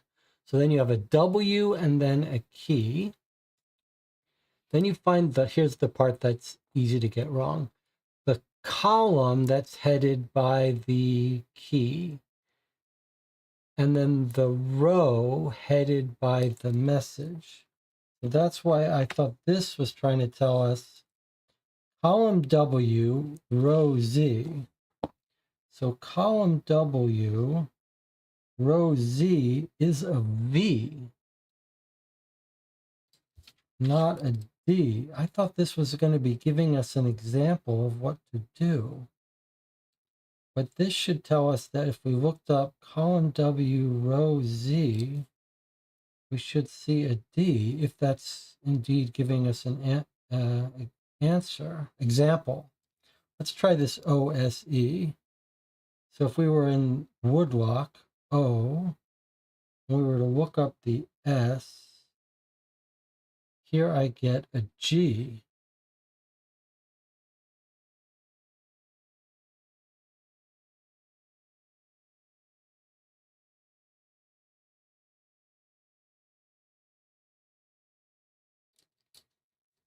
So what is this if it's not an example of using the code?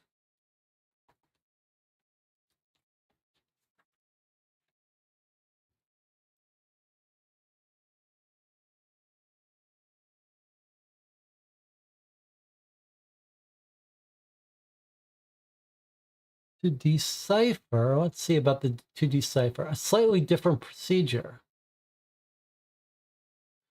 The column headed by the thing, move down until you reach H in the column, then move left till you reach the M. Okay, so let's see. If you were decoding this, then we start off with the W for Woodlock, then we go down till we find the Z, then we go over and we find the D. Okay, good, good.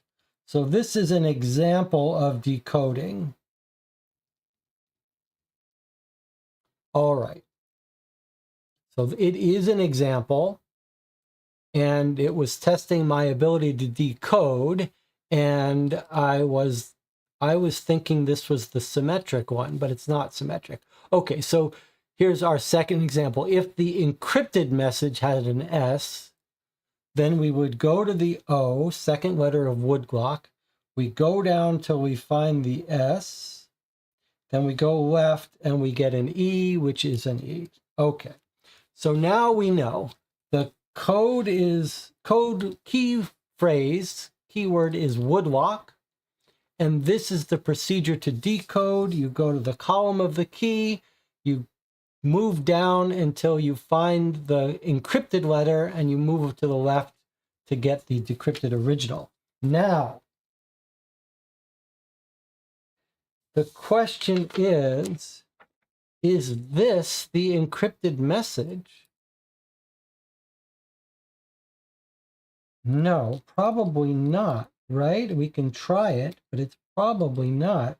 It's more likely that it would be the graffiti written down or some gibberish. We shouldn't expect to be able to decode words like this. On the other hand, we could aim for the first letter of each thing. So let's try a couple experiments.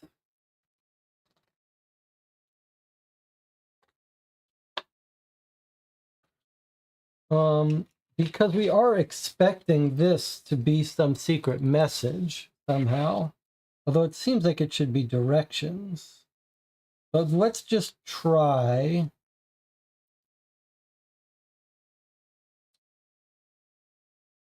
Well, okay, it surely can't be these are words that get converted, but let's just try it. Let's say it's science. Let's see if we can make a word with science. So science, and then this would be woodlock. I don't think this is going to work. So might be nice to use an app for this, wouldn't it? So we don't have to do this all by hand.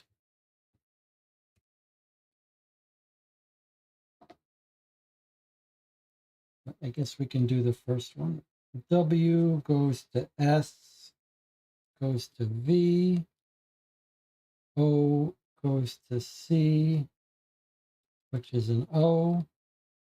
O goes to an I, which is a U. D goes to E, which is a B. Okay, so that's not right. But it is possible that it's the first letters of each word.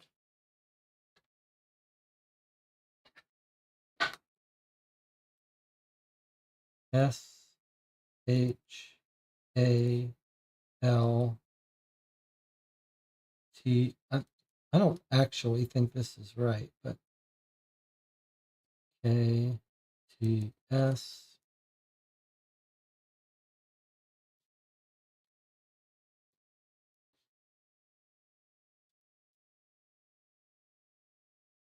Okay, W to S decodes as a W.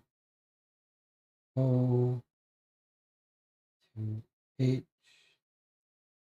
codes as a T. That doesn't seem right. O to A decodes as an M. E to L. Okay, that's not right. All right, so that doesn't look right. I would be more inclined to think this is directional information. Any other idea what he's written in code, though? Seems like a likely thing would be this here.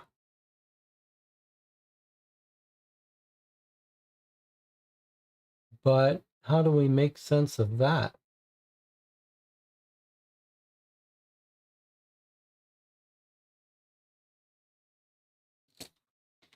Is there any other writing of his that would he have written it in black light somewhere?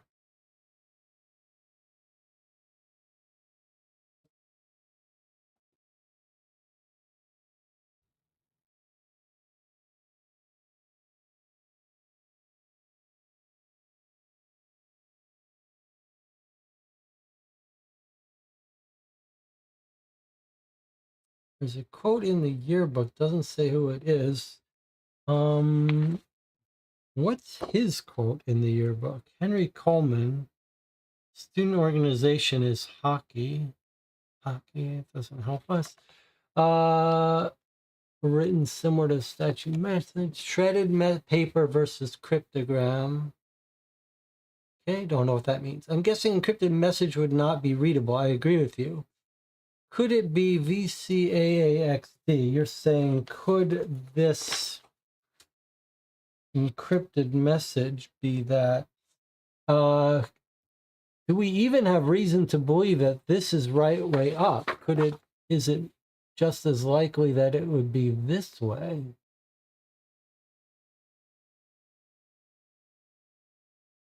I don't see how we turn these into letters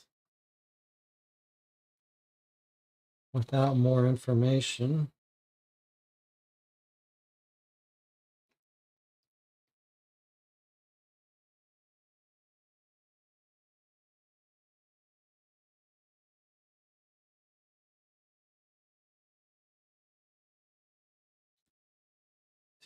That was very hard to see that black light. Do we now have to go over his yearbook more carefully to look for a message he would have written out?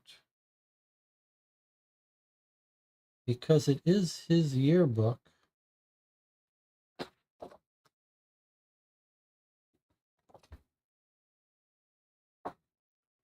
This is a little bit ridiculous.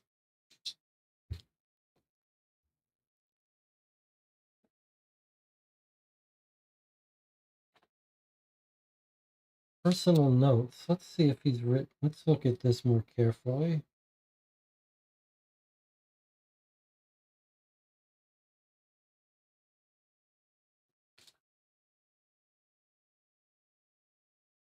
Doesn't feel like turning off the lights helps me much.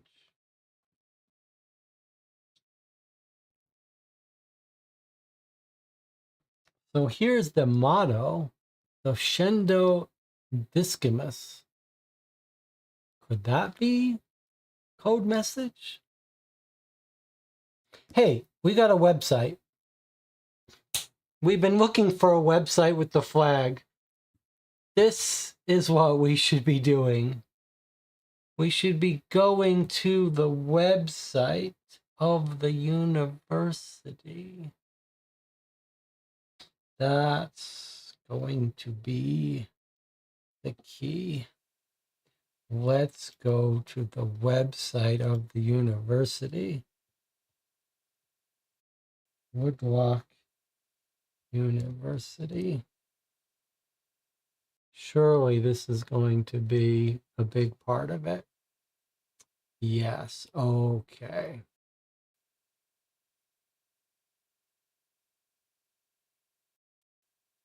It's odd that we didn't get a link to it from here. But okay. So this is going to be our fake university. There's Henry Coleman. The body of student, this is where we're going to find the race report. This is why in the news we're going to find the race report, aren't we? Yes, okay. All right. That was the piece we were missing. All right, let's take a little break. I'll see you in 8 minutes. And I feel like this is going to be the second half. We're going to be able to get to it. I'll see you in 8 minutes.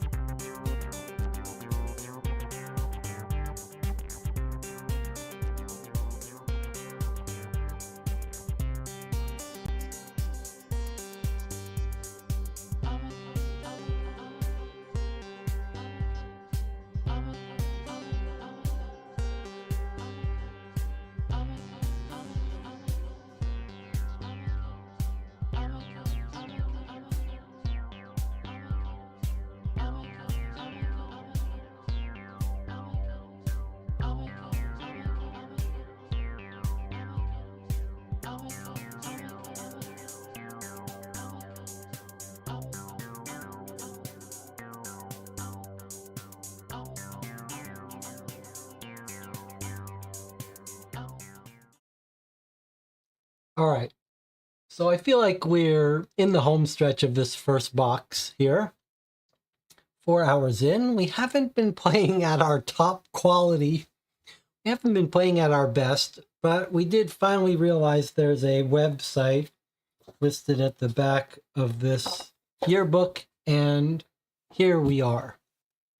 This is a pretty high quality, high production internet component to this game. So let's see, here we are at Woodlock University, and I suspect we will see the race report here in the news, but let's see what else we've got here. Ranked among the world's best university, Woodlock University. This is totally a fictional thing, by the way. Let's see what we got. Academic excellence, life on campus, alumni. You become part of an extensive list of world-renowned alumni, senators, diplomats. So it's one of these universities that are producing politicians. And someone had a very interesting idea. I know, don't worry. We're going to get to it. Just take it easy, guys. Take it easy. But a theory on the chat is getting way ahead of things, but a reasonable theory is we know he was awarded an internship. So one idea is that maybe someone killed him to take his place. Okay, but here is Henry Coleman. Our condolences to the family and friends of Henry Coleman. Investigation has been opened. University is actively working. University Dean Eric McDouglas spoke to the media this morning. It's inadmissible that the safety of our students and staff has been put at risk. We will be increasing surveillance on campus. I give you my word, investigation will be top priority. All right, here's our guy we're trying to get justice for, Henry Coleman. All right, and then we've got some news. White House internship updated today after the murder.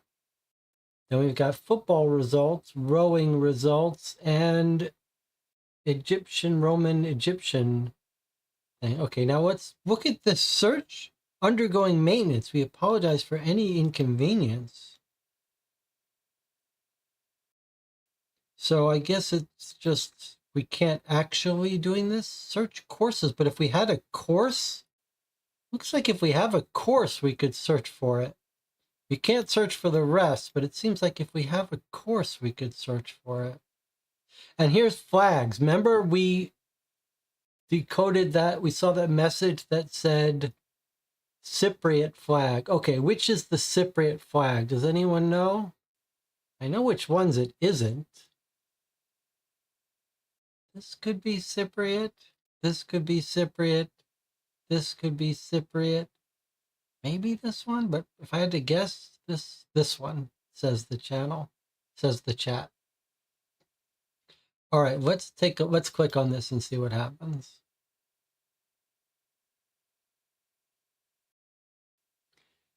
So this content is password protected. To view it, please enter your password. Okay, so that is the message we found, Cypriot flag.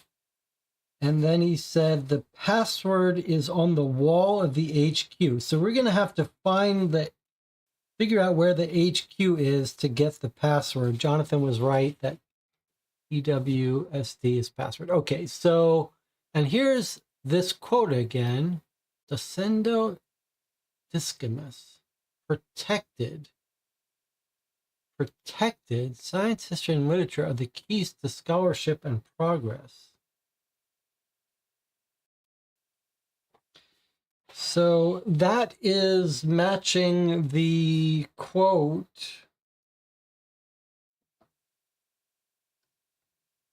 here. These are the keys to scholarship and progress. These are the keys. Science, history, and literature are the keys to scholarship and progress. I don't know what this protective thing is.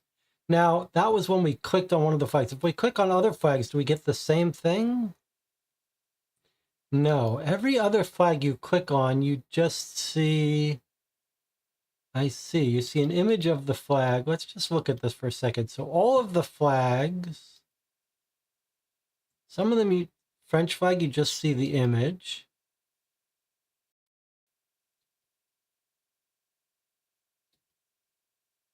Some of them you get some text.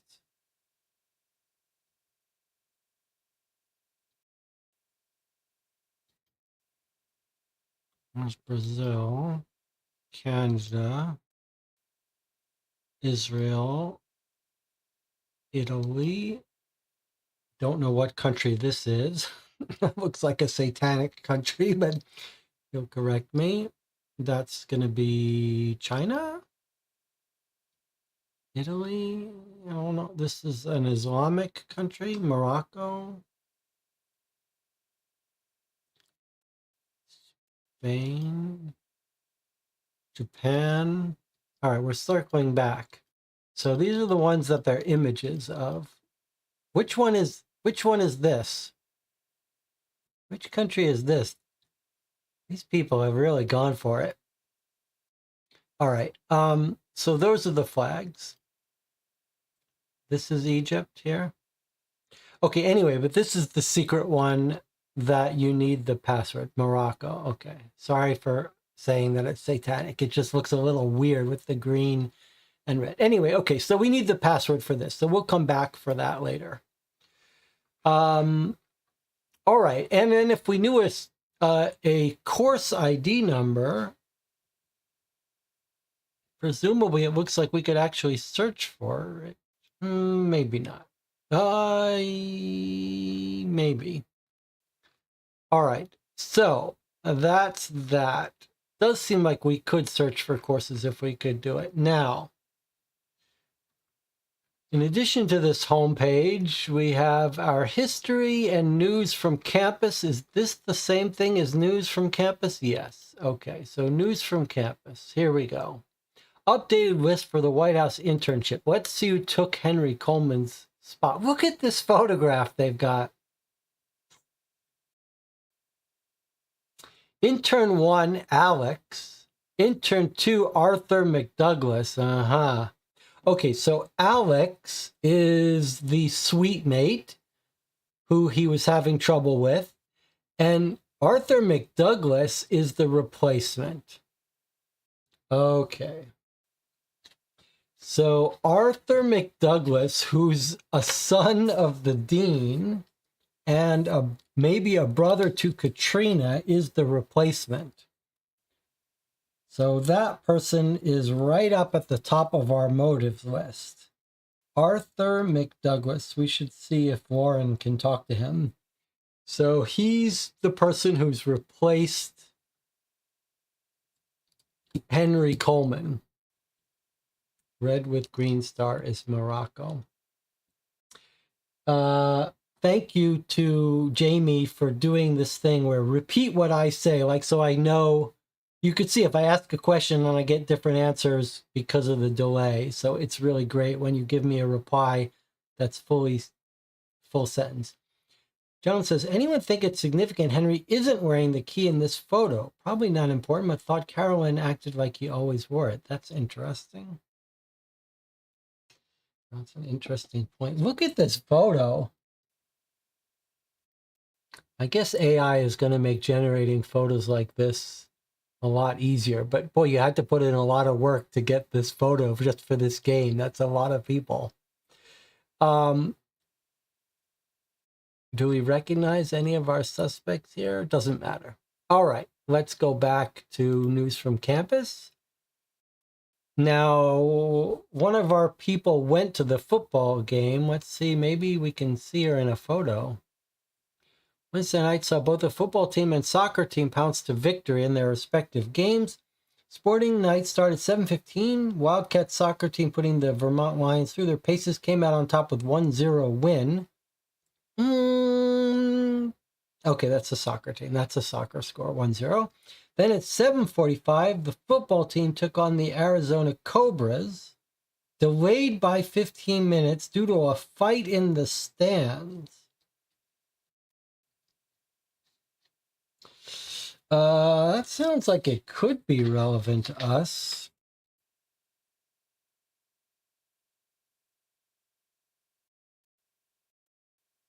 So let's just make a note. Football, 7:45 was a fight, and then 8 p.m. start. Okay, and then they won. I guess that seems irrelevant. And now, can we get our race results?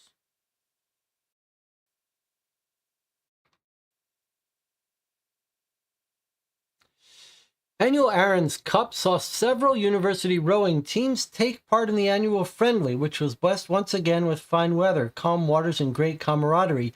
University Dean Eric McDouglas has congratulated the organizers for yet another successful event and thanked Greg Scott for captaining such a successful and elite rowing team.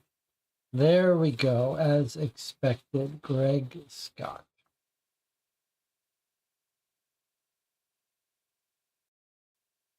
All right, so now we have two new names of people to talk to, Greg Scott and Arthur McDouglas.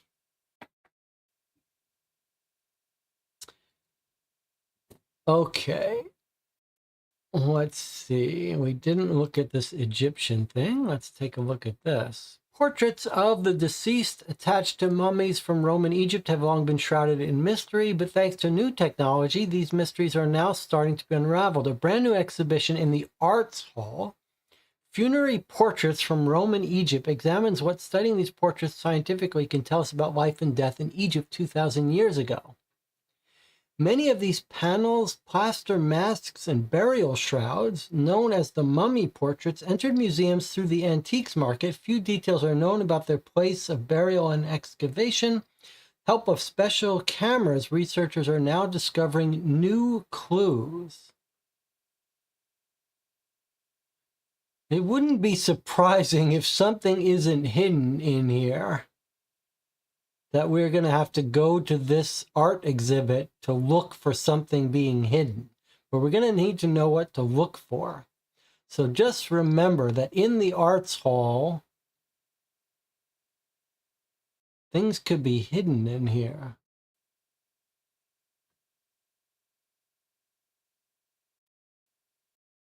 Okay. What about history? Science, history, and literature, these are the keys to scholarship. All right, let's see if we can't get any clue about this guy's statue. Although he's revered today for being the founding father of this eponymous university, much of Charles Woodlock's life remains shrouded in mystery. Born in Limassol in 1829 to a French mother and a Cypriot father, Charles Woodlock grew up in the French capital at the heart of a humble family. Very little has ever been known about his teenage years. He first appears in official records from 1858, when he touched down in New York as a young man replete with dreams of the new world. Ambitious and eager to make a name for himself among influential Americans, he soon changed his surname to Woodlock.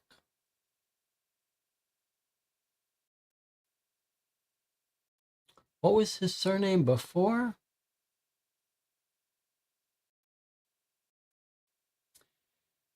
Not long after, he would make his fortune in the metal industry before going on to found the university that today bears his name. This was with the aim of educating the country's future elite. Beyond Woodlock's steadfast philanthropy, it was his penchant for secrecy that continues to arouse such fervent interest in him today.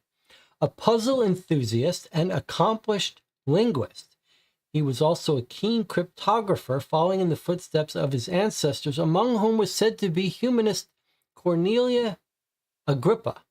Proud of his lineage, Woodlock led a rather philanthropic life, claiming to have a natural disposition for bringing out the best in man by putting their most profound qualities at the service of mankind. On learning that he had contracted pneumonia, his last wish was to have a statue of himself erected at the heart of the university and have his portrait hung in every building on campus. He died 2 weeks later, but full of hope for the country's future. It was, however, these last wishes that ultimately gave rise to rumors of a secret society. Some believe this may have been created by Woodlock to educate politicians and diplomats in Washington as a way of honoring his father's native country, Cyprus. Cyprus, Woodlock is said to have chosen copper as the society's emblem, inspired by their shared Greek etymology, Cyprium. Naturally, many historians continue to debate the existence of the so-called Copper Circle, which is said to have counted several presidents, Supreme Court justices, and senators among its ranks. However, since Woodlock's death, no fewer than 12 university deans have presided over the Da Vinci House, the university's executive office, and all have refuted the existence of such a group. Secret society or not, Woodlock's name continues to be heard today within influential circles in the United States of America. Okay, pretty cool. Pretty cool. So there's another mention of the Da Vinci House. More talk about the Copper Circle and Cyprium. More clues about the Cyprus flag. All right, so we have gone through everything obvious on this website. I'm going to make a note here about searching by course ID in case that comes up.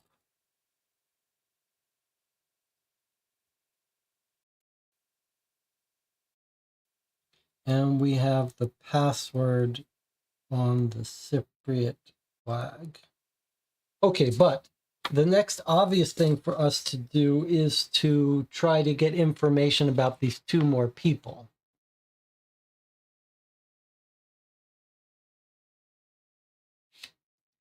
Nelson says the Da Vinci building is the headquarters. Do we know that? I mean, I agree it's a reasonable guess, but the university's executive office does not necessarily mean that that's headquarters. In fact, if it's a fraternity, you might guess that their HQ would be different from the Da Vinci House, from the executive dean's room, but we'll worry about that later. Let's do our due diligence first and talk to the two new people we have. All right, here we go. Can you please go talk to Greg Scott, who has a motive if Henry was having an affair with Katrina? All right, let's see if we can listen to this.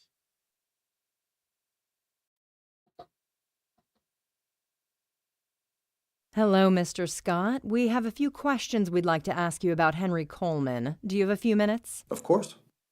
I didn't really know him, but if I can be of help. We've been told you're going out with Katrina, reportedly a friend of Henry's. Could you confirm this? Yes, that's right. They were pretty close. Katrina and I have been together for a year. We met at rowing. What's all this got to do with Henry's death? We've been informed about a certain jealousy towards Henry. Did you ask him to stop hanging out with Katrina? Who told you that? That had nothing to do with jealousy. Katrina would have never slept with that guy. She said they were just attending some secret meetings. But all sorts of rumors had started going round, mainly because Henry had, let's say, lost interest in his own girlfriend. Going to secret meetings is fine, but not when it starts to affect my relationship. It's just respect. So you can confirm Henry was seeing someone else other than Caroline? I don't know, but definitely not Katrina. Did he have any enemies? I know these rumors could really wind up Arthur, Katrina's brother. But this was more of an excuse, I think. Arthur and Henry were at the beginning of a long rivalry. They both wanted to go into politics. And let's just say their views couldn't differ more. Anything or anyone on the left is a massive no for Arthur. I see. Mr. Scott, could you please give me your student ID number? Yes, it's 288920. Did you have to go to the boathouse this week? No, I didn't. Oh, wait, I had to go on Monday morning. I left my jacket there after the race on the weekend. and it's chilly in the mornings. Can anyone confirm this? Not really. I don't walk around with a chaperone. Too bad. While we're here, you wouldn't happen to have Katrina's student number, too, would you? Yeah, wait a second. Here it is. 299003. And I know Arthur's is 299004. He can be quite hostile. Good luck if you have to speak to him. Okay. Thank you, Mr. Scott. We'll be in touch if we have any further questions. Anytime. Have a great day. All right, that was pretty fun. So he gave us his ID. He gave us Katrina's ID. Katrina's out of town. That's a good alibi for her. I wouldn't be surprised if she's not in Dublin. And then he somehow gave us Arthur, because this is Katrina McDouglas. They're related, brother and sister, and the children of the dean. They're my top of the list. Arthur took over the internship, and now we've got 3 new IDs. So let's see our list here.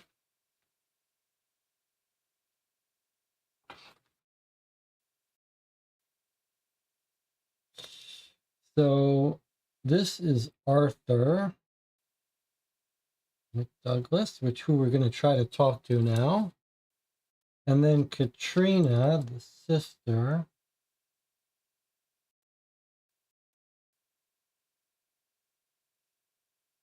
And then this is Greg Scott.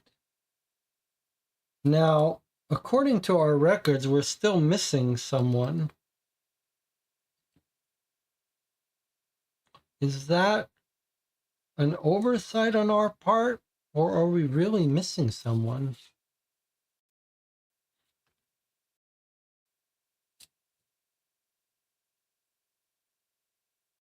Well, let's try to talk to Arthur, and if we don't get another ID from him, we may need to double check our records. Feels like we should have everyone by now. Except for the secret code. Patrick O'Brien, that's not a bad guess. All right, but let's not get ahead of ourselves. Let's go and see if we can talk to Arthur.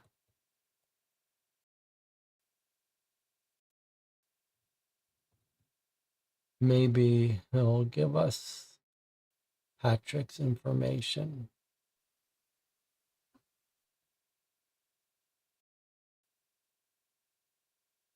Hello, Mr. McDouglas. We have a few questions relating to Henry Coleman's death. Do you have a few minutes?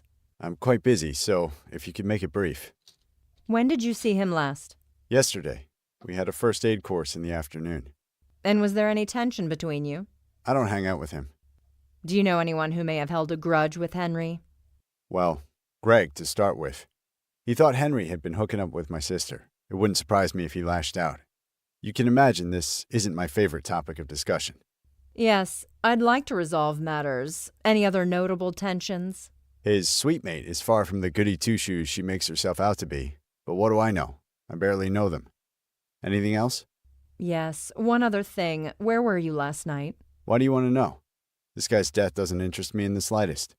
You've never met such an insufferable communist. Mr. McDouglas, we're investigating a murder here. This is a very serious matter. Failing to cooperate won't help you at all. That pendant, I imagine it's not the key to your secret diary. That's none of your business. I know my rights. I don't have to talk without an arrest, and you don't seem to have anything that links me to all this. So if you don't mind, I'll be going. And if that's a problem, my dad, the university dean, should be around. I'll leave you to discuss it with him. Thank you, Mr. McDouglas.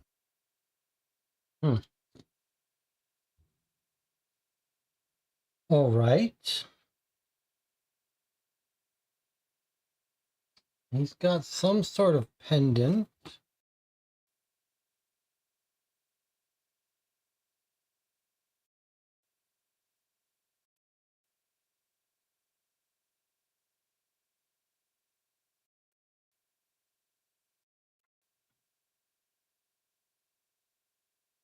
Our assignment is to find out who owns all these IDs, and we've got them all except for one. Now the question is, have we overlooked one? Let me make sure I've written it down right before we 308002 is correct. All right, let me just make sure that I haven't overlooked it somewhere.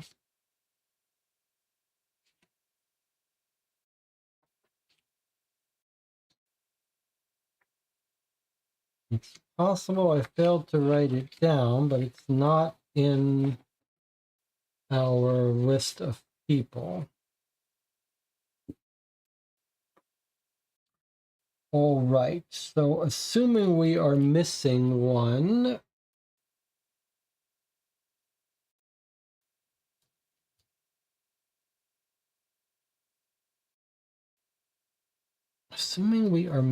we do have a couple of things that we haven't fully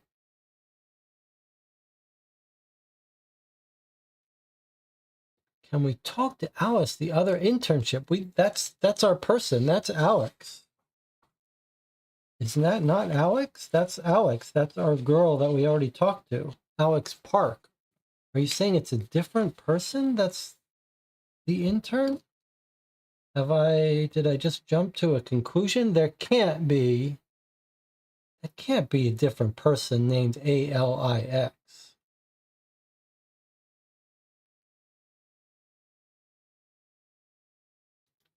Surely that's some sort of typo. That can't be. Well, I guess we shouldn't jump to any conclusions, but Alex Hatkins. Another Alex? All right, well, let's try to talk to her. Let's see what this thing says. Alex Hatkins.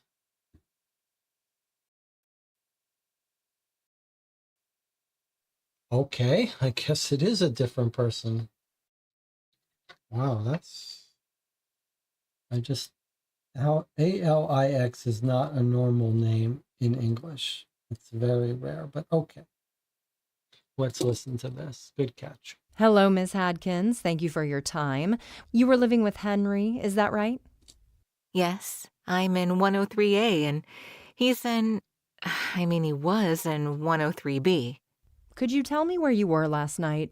I was at my boyfriend Nick's. I was watching a film. Could he confirm this? Not really. We do the same thing every Wednesday night, but last night he wanted to go to a party. I just felt like staying in and being on my own, but I went to his anyway. Why not stay at yours? Were you trying to avoid Henry for some reason? No, not at all. Matt Radley has told us that there'd been some tension between you two. I wouldn't believe a word that Matt says. He should be your prime suspect. Why? Henry and I got accepted into the White House internship program, but Matt wasn't. He was well pissed about that. But they were friends, weren't they? Yeah, but the friendship had become a bit strained recently. They were getting on each other's nerves. A lot of grumbling here and there, and Matt's got a temper, always about to beat somebody up. So add an inferiority complex to the mix, and there you have your main suspect. When did this tension with Henry start? A couple of weeks ago or so. Henry came into my room in a panic. He asked if Matt had been in his room. I said he had, and Henry went white as a sheet. Matt had apparently come to borrow a notebook to copy up some notes. I would have told him to go do one, but that asshole always had a spare key. Speaking of keys, that one around your neck, Henry was wearing the same one. I suppose it's not for your apartment? No, it's just symbolic. Call it a friendship necklace, if you will. Just friendship? Things never went any further? No secret flings? Never. Henry and I were just friends. Do you know where he was going last night? And with who? He told me he was spending the night with Caroline, his girlfriend. Well, he was found in Building 29. Do you happen to know what he was doing there? No idea. No one ever goes there, except the rowers on Fridays. And Henry had his own room, so I don't know why he'd take Carol there. Interesting. What was his relationship with Caro like? From an outsider's perspective, I mean. Fairly good, I think. They'd been together for over a year. I know Caroline was mad about him. And Henry? I'm not too sure. He really didn't talk about those types of things. Ms. Coleman informed me that Henry's sister came to visit him. What was that like? Yes, his half-sister Greta. They were quite close from what I understand. She's nice, but she's had her run-ins with the police. Yes. She returned to Canada last night. I don't know if you knew that. Do you know anything about her journey back to Milton? Yeah, to return to Milton, she had to go via Syracuse. It's an hour away from here, then via Niagara Falls, if I'm not mistaken. That's great. One last question. Could you give me your student ID number, please? Yes, it's 308002. Did you have any reason to enter Building 29? No, I didn't. I don't row, so... Thank you for your information. It's a pleasure. We'll be in touch, Miss Hatkins. All right, so very good catch by the channel that this is a different Alex Hatkins. This is the one that's the suite mate. So the person we talked to, a different Alex we found in the yearbook, and let's see. She says, I've spoken a couple times, that's it. And she says, I was with the cheerleaders. She gave us her ID, and she was not in the boathouse. So this Alex was a total red herring. The real Alex is the one we've just been talking to here. And she is plenty suspicious. First of all, she says she's not in the boat room, but she is the last person we've been looking for. So she just lied.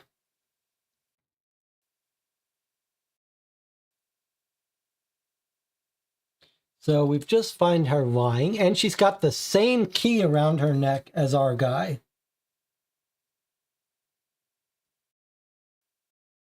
So actually, very good catch to interview her. Otherwise, we would have been treading water. So she's definitely lying. That key may mean she's in the copper circle with Henry, or she's having an affair with him. It wasn't really clear. She's thrown some suspicion on Henry's best friend, Matt. And then here's the part I want to focus on for a second. A couple weeks ago, Henry came in panic. He asked if Matt had been in his room. Matt had come to borrow a notebook.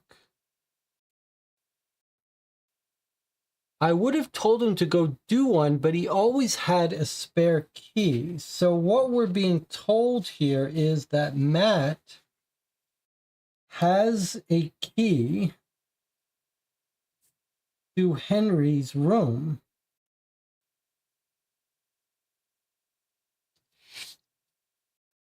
And why is Henry afraid of something that Matt's going to find?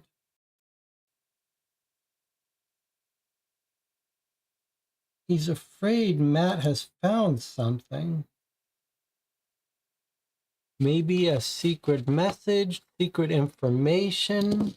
She's wearing a key in the same way. She says it's a friendship, just friends. We were just friends. No one goes there except the rowers on Fridays.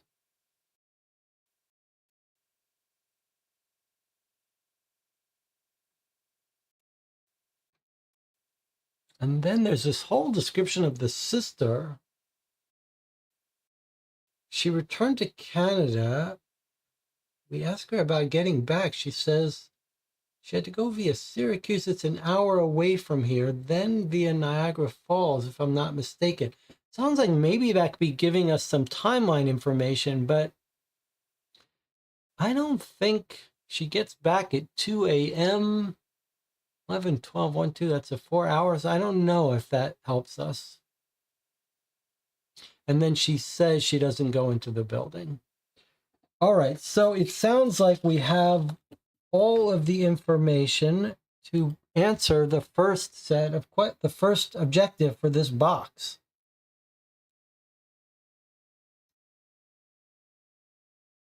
And probably if we hadn't been so gung-ho, I wonder if we wouldn't have found the other Alex on our own, but we just stopped at the first one we found. Yes, look, this is a good this is a good example of why we jump to conclusions. First of all, there's Marie Grace. We met her.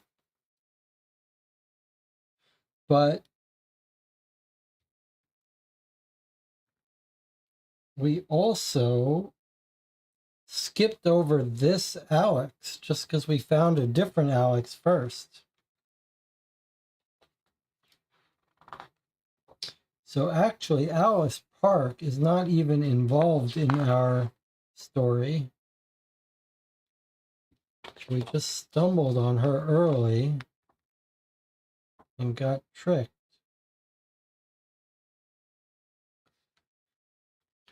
All right, let's put in our answers. Where's our Alex Park? Okay, so this is the Alex that we sort of got carried away with. She's not involved in our case. All right, let's go ahead. Let's put in our answers and we'll move along here.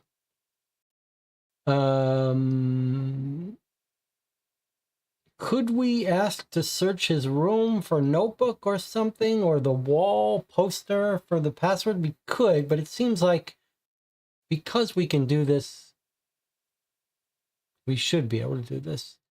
Police should have information on Greta. I think it's quite likely that that guy's not going to open up till the next box. Yes. Okay, and then let's try this. Now that we've heard more about Greta, let's try more about Greta. I'm guessing she's not going to come through yet. Yeah, okay. I don't know why you still can't see it, but it doesn't matter. This is what we're supposed to do here. Okay, let's put in our codes.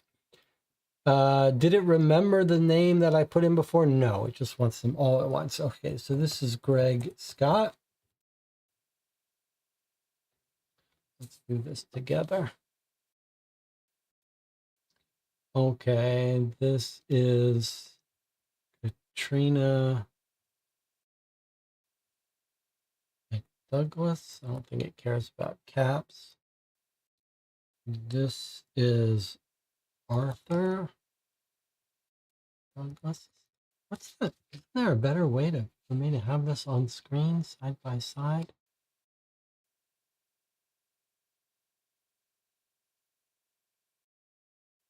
.002 is Alex Atkins.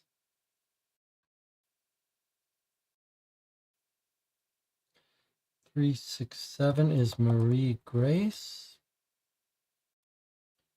239 is Henry Coleman.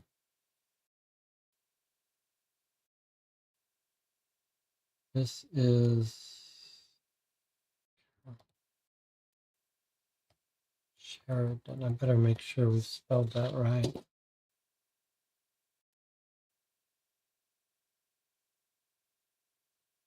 Caroline Sheridan.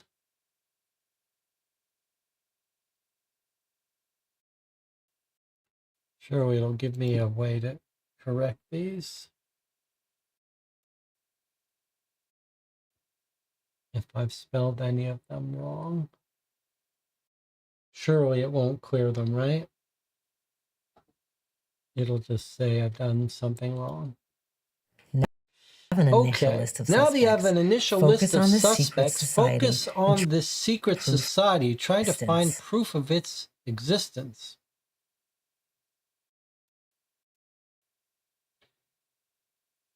So do we have all of these 4 to do before we move past box 1? That's interesting. Find out where they meet. Locate the secret society headquarters.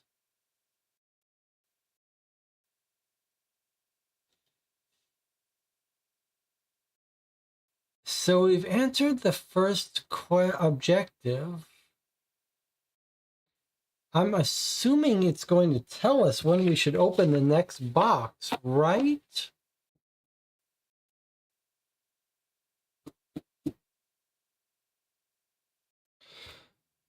Okay, so we're not done. We do know how to decode message. We know about the password to the website's on the wall of the headquarters, so it doesn't feel like we can answer that till we answer this. Where do they meet? That sounds like, to me, it's going to be directions from the statue.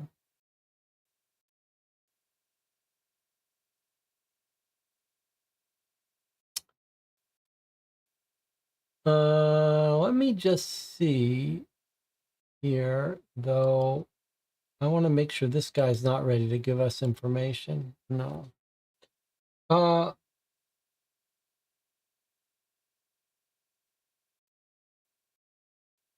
Okay. So where do we think conduct a search?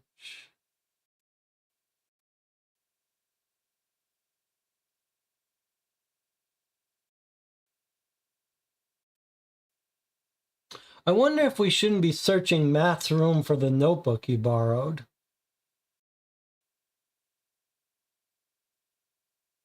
Okay, this is interesting. Let's try to think about this for a second. Let's try to slow down for a second. Our next objective is to find the headquarters of the Copper Circle. And it wants the location number on the map and how do we enter through? Like, what is some secret object, secret bookcase or something that we're going to get through?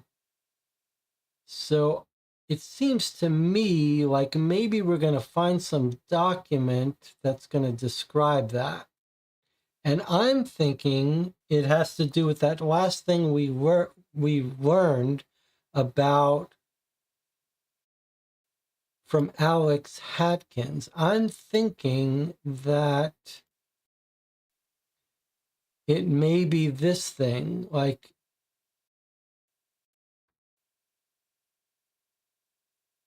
Matt Radley comes in, and when he found out he was in his room, he was white as a sheet.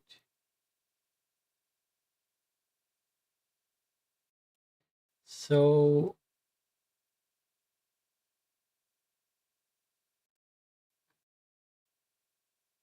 I wonder if, do we know where Matt Radley lives? They were best friends. He gives us his ID. He was with Marie.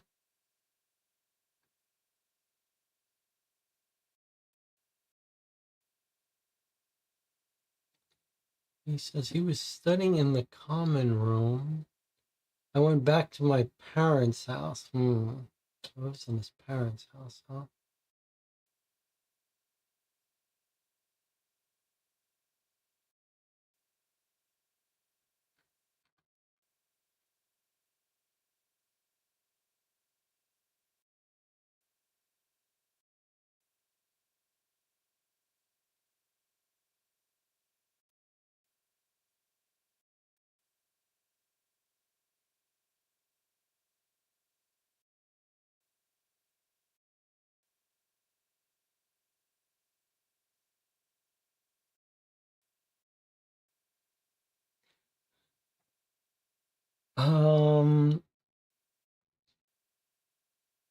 Cypriot flag, the password's on the wall of the HQ. So if we find the HQ, we should be able to find a password on there, which is what I'm guessing might be here.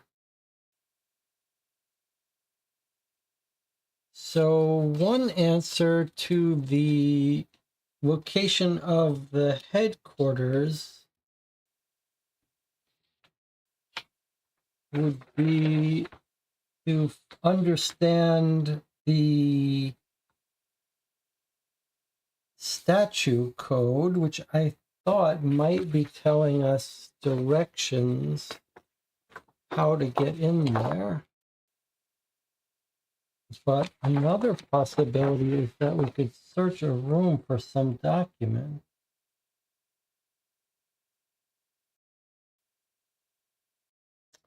And then there's the graffiti.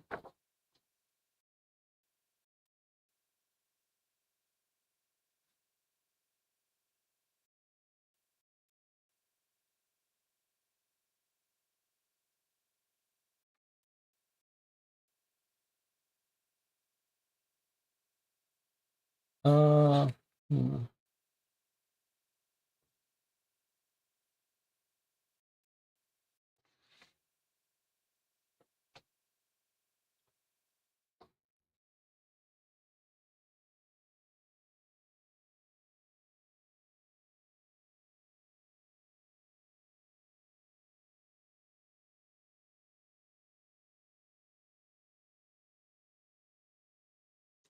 Corsican says Matt wrote that note. He had to have been in the society too. Well, that's a good point.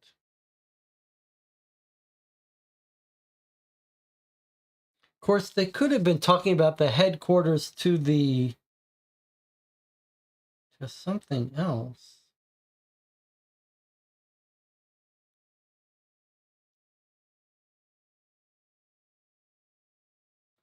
Jonathan is heading off.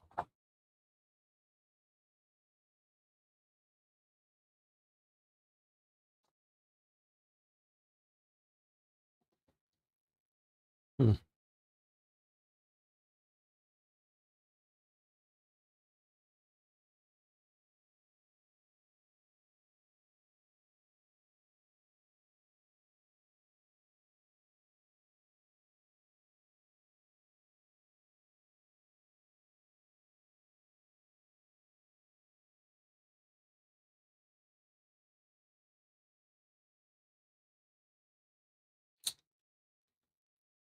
Uh, hmm.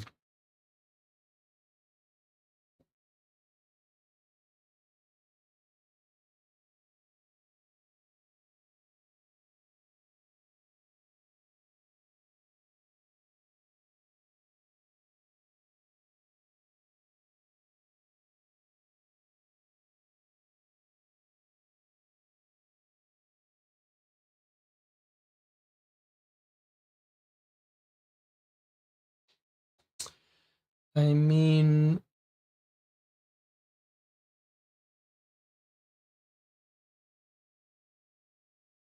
there could be something in his room that he's hiding. It seems a little odd, but we are given a specific item. I wonder if we shouldn't just try. I wonder if we shouldn't just try to see if maybe he didn't find it. He's in 103B, and this guy came for a notebook. He asked if Matt had been in his room. I said yes, he had. Henry went white as a sheet. He had come to borrow a notebook to copy some notes.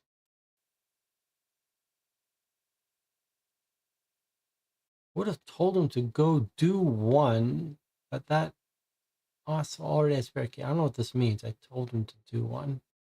Borrow a notebook. I'm just gonna try this for fun and say, see what happens if I try to do a search.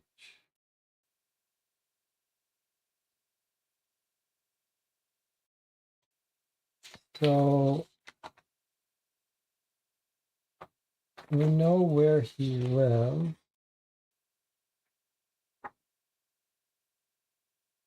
He lives in L1,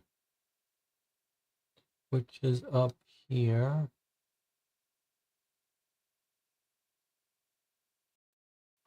So if I say search in L1, that's not even a place that lets me search. Okay, so that's that.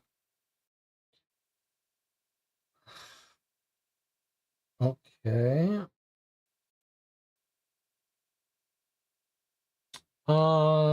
Let's try something slightly different.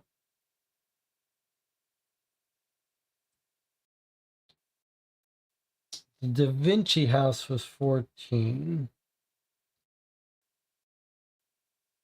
which is the executive office. 15, 13. Where is the Da Vinci house?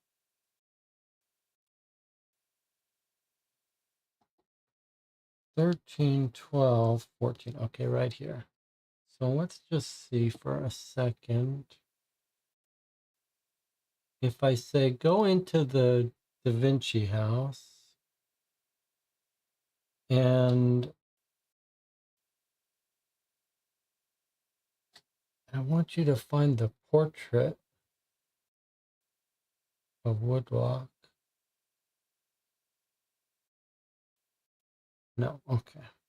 All right, that's got to be something specific. She's too intense for us. Okay. So where are we going to find the headquarters?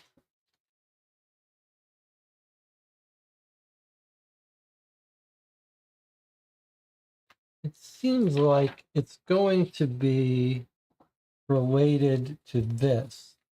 According to local legend, the markings at the foot of the statue provide entry to the copper circle. And here, I guess, is what it means. The carvings. This is the epigraph engraved on the statue. This says the markings at the foot of this statue. I'm assuming these mean the same thing. It's unfortunate that they're describing them in two different ways. But okay, west east. It almost seems like here's where the statue is. It almost seems like west east, like it's something like these are directions. Like what if it's go south, science, then history. Can we follow these instructions? Like history, is there a Department of Literature and History? Yes, it's location 7. That's up here, so that doesn't really make sense. History and Literature, that is a building though. Science, okay, let's do it. Where's the science building? Department of Sciences is 2. Let's draw this out for a second. So Sciences building is 2. Then History and Literature is 7. 2, 7. These are the keys to scholarship. 2 and 7 are the keys to scholarship and progress.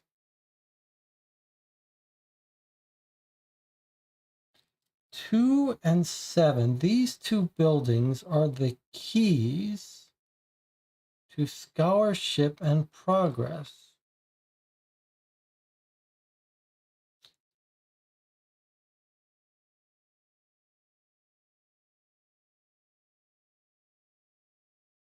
Science building is here. History and literature is here. Somehow these two buildings are the keys to scholarship and progress.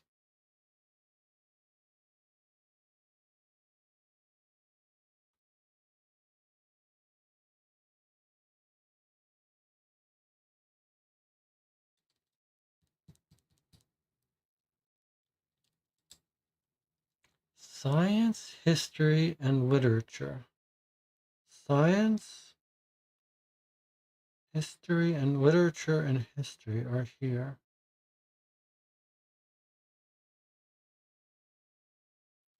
These are the keys to scholarship and progress. What is scholarship and progress?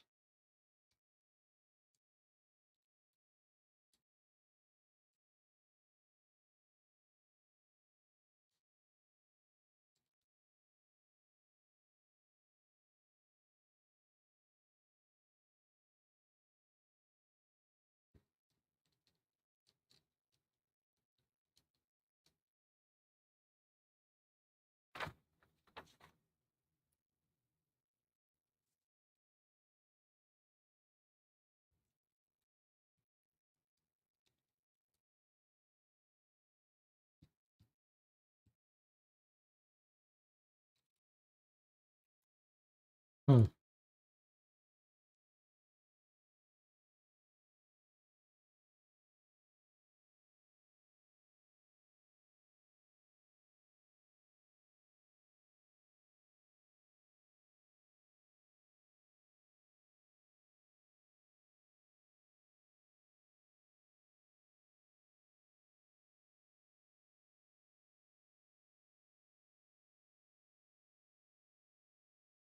What about, can we match these symbols somehow?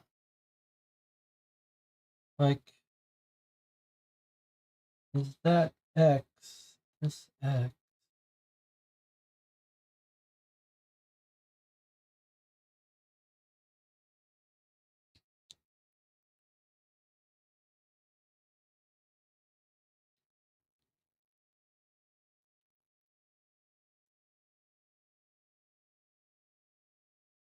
Do you have to like turn a key in here and a key in here, and then that opens up something?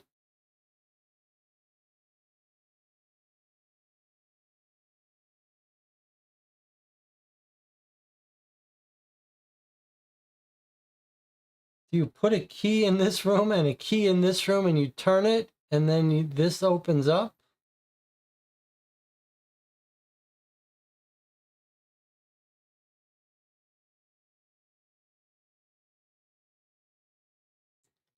The keys to scholarship and progress, but where would you find scholarship and progress?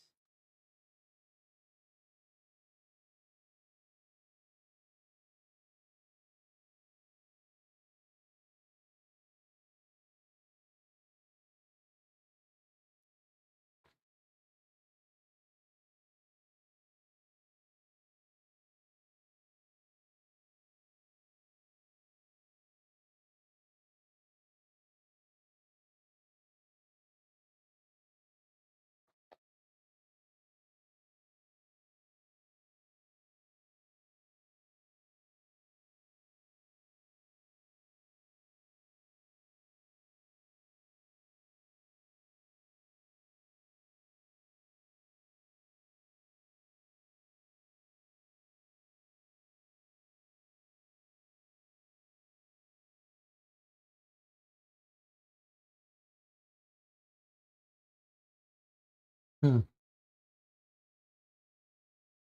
All right, Jamie is focused on the quote in the yearbook.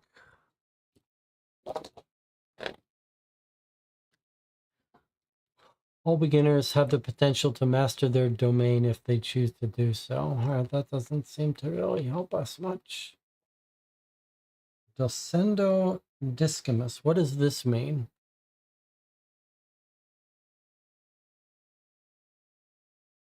Can someone look up that and say what that means?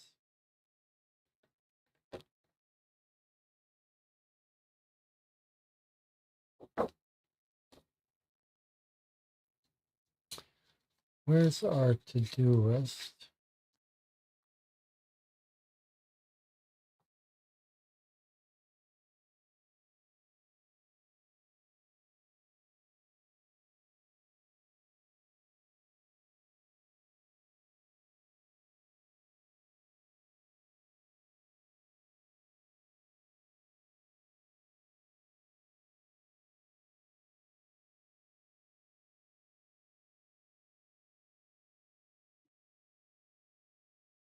By teaching, we learn, says Jamie. On the wall of the headquarters, we need to find the headquarters. How can we find the headquarters?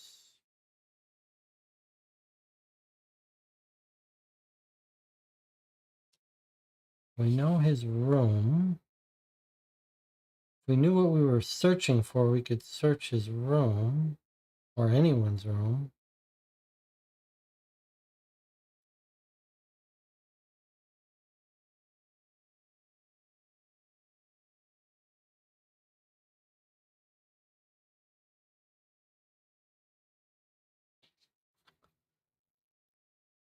So we don't know what to use the cipher on. We don't have an encrypted message. to use the cipher on.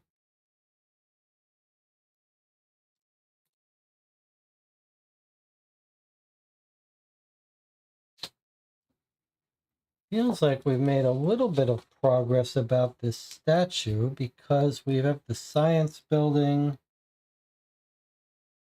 and the literature and history building on either side. These are the keys to scholarship and progress.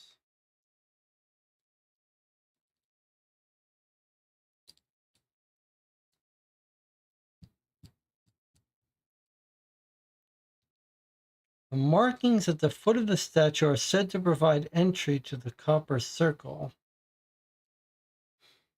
And I assume that confusing phrasing means the words.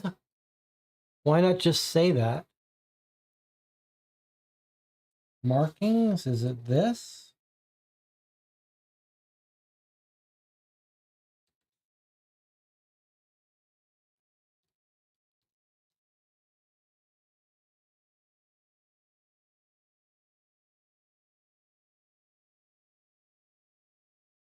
You have to slide this, and then you go down into it.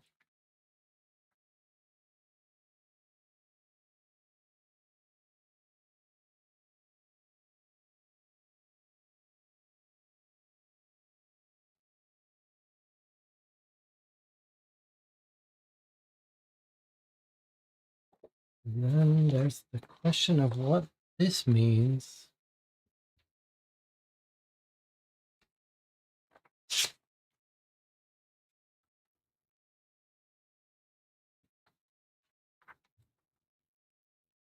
We didn't really take a close look at these. Maybe we need to look again. He's face down, found here. There's his handprint. Here are the codes.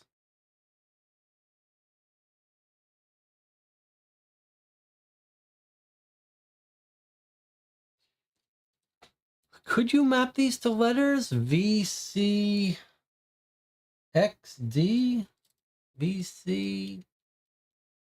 What would this letter in the middle be? OO?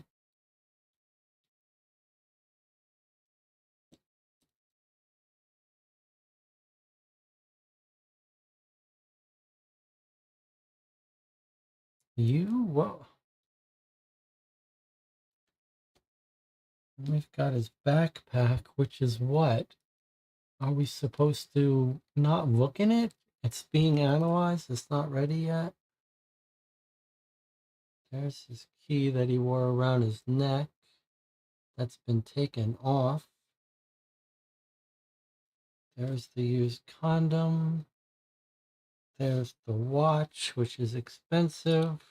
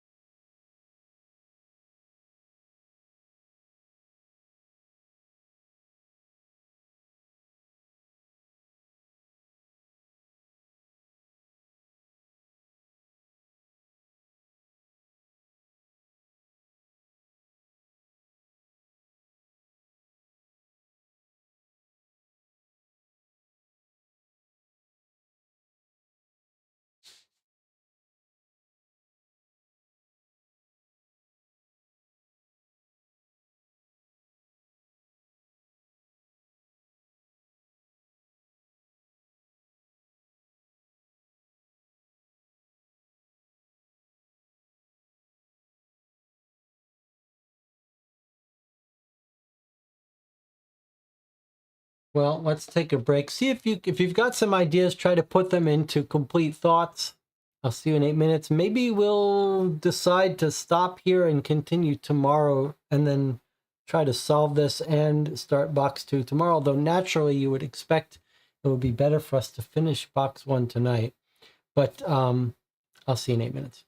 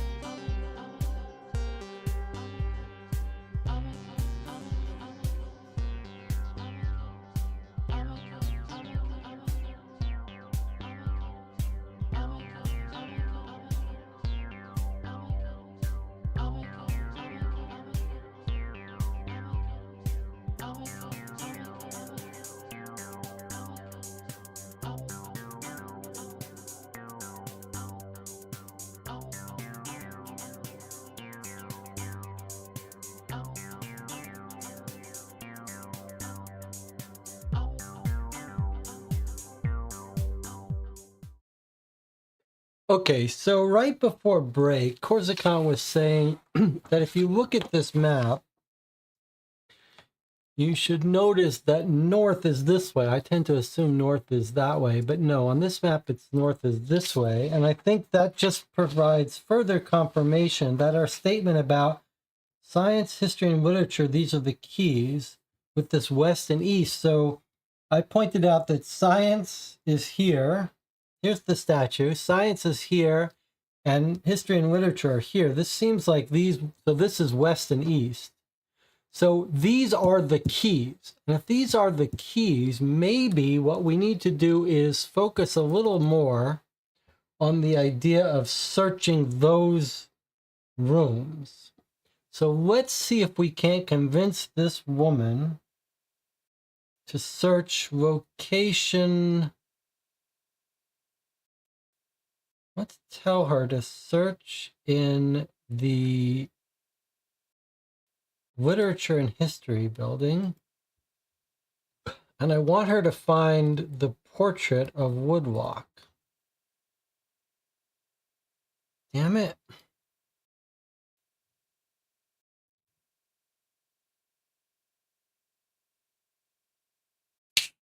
We got it. It didn't like Woodlock, but it did like portrait. All right, so what we're going to find now is in one of the buildings is going to be a portrait, in another building is going to be another one.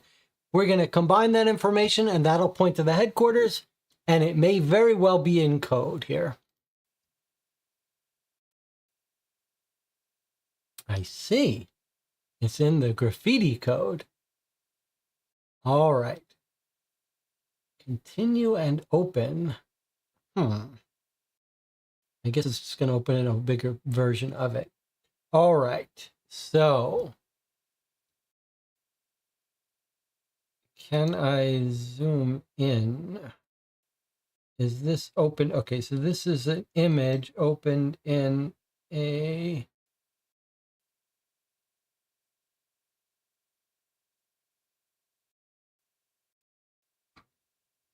Well, I see actually letters in addition to this thing. There's two sets of things here. There's these glyphs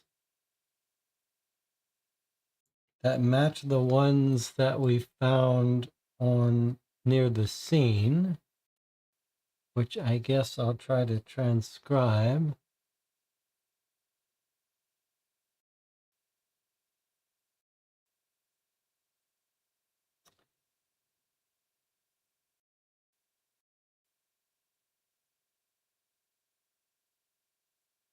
Now, it feels like now it might be a full alphabet here.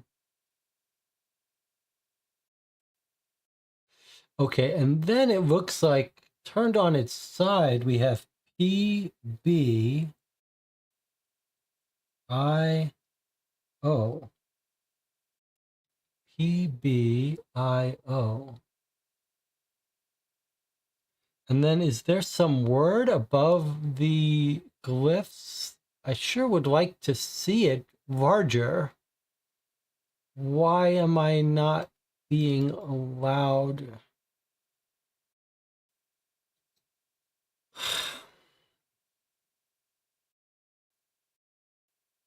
Can I do Control Plus? Yes. Okay. Thank God. Okay.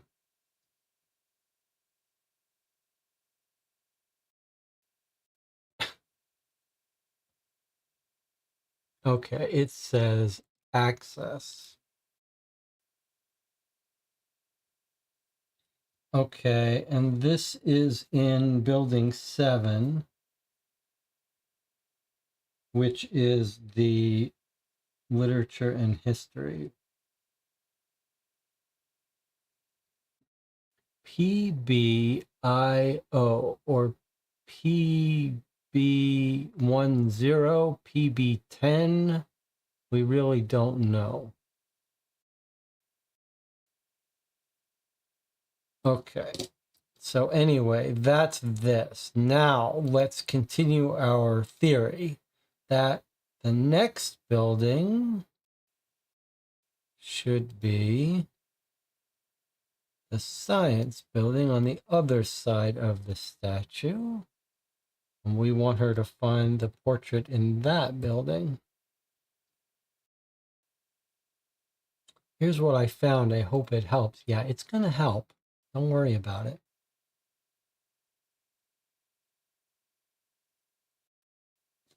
Okay, what does this one say? Building number. Okay, so that's our two pieces of information. We need the building and where to access through. So now we know the two answers once we decode this alphabet. Now we're getting enough pieces of the alphabet that maybe we have a shot at decoding this. And if these are letters, we might even be able to narrow it down based on letter count. This almost feels like we could break this into 3 words.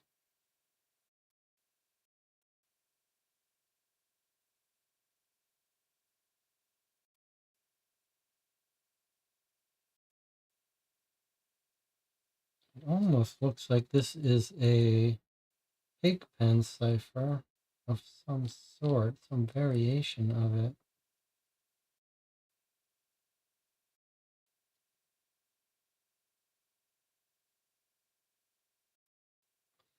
Okay, so this is the building.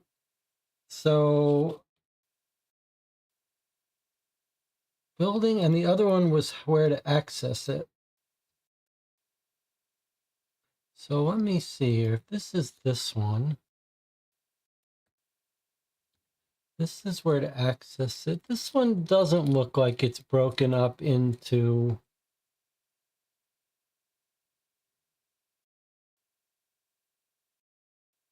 All right, so now we have 3 examples of this alphabet.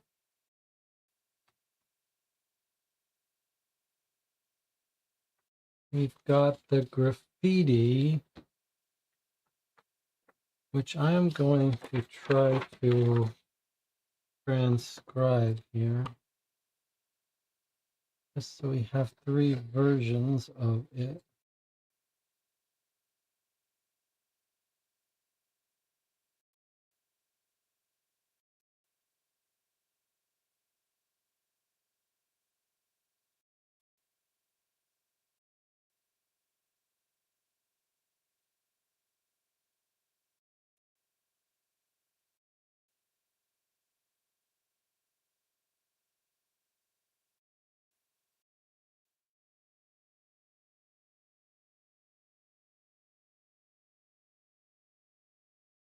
Gnry, so it's not his name.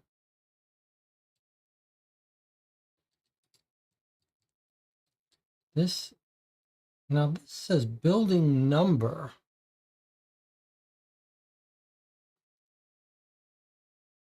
Building number, is that right? Why does it say building number? I mean, that's a lot of letters for a building number. Is it not saying building number? It sure looks like it says building number. So if this is building number, is this like, sorry, does that mean that we should be expecting this to be a spelled out number like 17? SEVENTEEN, like that? Building number like 21? TWENTY. 1, 2, 3, 4, 5, 6. Like, should we be looking for building number 28? Something like that? How about Da Vinci House? But then that would have to be a number.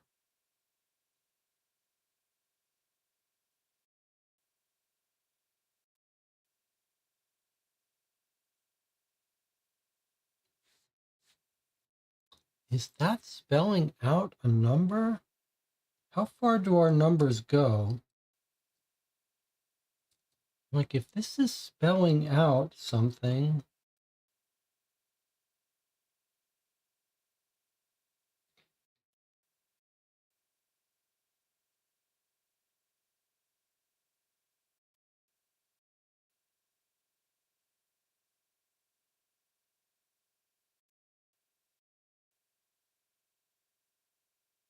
I mean, the building numbers only go up into the 20s. So if it really was a number, it would have to be 20, but that wouldn't give us a consistent TWENT. That doesn't work. And I don't think there's any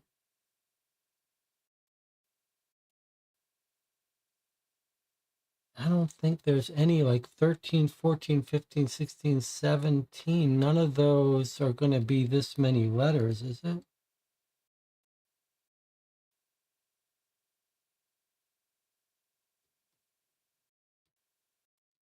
Sorry, let me do it this way.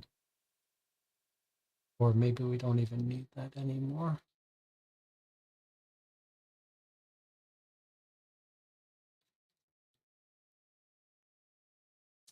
So is this an alphabet that we should be able to decode?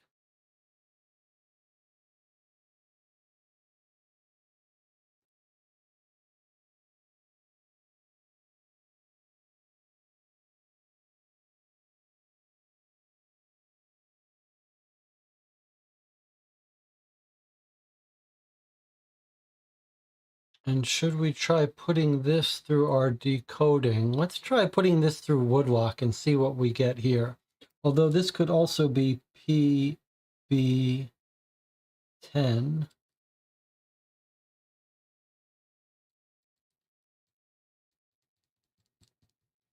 But we're still looking for something to put our code through. So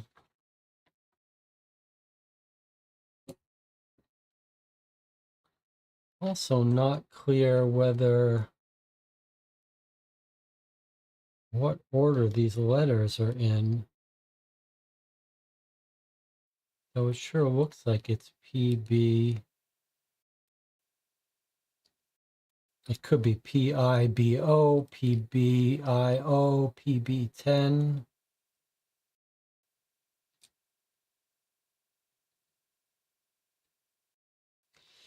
Corsican says, I wonder if it translates to a mathematical equation. Boy, that's a clever idea. The idea that this is a three-part equation, three separate words here. But what would, it would be this and that, or this can't be and if these are letters.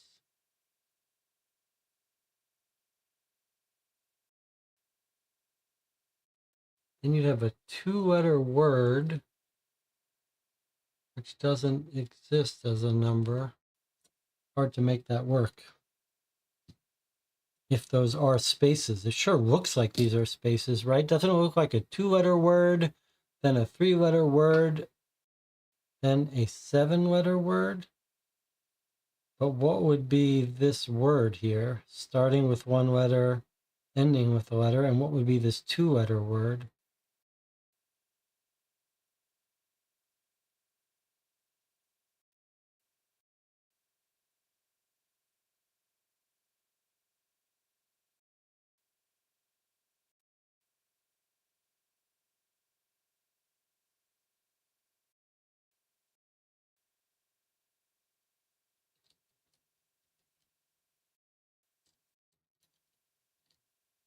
Let me try converting these PBIO stuff in case this is in our code. So it doesn't help us that we don't know the order of this, but if it's Woodlock, if this is indeed PBIO, then we would decipher that with WP would be T, and OB would be a P, and OI be a U. All right, this sucks and stupid. Too many permutations for me to keep playing this game. So we're back to the alphabet.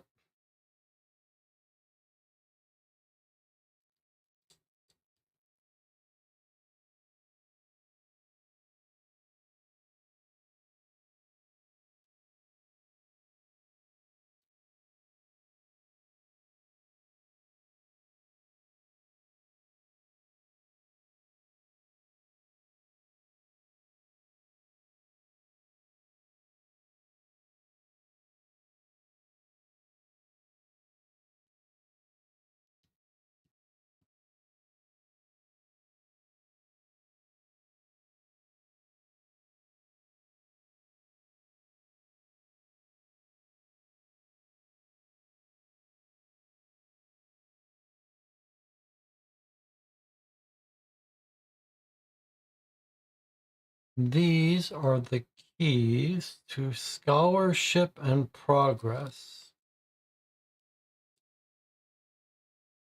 And we're asked to find the headquarters, what building and how do we access it? So these feel like we just have to decode these messages.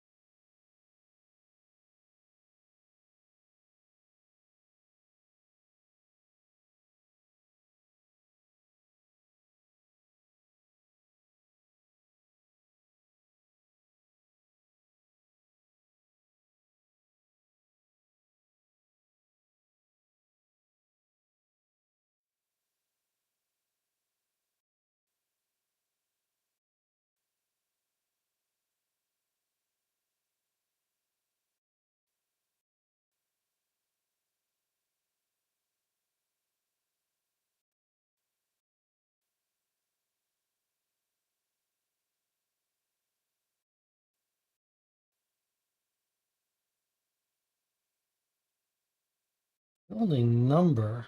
So it's very weird to say building number, right? Because, like, are they going to use the same building numbers as on this map, this 100-year-old thing? Like, how could you refer to a building by its number? This is just arbitrary for this map, right?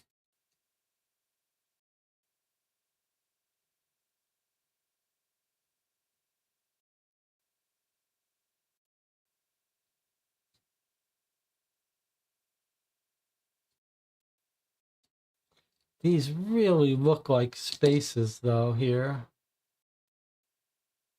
If these are spaces, then what is this word that starts with the same letter that it ends with?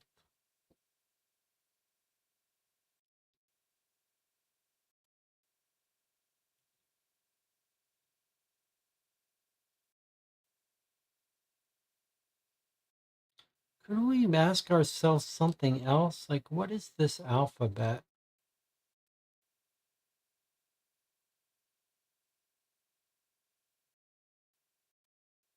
That looks so much like a pig pen alphabet. Except for these weird diamond ones.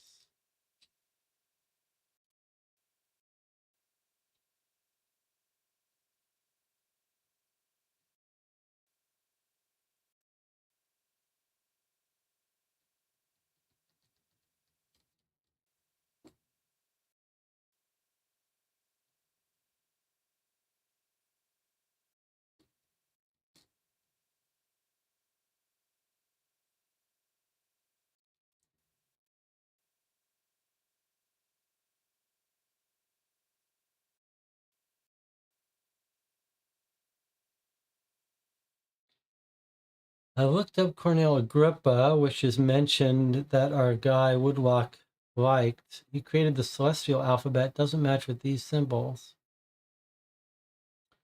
It feels like we're 95% done with the first box. All right.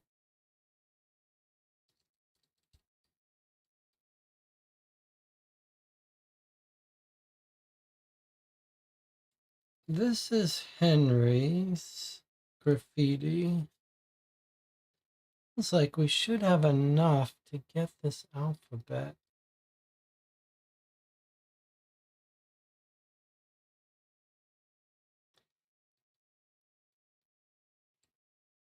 This two-letter word, there's not many choices. This could be in, if this really is a word break, on,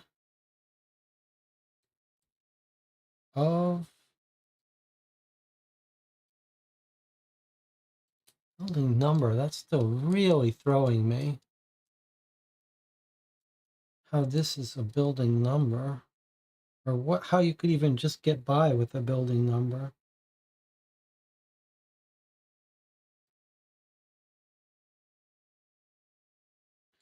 You can also guess. We think this might be saying Da Vinci.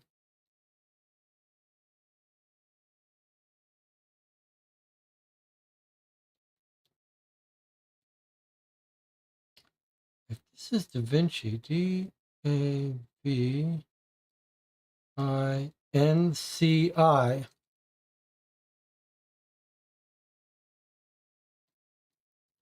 the eyes match up.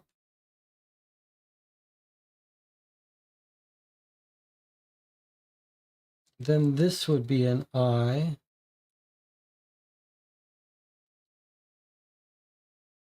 And look, the V looks like a V. If this is Da Vinci, and this is like in, I-N, does that make sense with this N? No. But if that's Da Vinci with the eyes matching up,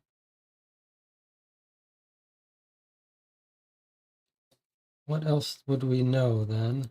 This would be a C. This would be an I. This would be an A. Now you might say that can't be right, except what if he was writing it in code?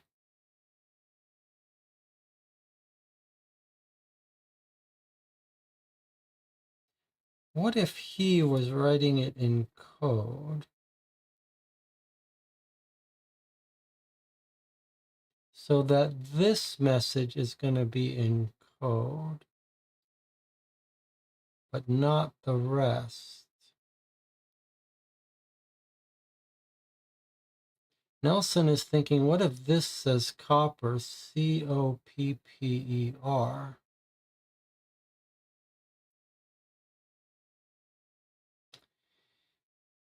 If we can decode this, well, I guess if I don't want to get too far distracted because I feel like I'm on a good track here. But if you thought that was true, it would be like this with the CIA here. So to decode O and C, O and C. I'm just going to try this one thing and then I'll stop here.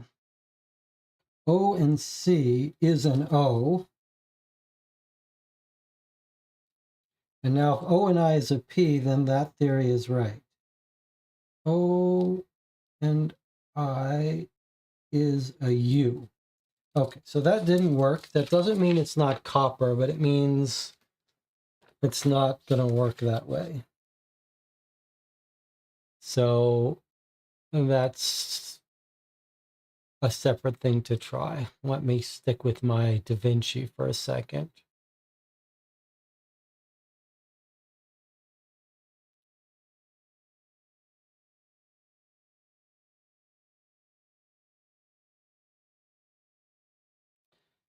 So this would be an I.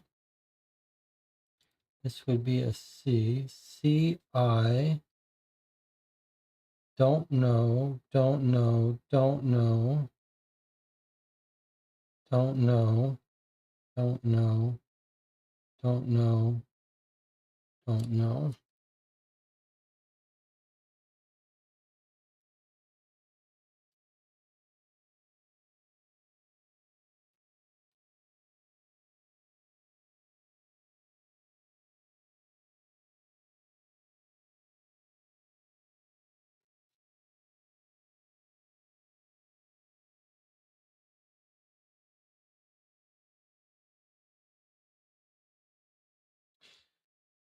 Well, that might not be Da Vinci if this other theory about copper is right.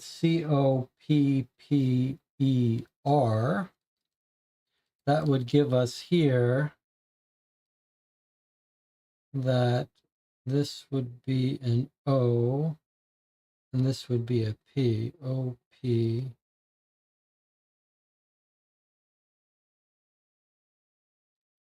E.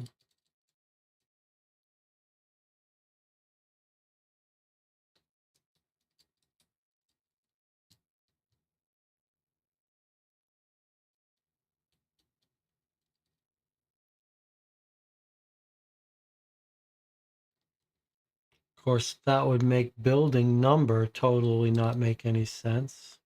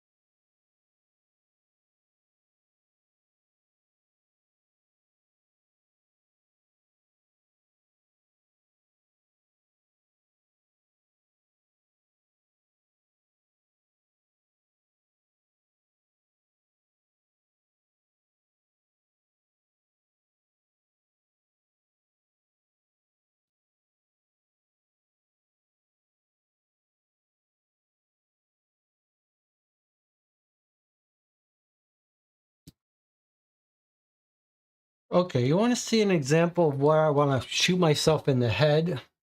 Here's a great example. Here I've come up with Da Vinci. Oh, okay. Now look. Look a little closer. Well, fuck off. I've actually transcribed this. These are not the same.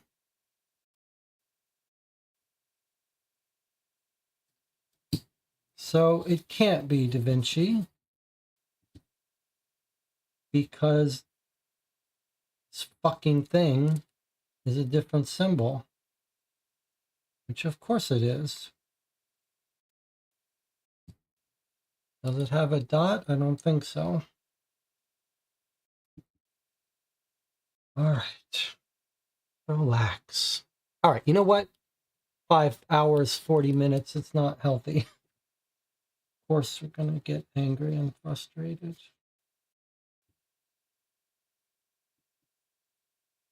All right. Relax, relax, relax.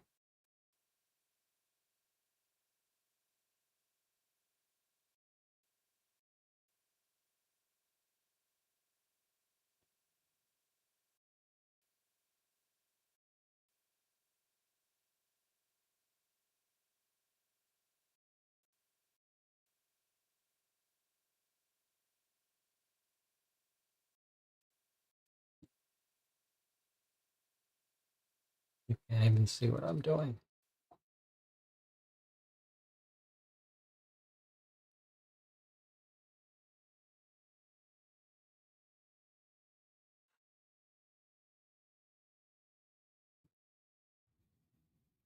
Just trying to make these symbols a little clearer.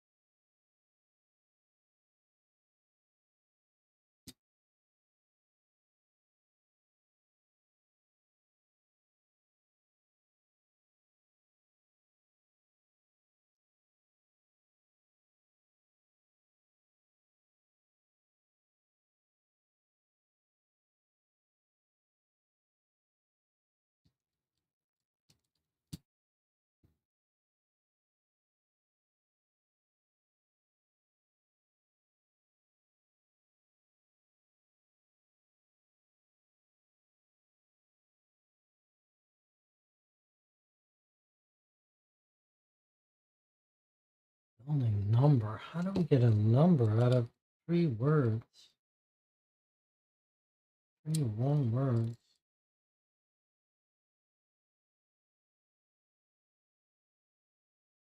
4, 5, 6, 7.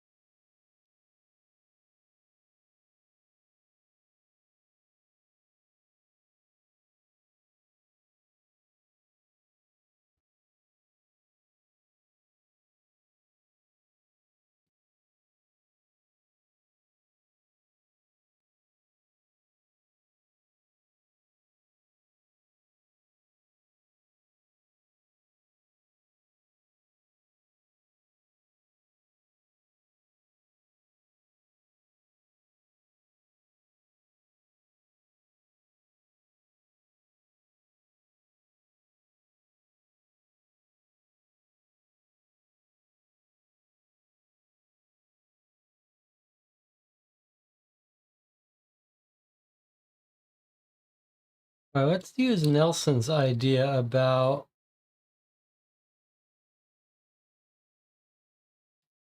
if this was copper, if that's our key, painful to have to try to redo this whole thing.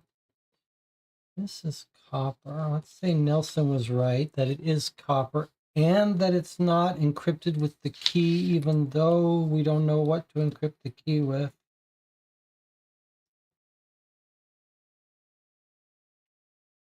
And what would we have here? Very little.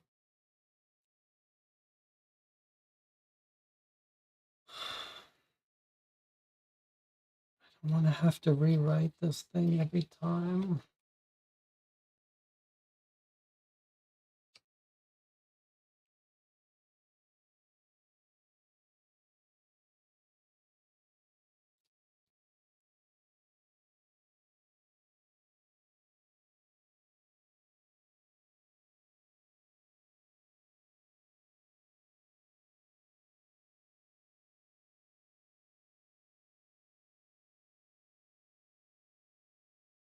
Maybe it does say copper, then these last words would be OP.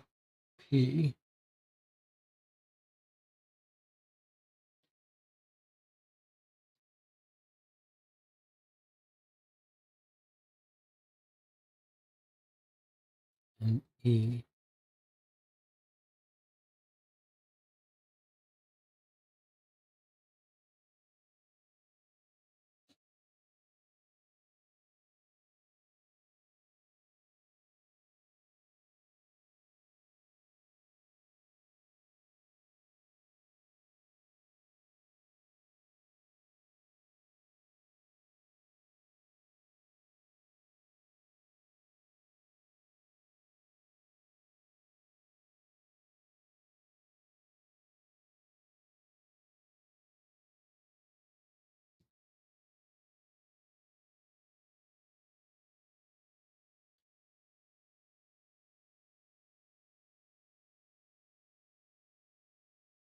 Helps us.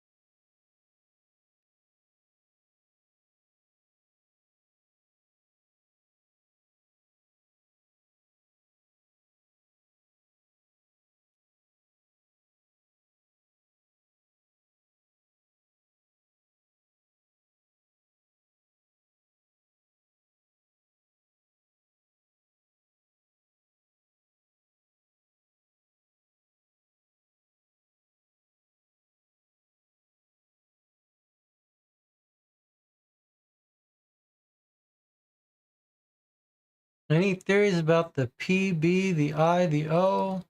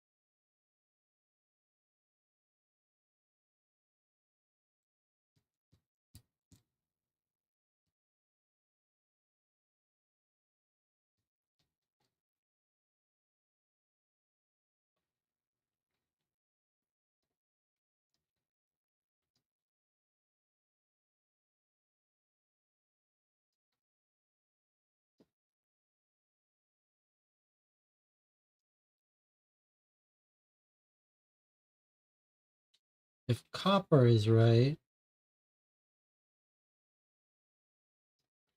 gives us 3 letters here, including 2 ending letters, OP. for building number. I don't know how that makes any sense. I also don't know if they want us to run this through a goddamn cipher, which is ridiculous. These are the keys to scholarship and progress. That almost sounds like we're supposed to somehow use these as keys to a cipher, which would be insanity.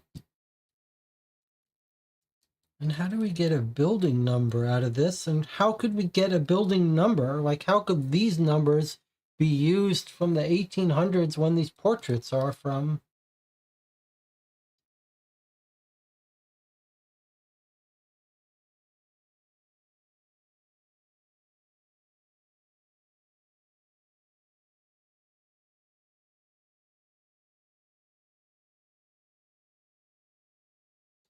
I do think it's a good guess that this is copper, though.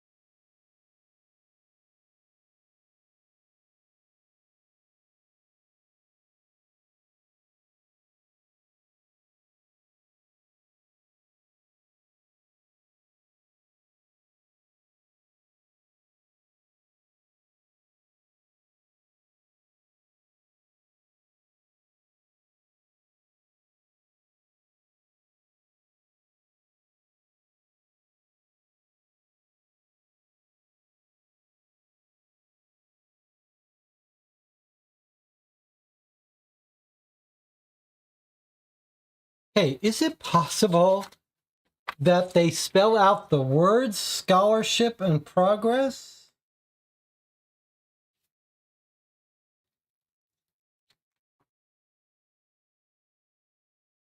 SCOALRSH.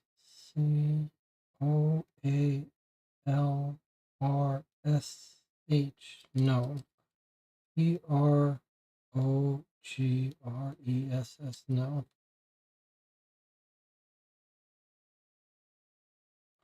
That's unfortunate.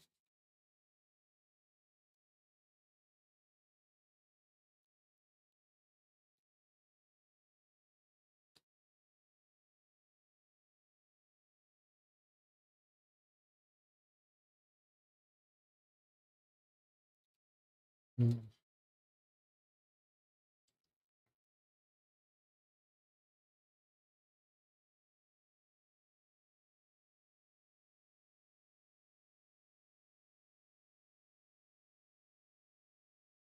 It is weird that scholarship is spelled without an H, but I don't.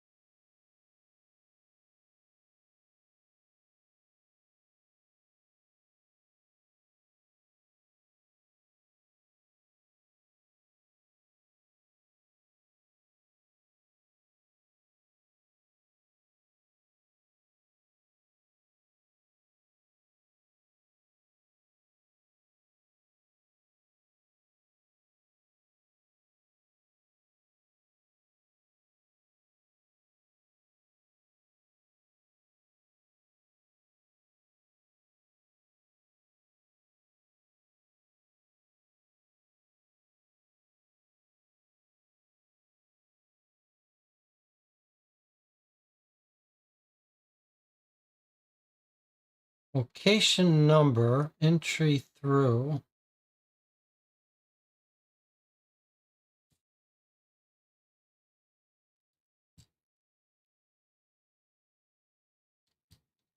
I was just looking at the website.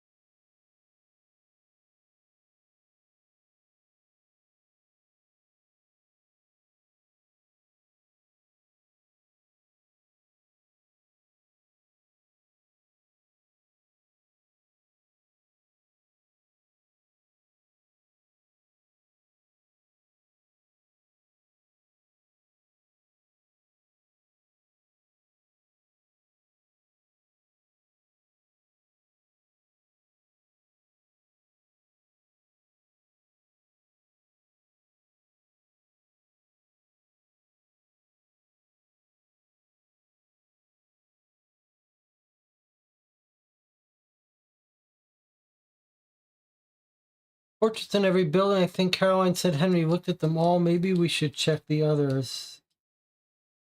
Doesn't make sense to me that there are more than these two, but we can try one more.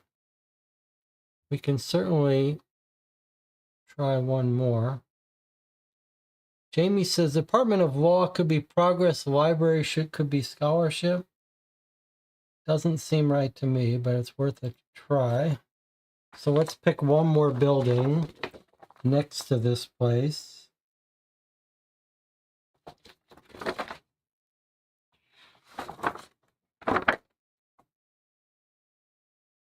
The law building is number 4, so let's tell her to go to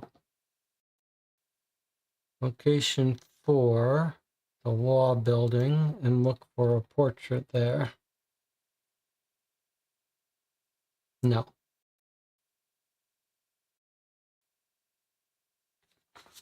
And we could try another one, which would be the library, which would be 15.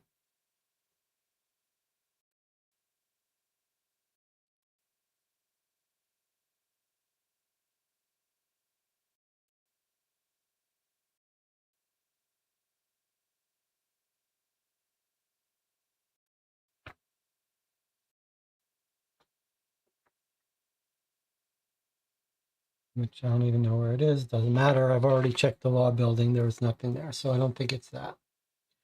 No, I think this is... Is there a chance of finding Henry's notebook? I don't know. But you've identified why it's so frustrating at this point. We have no idea if we have enough information to solve this, or if we should be looking for his notebook, which is going to give us the key, or if we have to run a cipher after we do this, or if this PB is related to it, or if it's PB10, or if it's PBIO, or if it's in a different order. We have no idea if we're looking for numbers. We've got something that says building number, but that doesn't seem to make sense.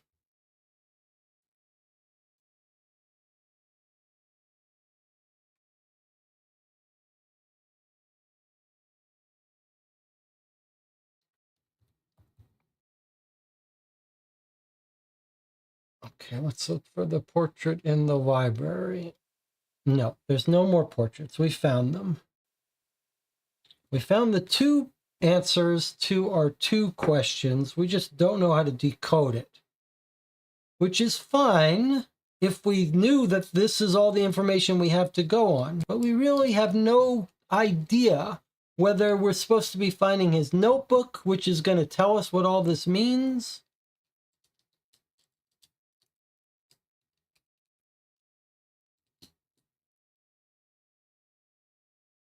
All right, let's just relax.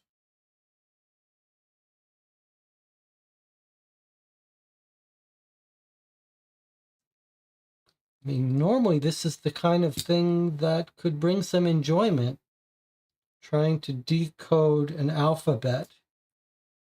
Just the fun is getting sucked out of it. Well, partly because it's 6 hours in, but also because we have no idea whether we've got enough information.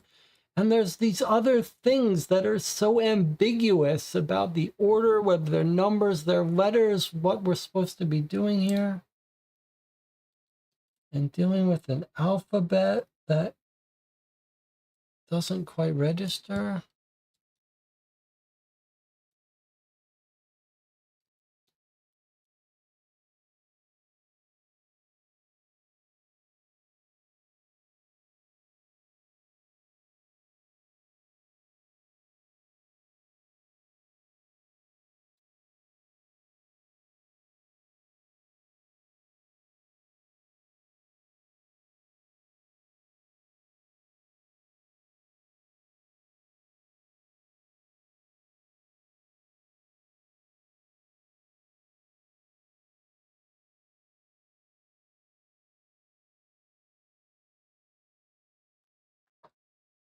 All right, let's try to do the thing where we don't try to solve it, we just try to observe things.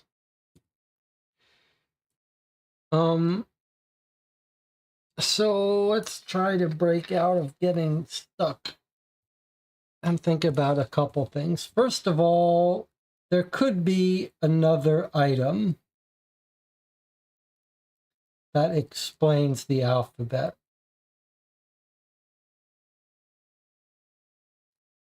I.e., his notebook could be somewhere we could find. What's another observation? Another observation is you could say, what are there regularities in this alphabet? It looks like a pigpen cipher, but not quite.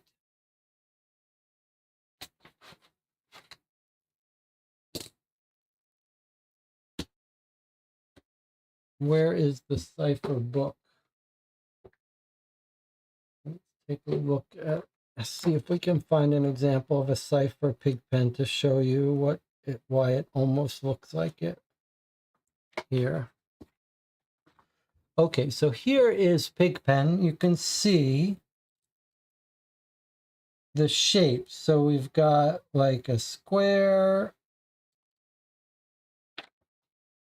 So this is what a pigpen cipher would look like. You can see it's quite close, but it's not quite. And even if you put it on an angle, which is sort of tempting, you still don't quite get these weird asymmetric shapes with the diamonds. So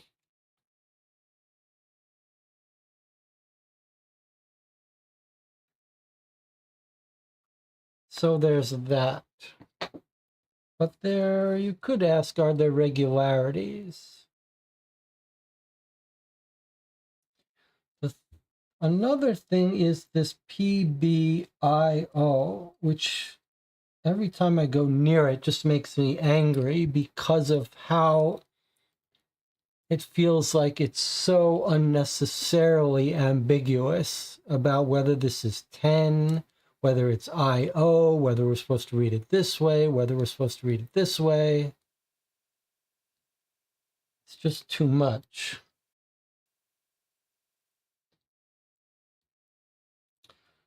Another observation we could make is whether there are word breaks here, which it sure looks like there are.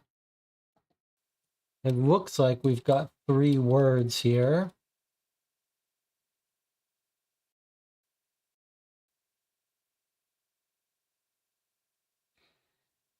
Then another idea is that we could translate the graffiti into the word copper if we think that Henry or someone left a calling card to the copper people. That would give us some letters.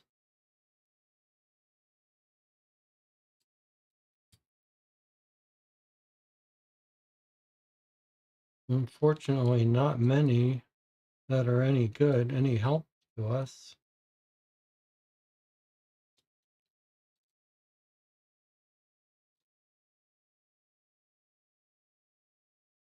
Another clue could be the phrase building number. Although I find that bizarre that we could get a number and it would mount to the same number that's on this map. And then the question would be, how the hell is this a number?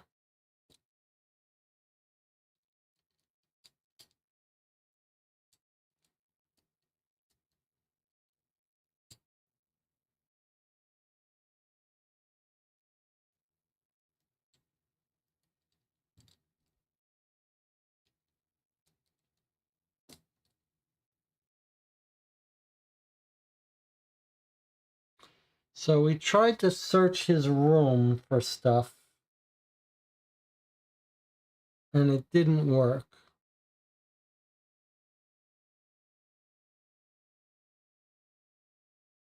Because it won't let us even pick the non-numbered locations where residents were, so we can't search that.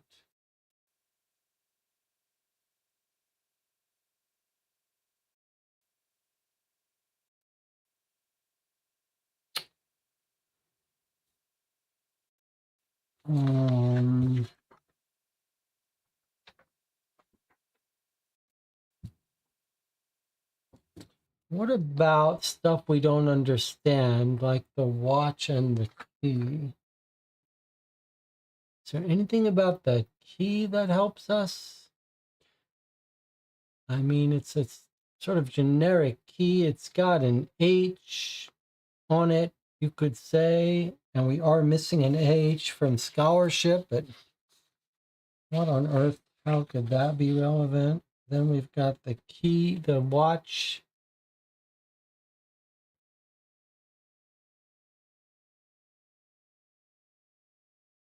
How are we supposed to make any sense out of that being useful to us?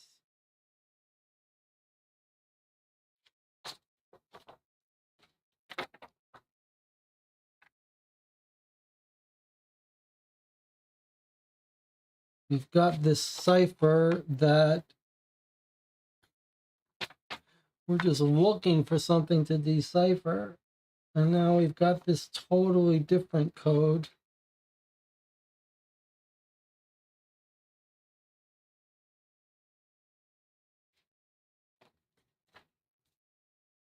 All right. Does any of this feel like it could be useful? To me, it feels like if there's one clue that should be useful to us, it's this PB10 or PBIO. Feels like that's got to be conveying some. Does it have to be conveying information? It certainly doesn't look like it would be related to this. One is written and one looks like it was stamped onto the canvas. And yet it's so oddly here that it feels like it should be related.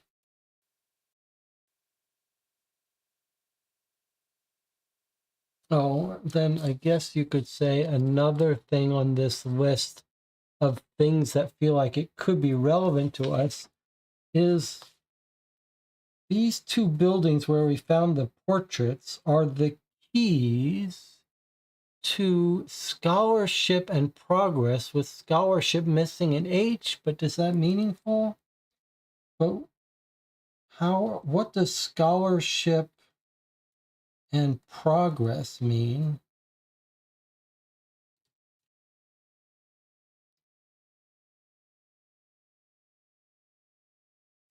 Science was here.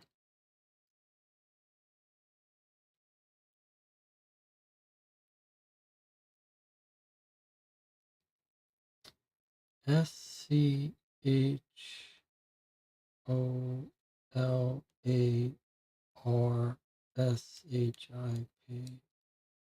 Doesn't do anything.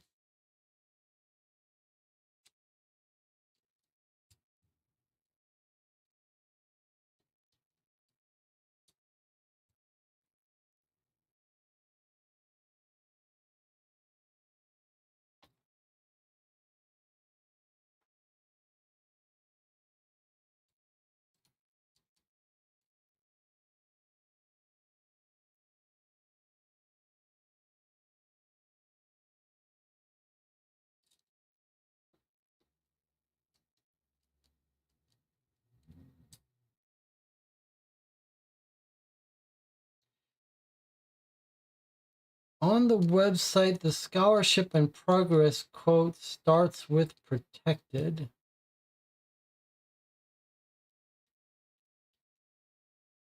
On the website, you mean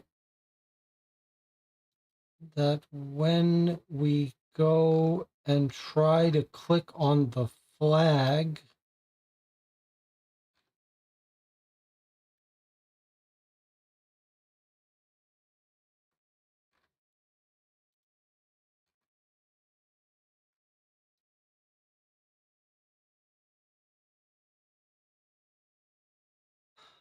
flag is the next puzzle. It's not this puzzle.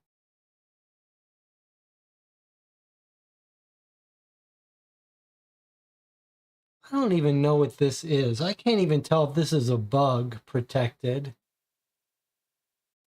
And notice there's the H here this time.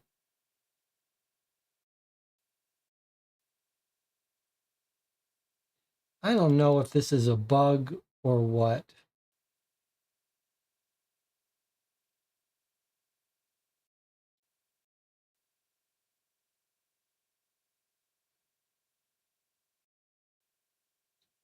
And here was the mention about Agrippa. Someone in the chat already said they searched for Cornel Agrippa. You've convinced me that that has nothing to do with our cipher, but I guess I'll do it again.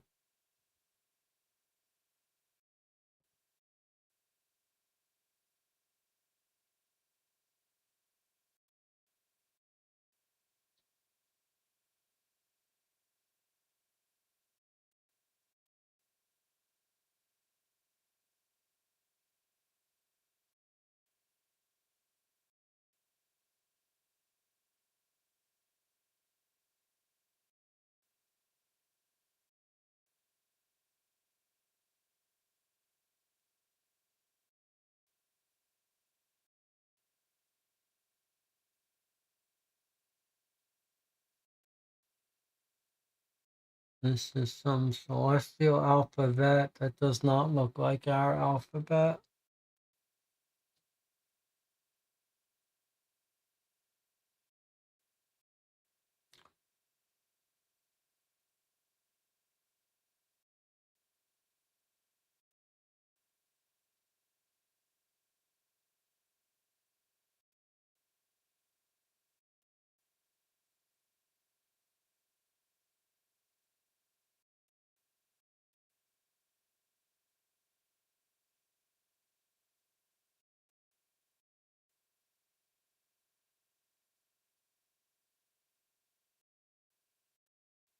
To do any search, you have to tell it exactly what you're searching for. So you can't just say search something. You could say search in this arts hall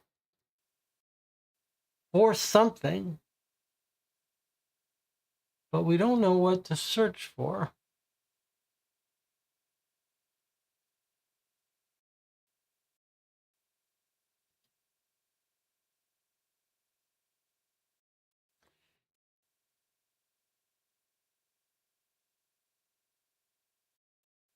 We do know that when we talked to Alex, she said he came in his room to get something, and Henry was in a panic. Borrow a notebook. It's as if Matt discovered something of his.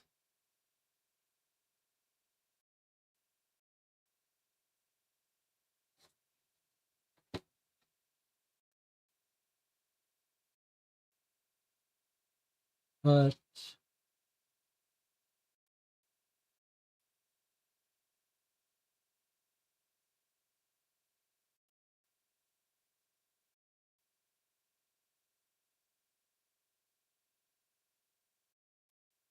we know she ran into him at Kelly Gardens, which is odd.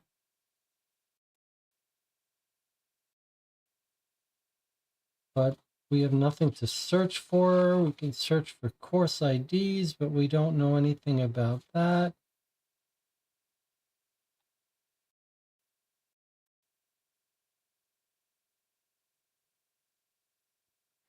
We don't know where we're supposed to use this cipher.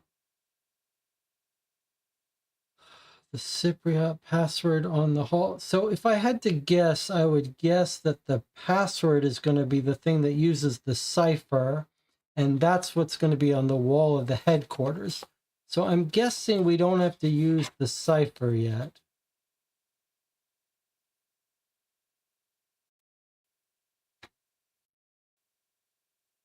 This will be the time when there's so much anger, when I'm feeling so angry when I should use the hints, but I feel like that's just going to make me more angry.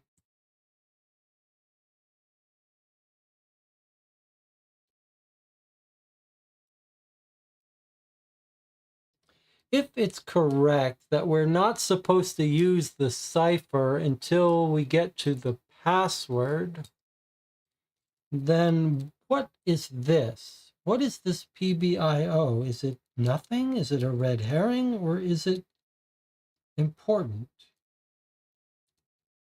Scholarship and progress.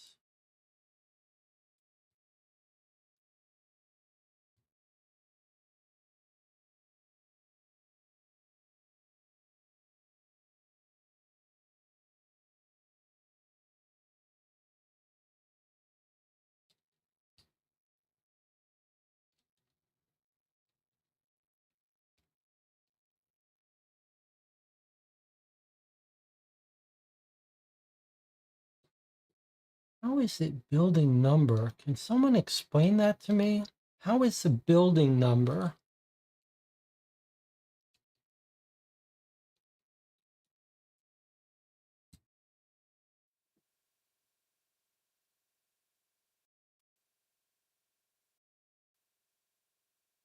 What English three-letter word starts and ends with the same letter?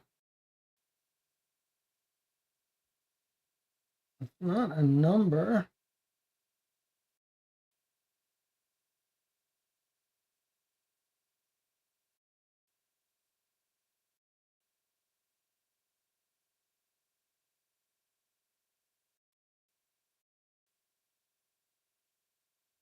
Surely these are word breaks. So what word is this?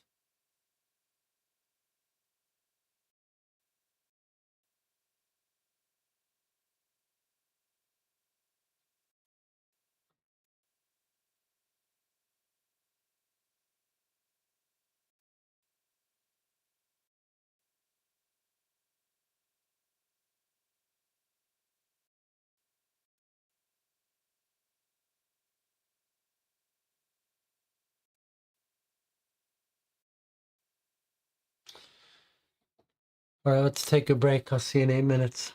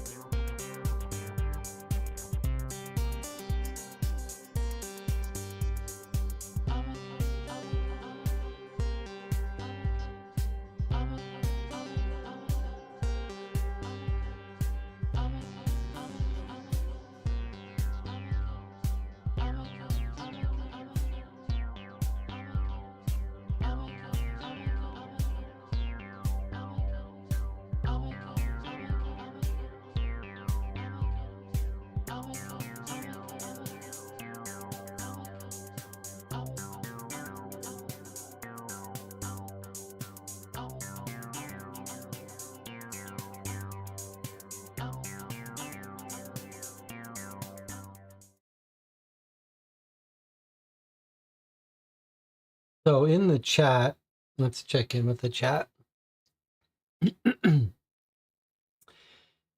Can someone, Mystified says, can someone Google Knights Templar cipher, see if it's what's on here? Could it be in French? That does look very similar. I still think we're missing something. Surely we wouldn't be expected to just know about that. There's your origami puzzle.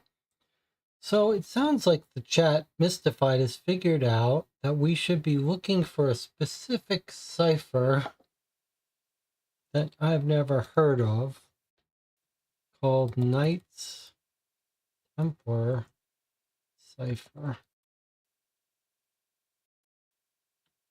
The Templar cipher, also known as the Pigpen cipher. So, but this isn't the Pigpen cipher we've ever seen. It's called a Templar cipher. Yes, there's our cipher.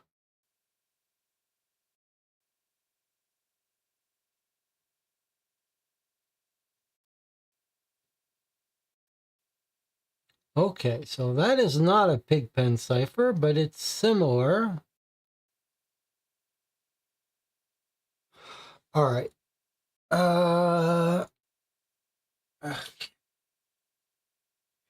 Well, I'm going to agree with the channel that there surely had to be some other clue pointing us to this, but that's not even going to be my complaint. I'm fine with I am fine with us having to figure this out if there were other ways for us to figure it out. But okay, so it looks like this theory that this is copper was wrong. So I am very curious to see how this all decodes.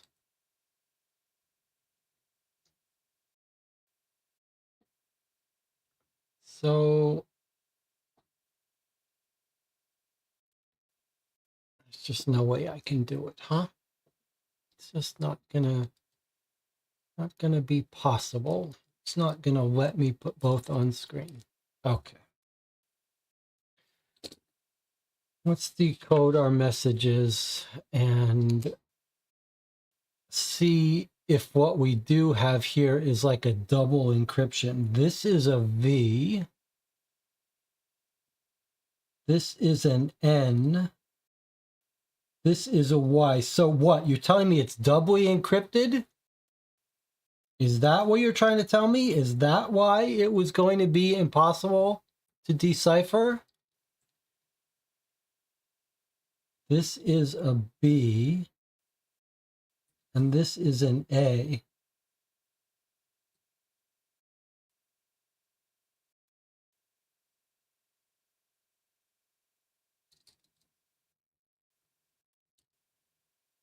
So are you telling me it's doubly encoded?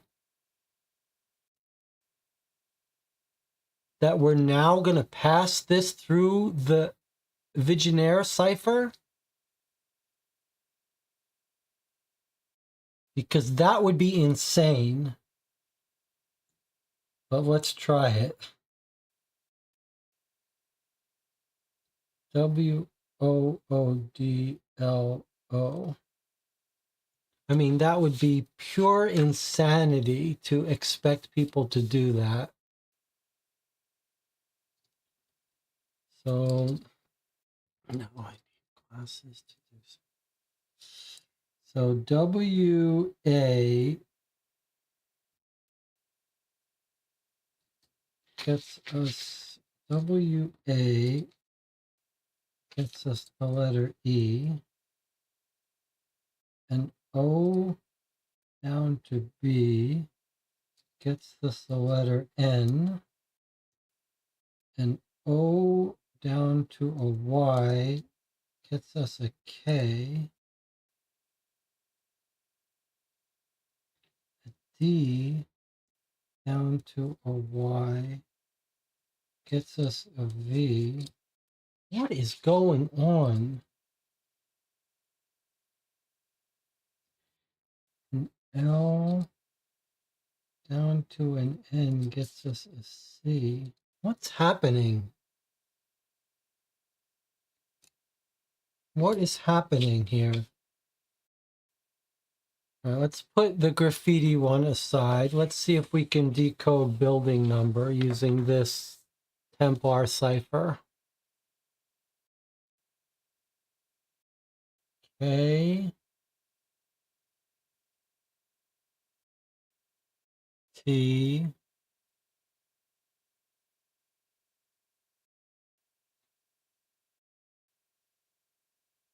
This is a C. Can't see it on screen. Guess I'll give it to you on screen that way. This is a W. This is a C.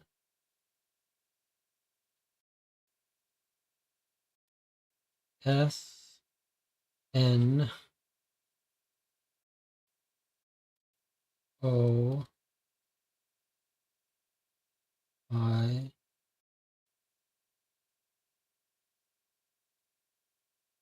S. B.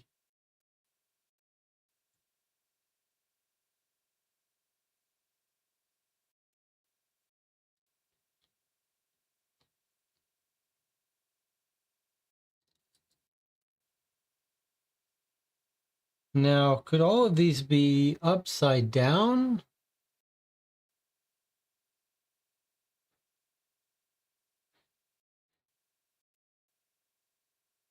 Because everything here can rotate, right?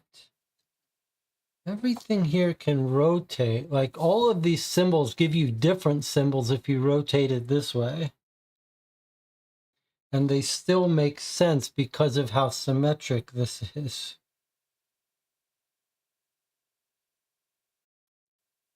So like now if we read it this way,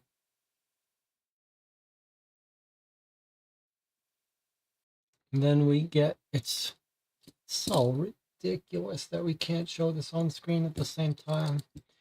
So if we read it this way, which is I think what Jamie is trying to suggest, like this PBIO is telling us we should rotate it this way.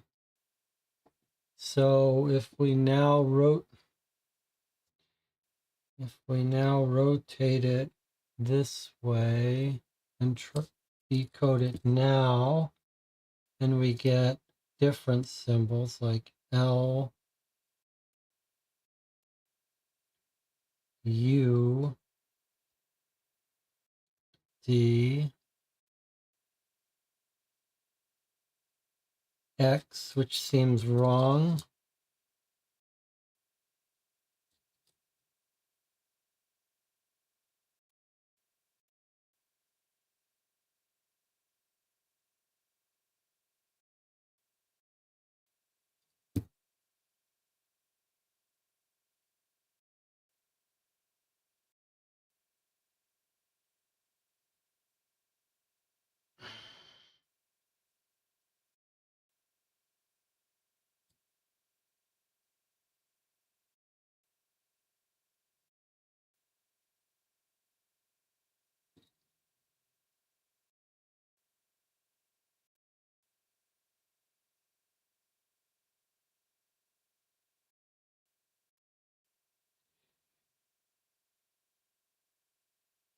By just rotating this one to be right side up with this. Didn't work on the other one, but maybe it's going to work on this one.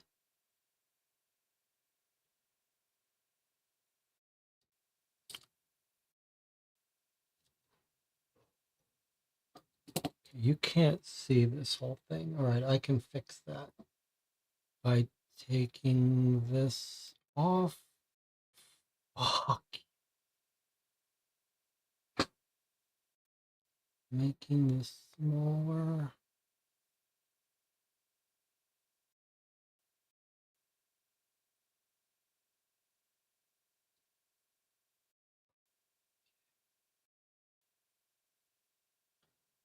That's the letter C. That's the letter Z.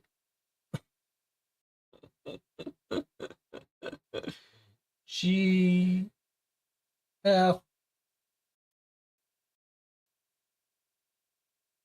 B, W. Oh, suggestion.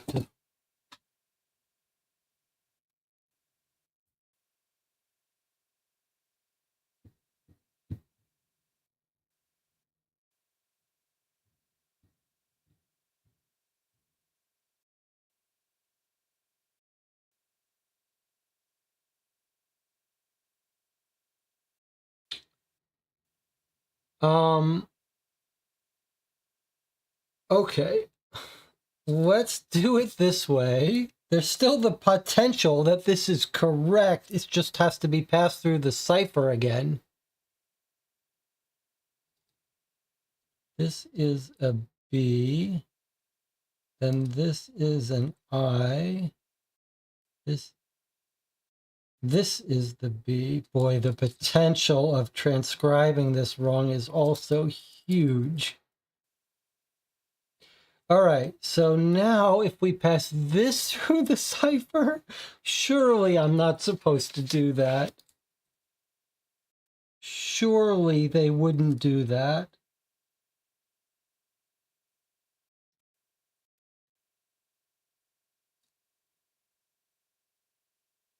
Surely they would not make us pass through this other cipher.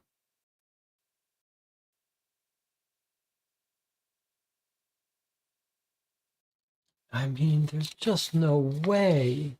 There's no way. But the sheer fact that we have to consider this is deadly. W to C gives us a G. O to Z gives us an L. O to G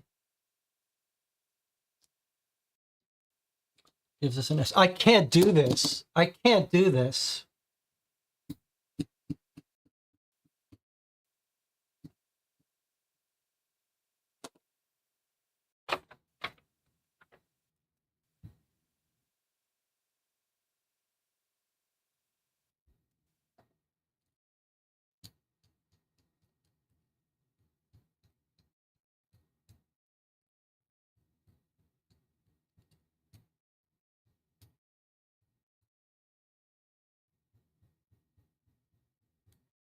Where's my screen?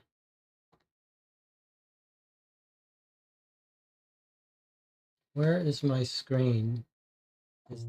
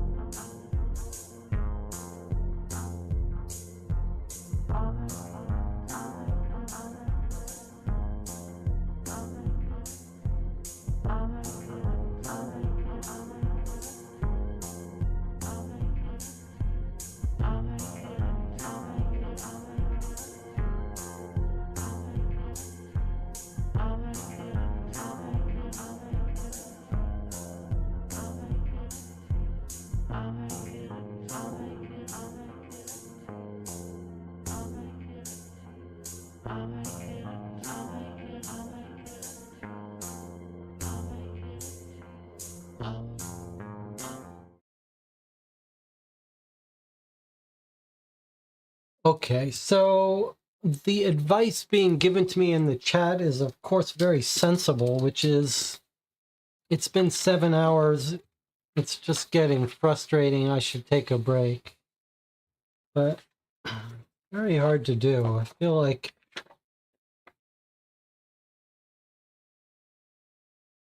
there's something about the anger and frustration that makes you want to just wallow in it.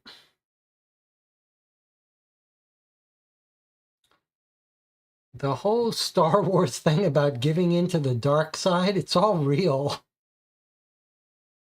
Like, that's what anger and frustration is. It's like there's something that makes it very unsatisfying to calm down. It's like a lighting a fuse. Once it starts going, you just don't want to let go of it until you get to the end. Like, I want it to be over.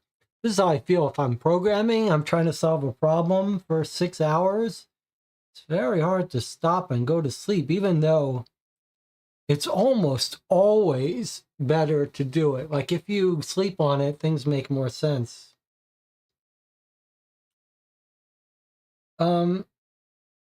Let's just try for a little bit to calm down a little bit, because it feels like we are very close to this. I've just printed out. Let's see if we can come to some terms with something.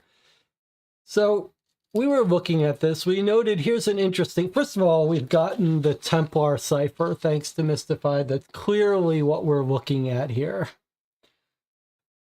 Now, whether Corsican says, I think it was Corsican, someone was saying it, surely we weren't supposed to just know this. Surely there's something we're missing. But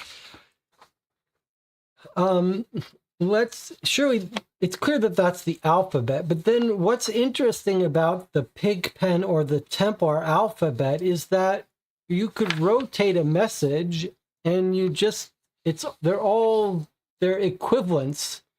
So you just change the alphabet, it never becomes illegal, which seems like a very good reason not to ever use such an alphabet. But okay, the interesting thing is does this PBIO help us? Because does that give us an orientation? However, let me just note that this word access is clearly what's been written along with this.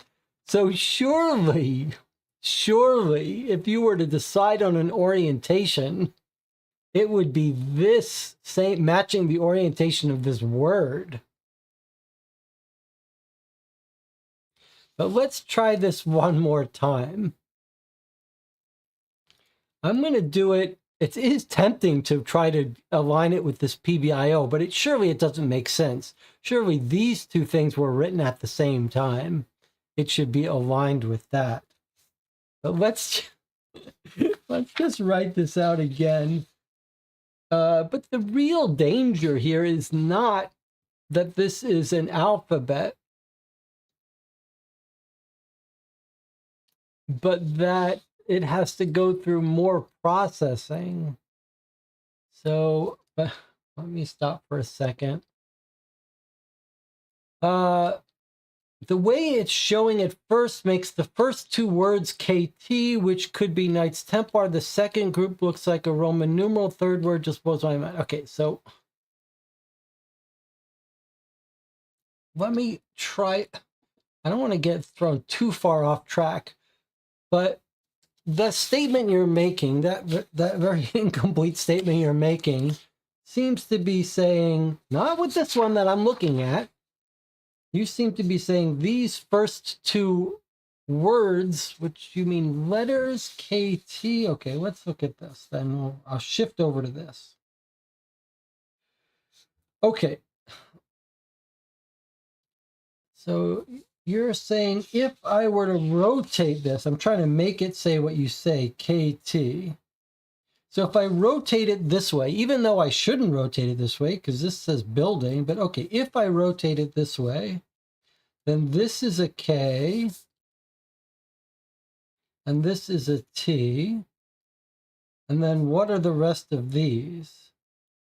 C. Boy, it's hard to see. It's hard to look at that small text and this text at the same time. Okay. K, T, C. Then we have a W and a C.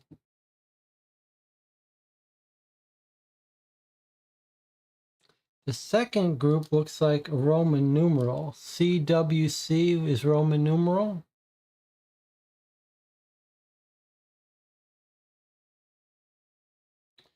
Then we have S, N,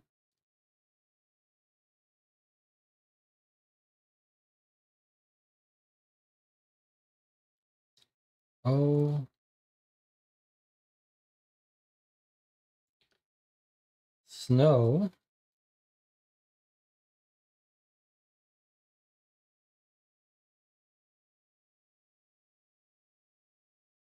Is there a dot there? Is that an S?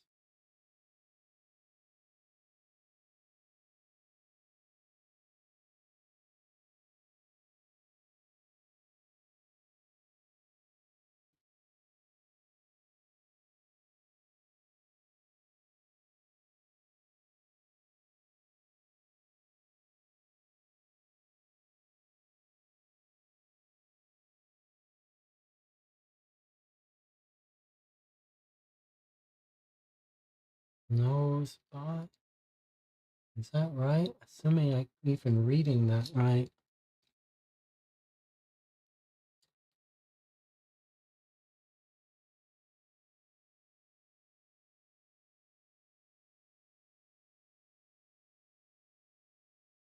Although I don't know why we would read it that way. We read it this way. We get I, S,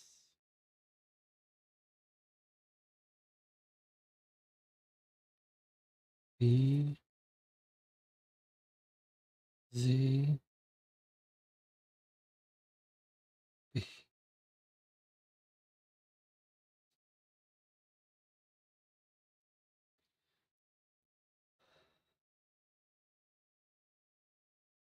No, why am I doing this?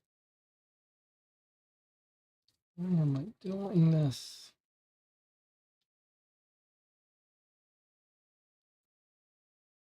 Did I do that one wrong too?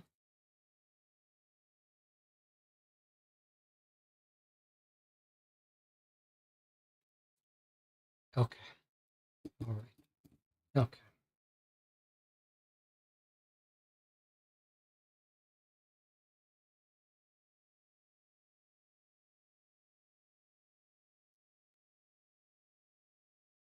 Okay, the only reason I twisted it is because we were trying to get KT. Okay.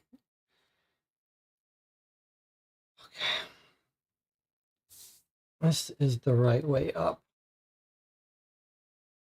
But then our first letters are what? K, T.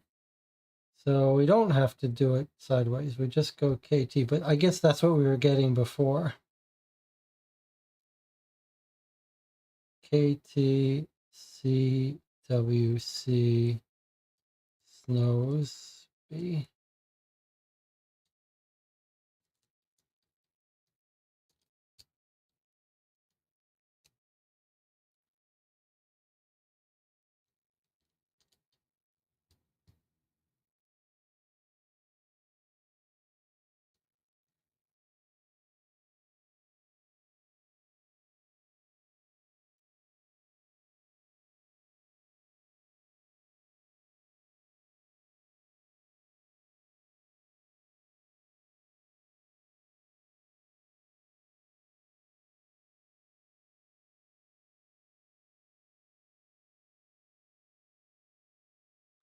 And what happens if we try to double encipher this? Which would be so insane.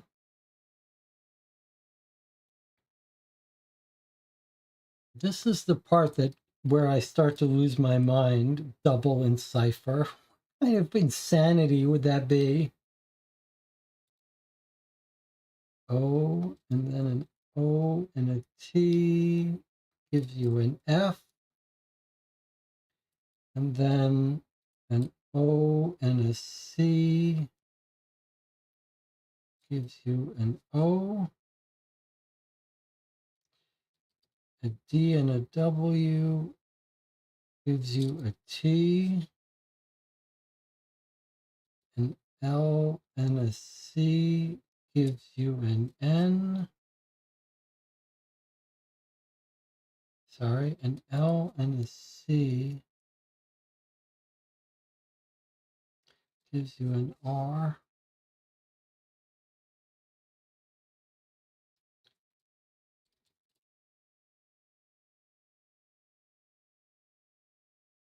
And a D and a W gives you a Z. Okay. All right. Okay. Good night. I'll see you tomorrow.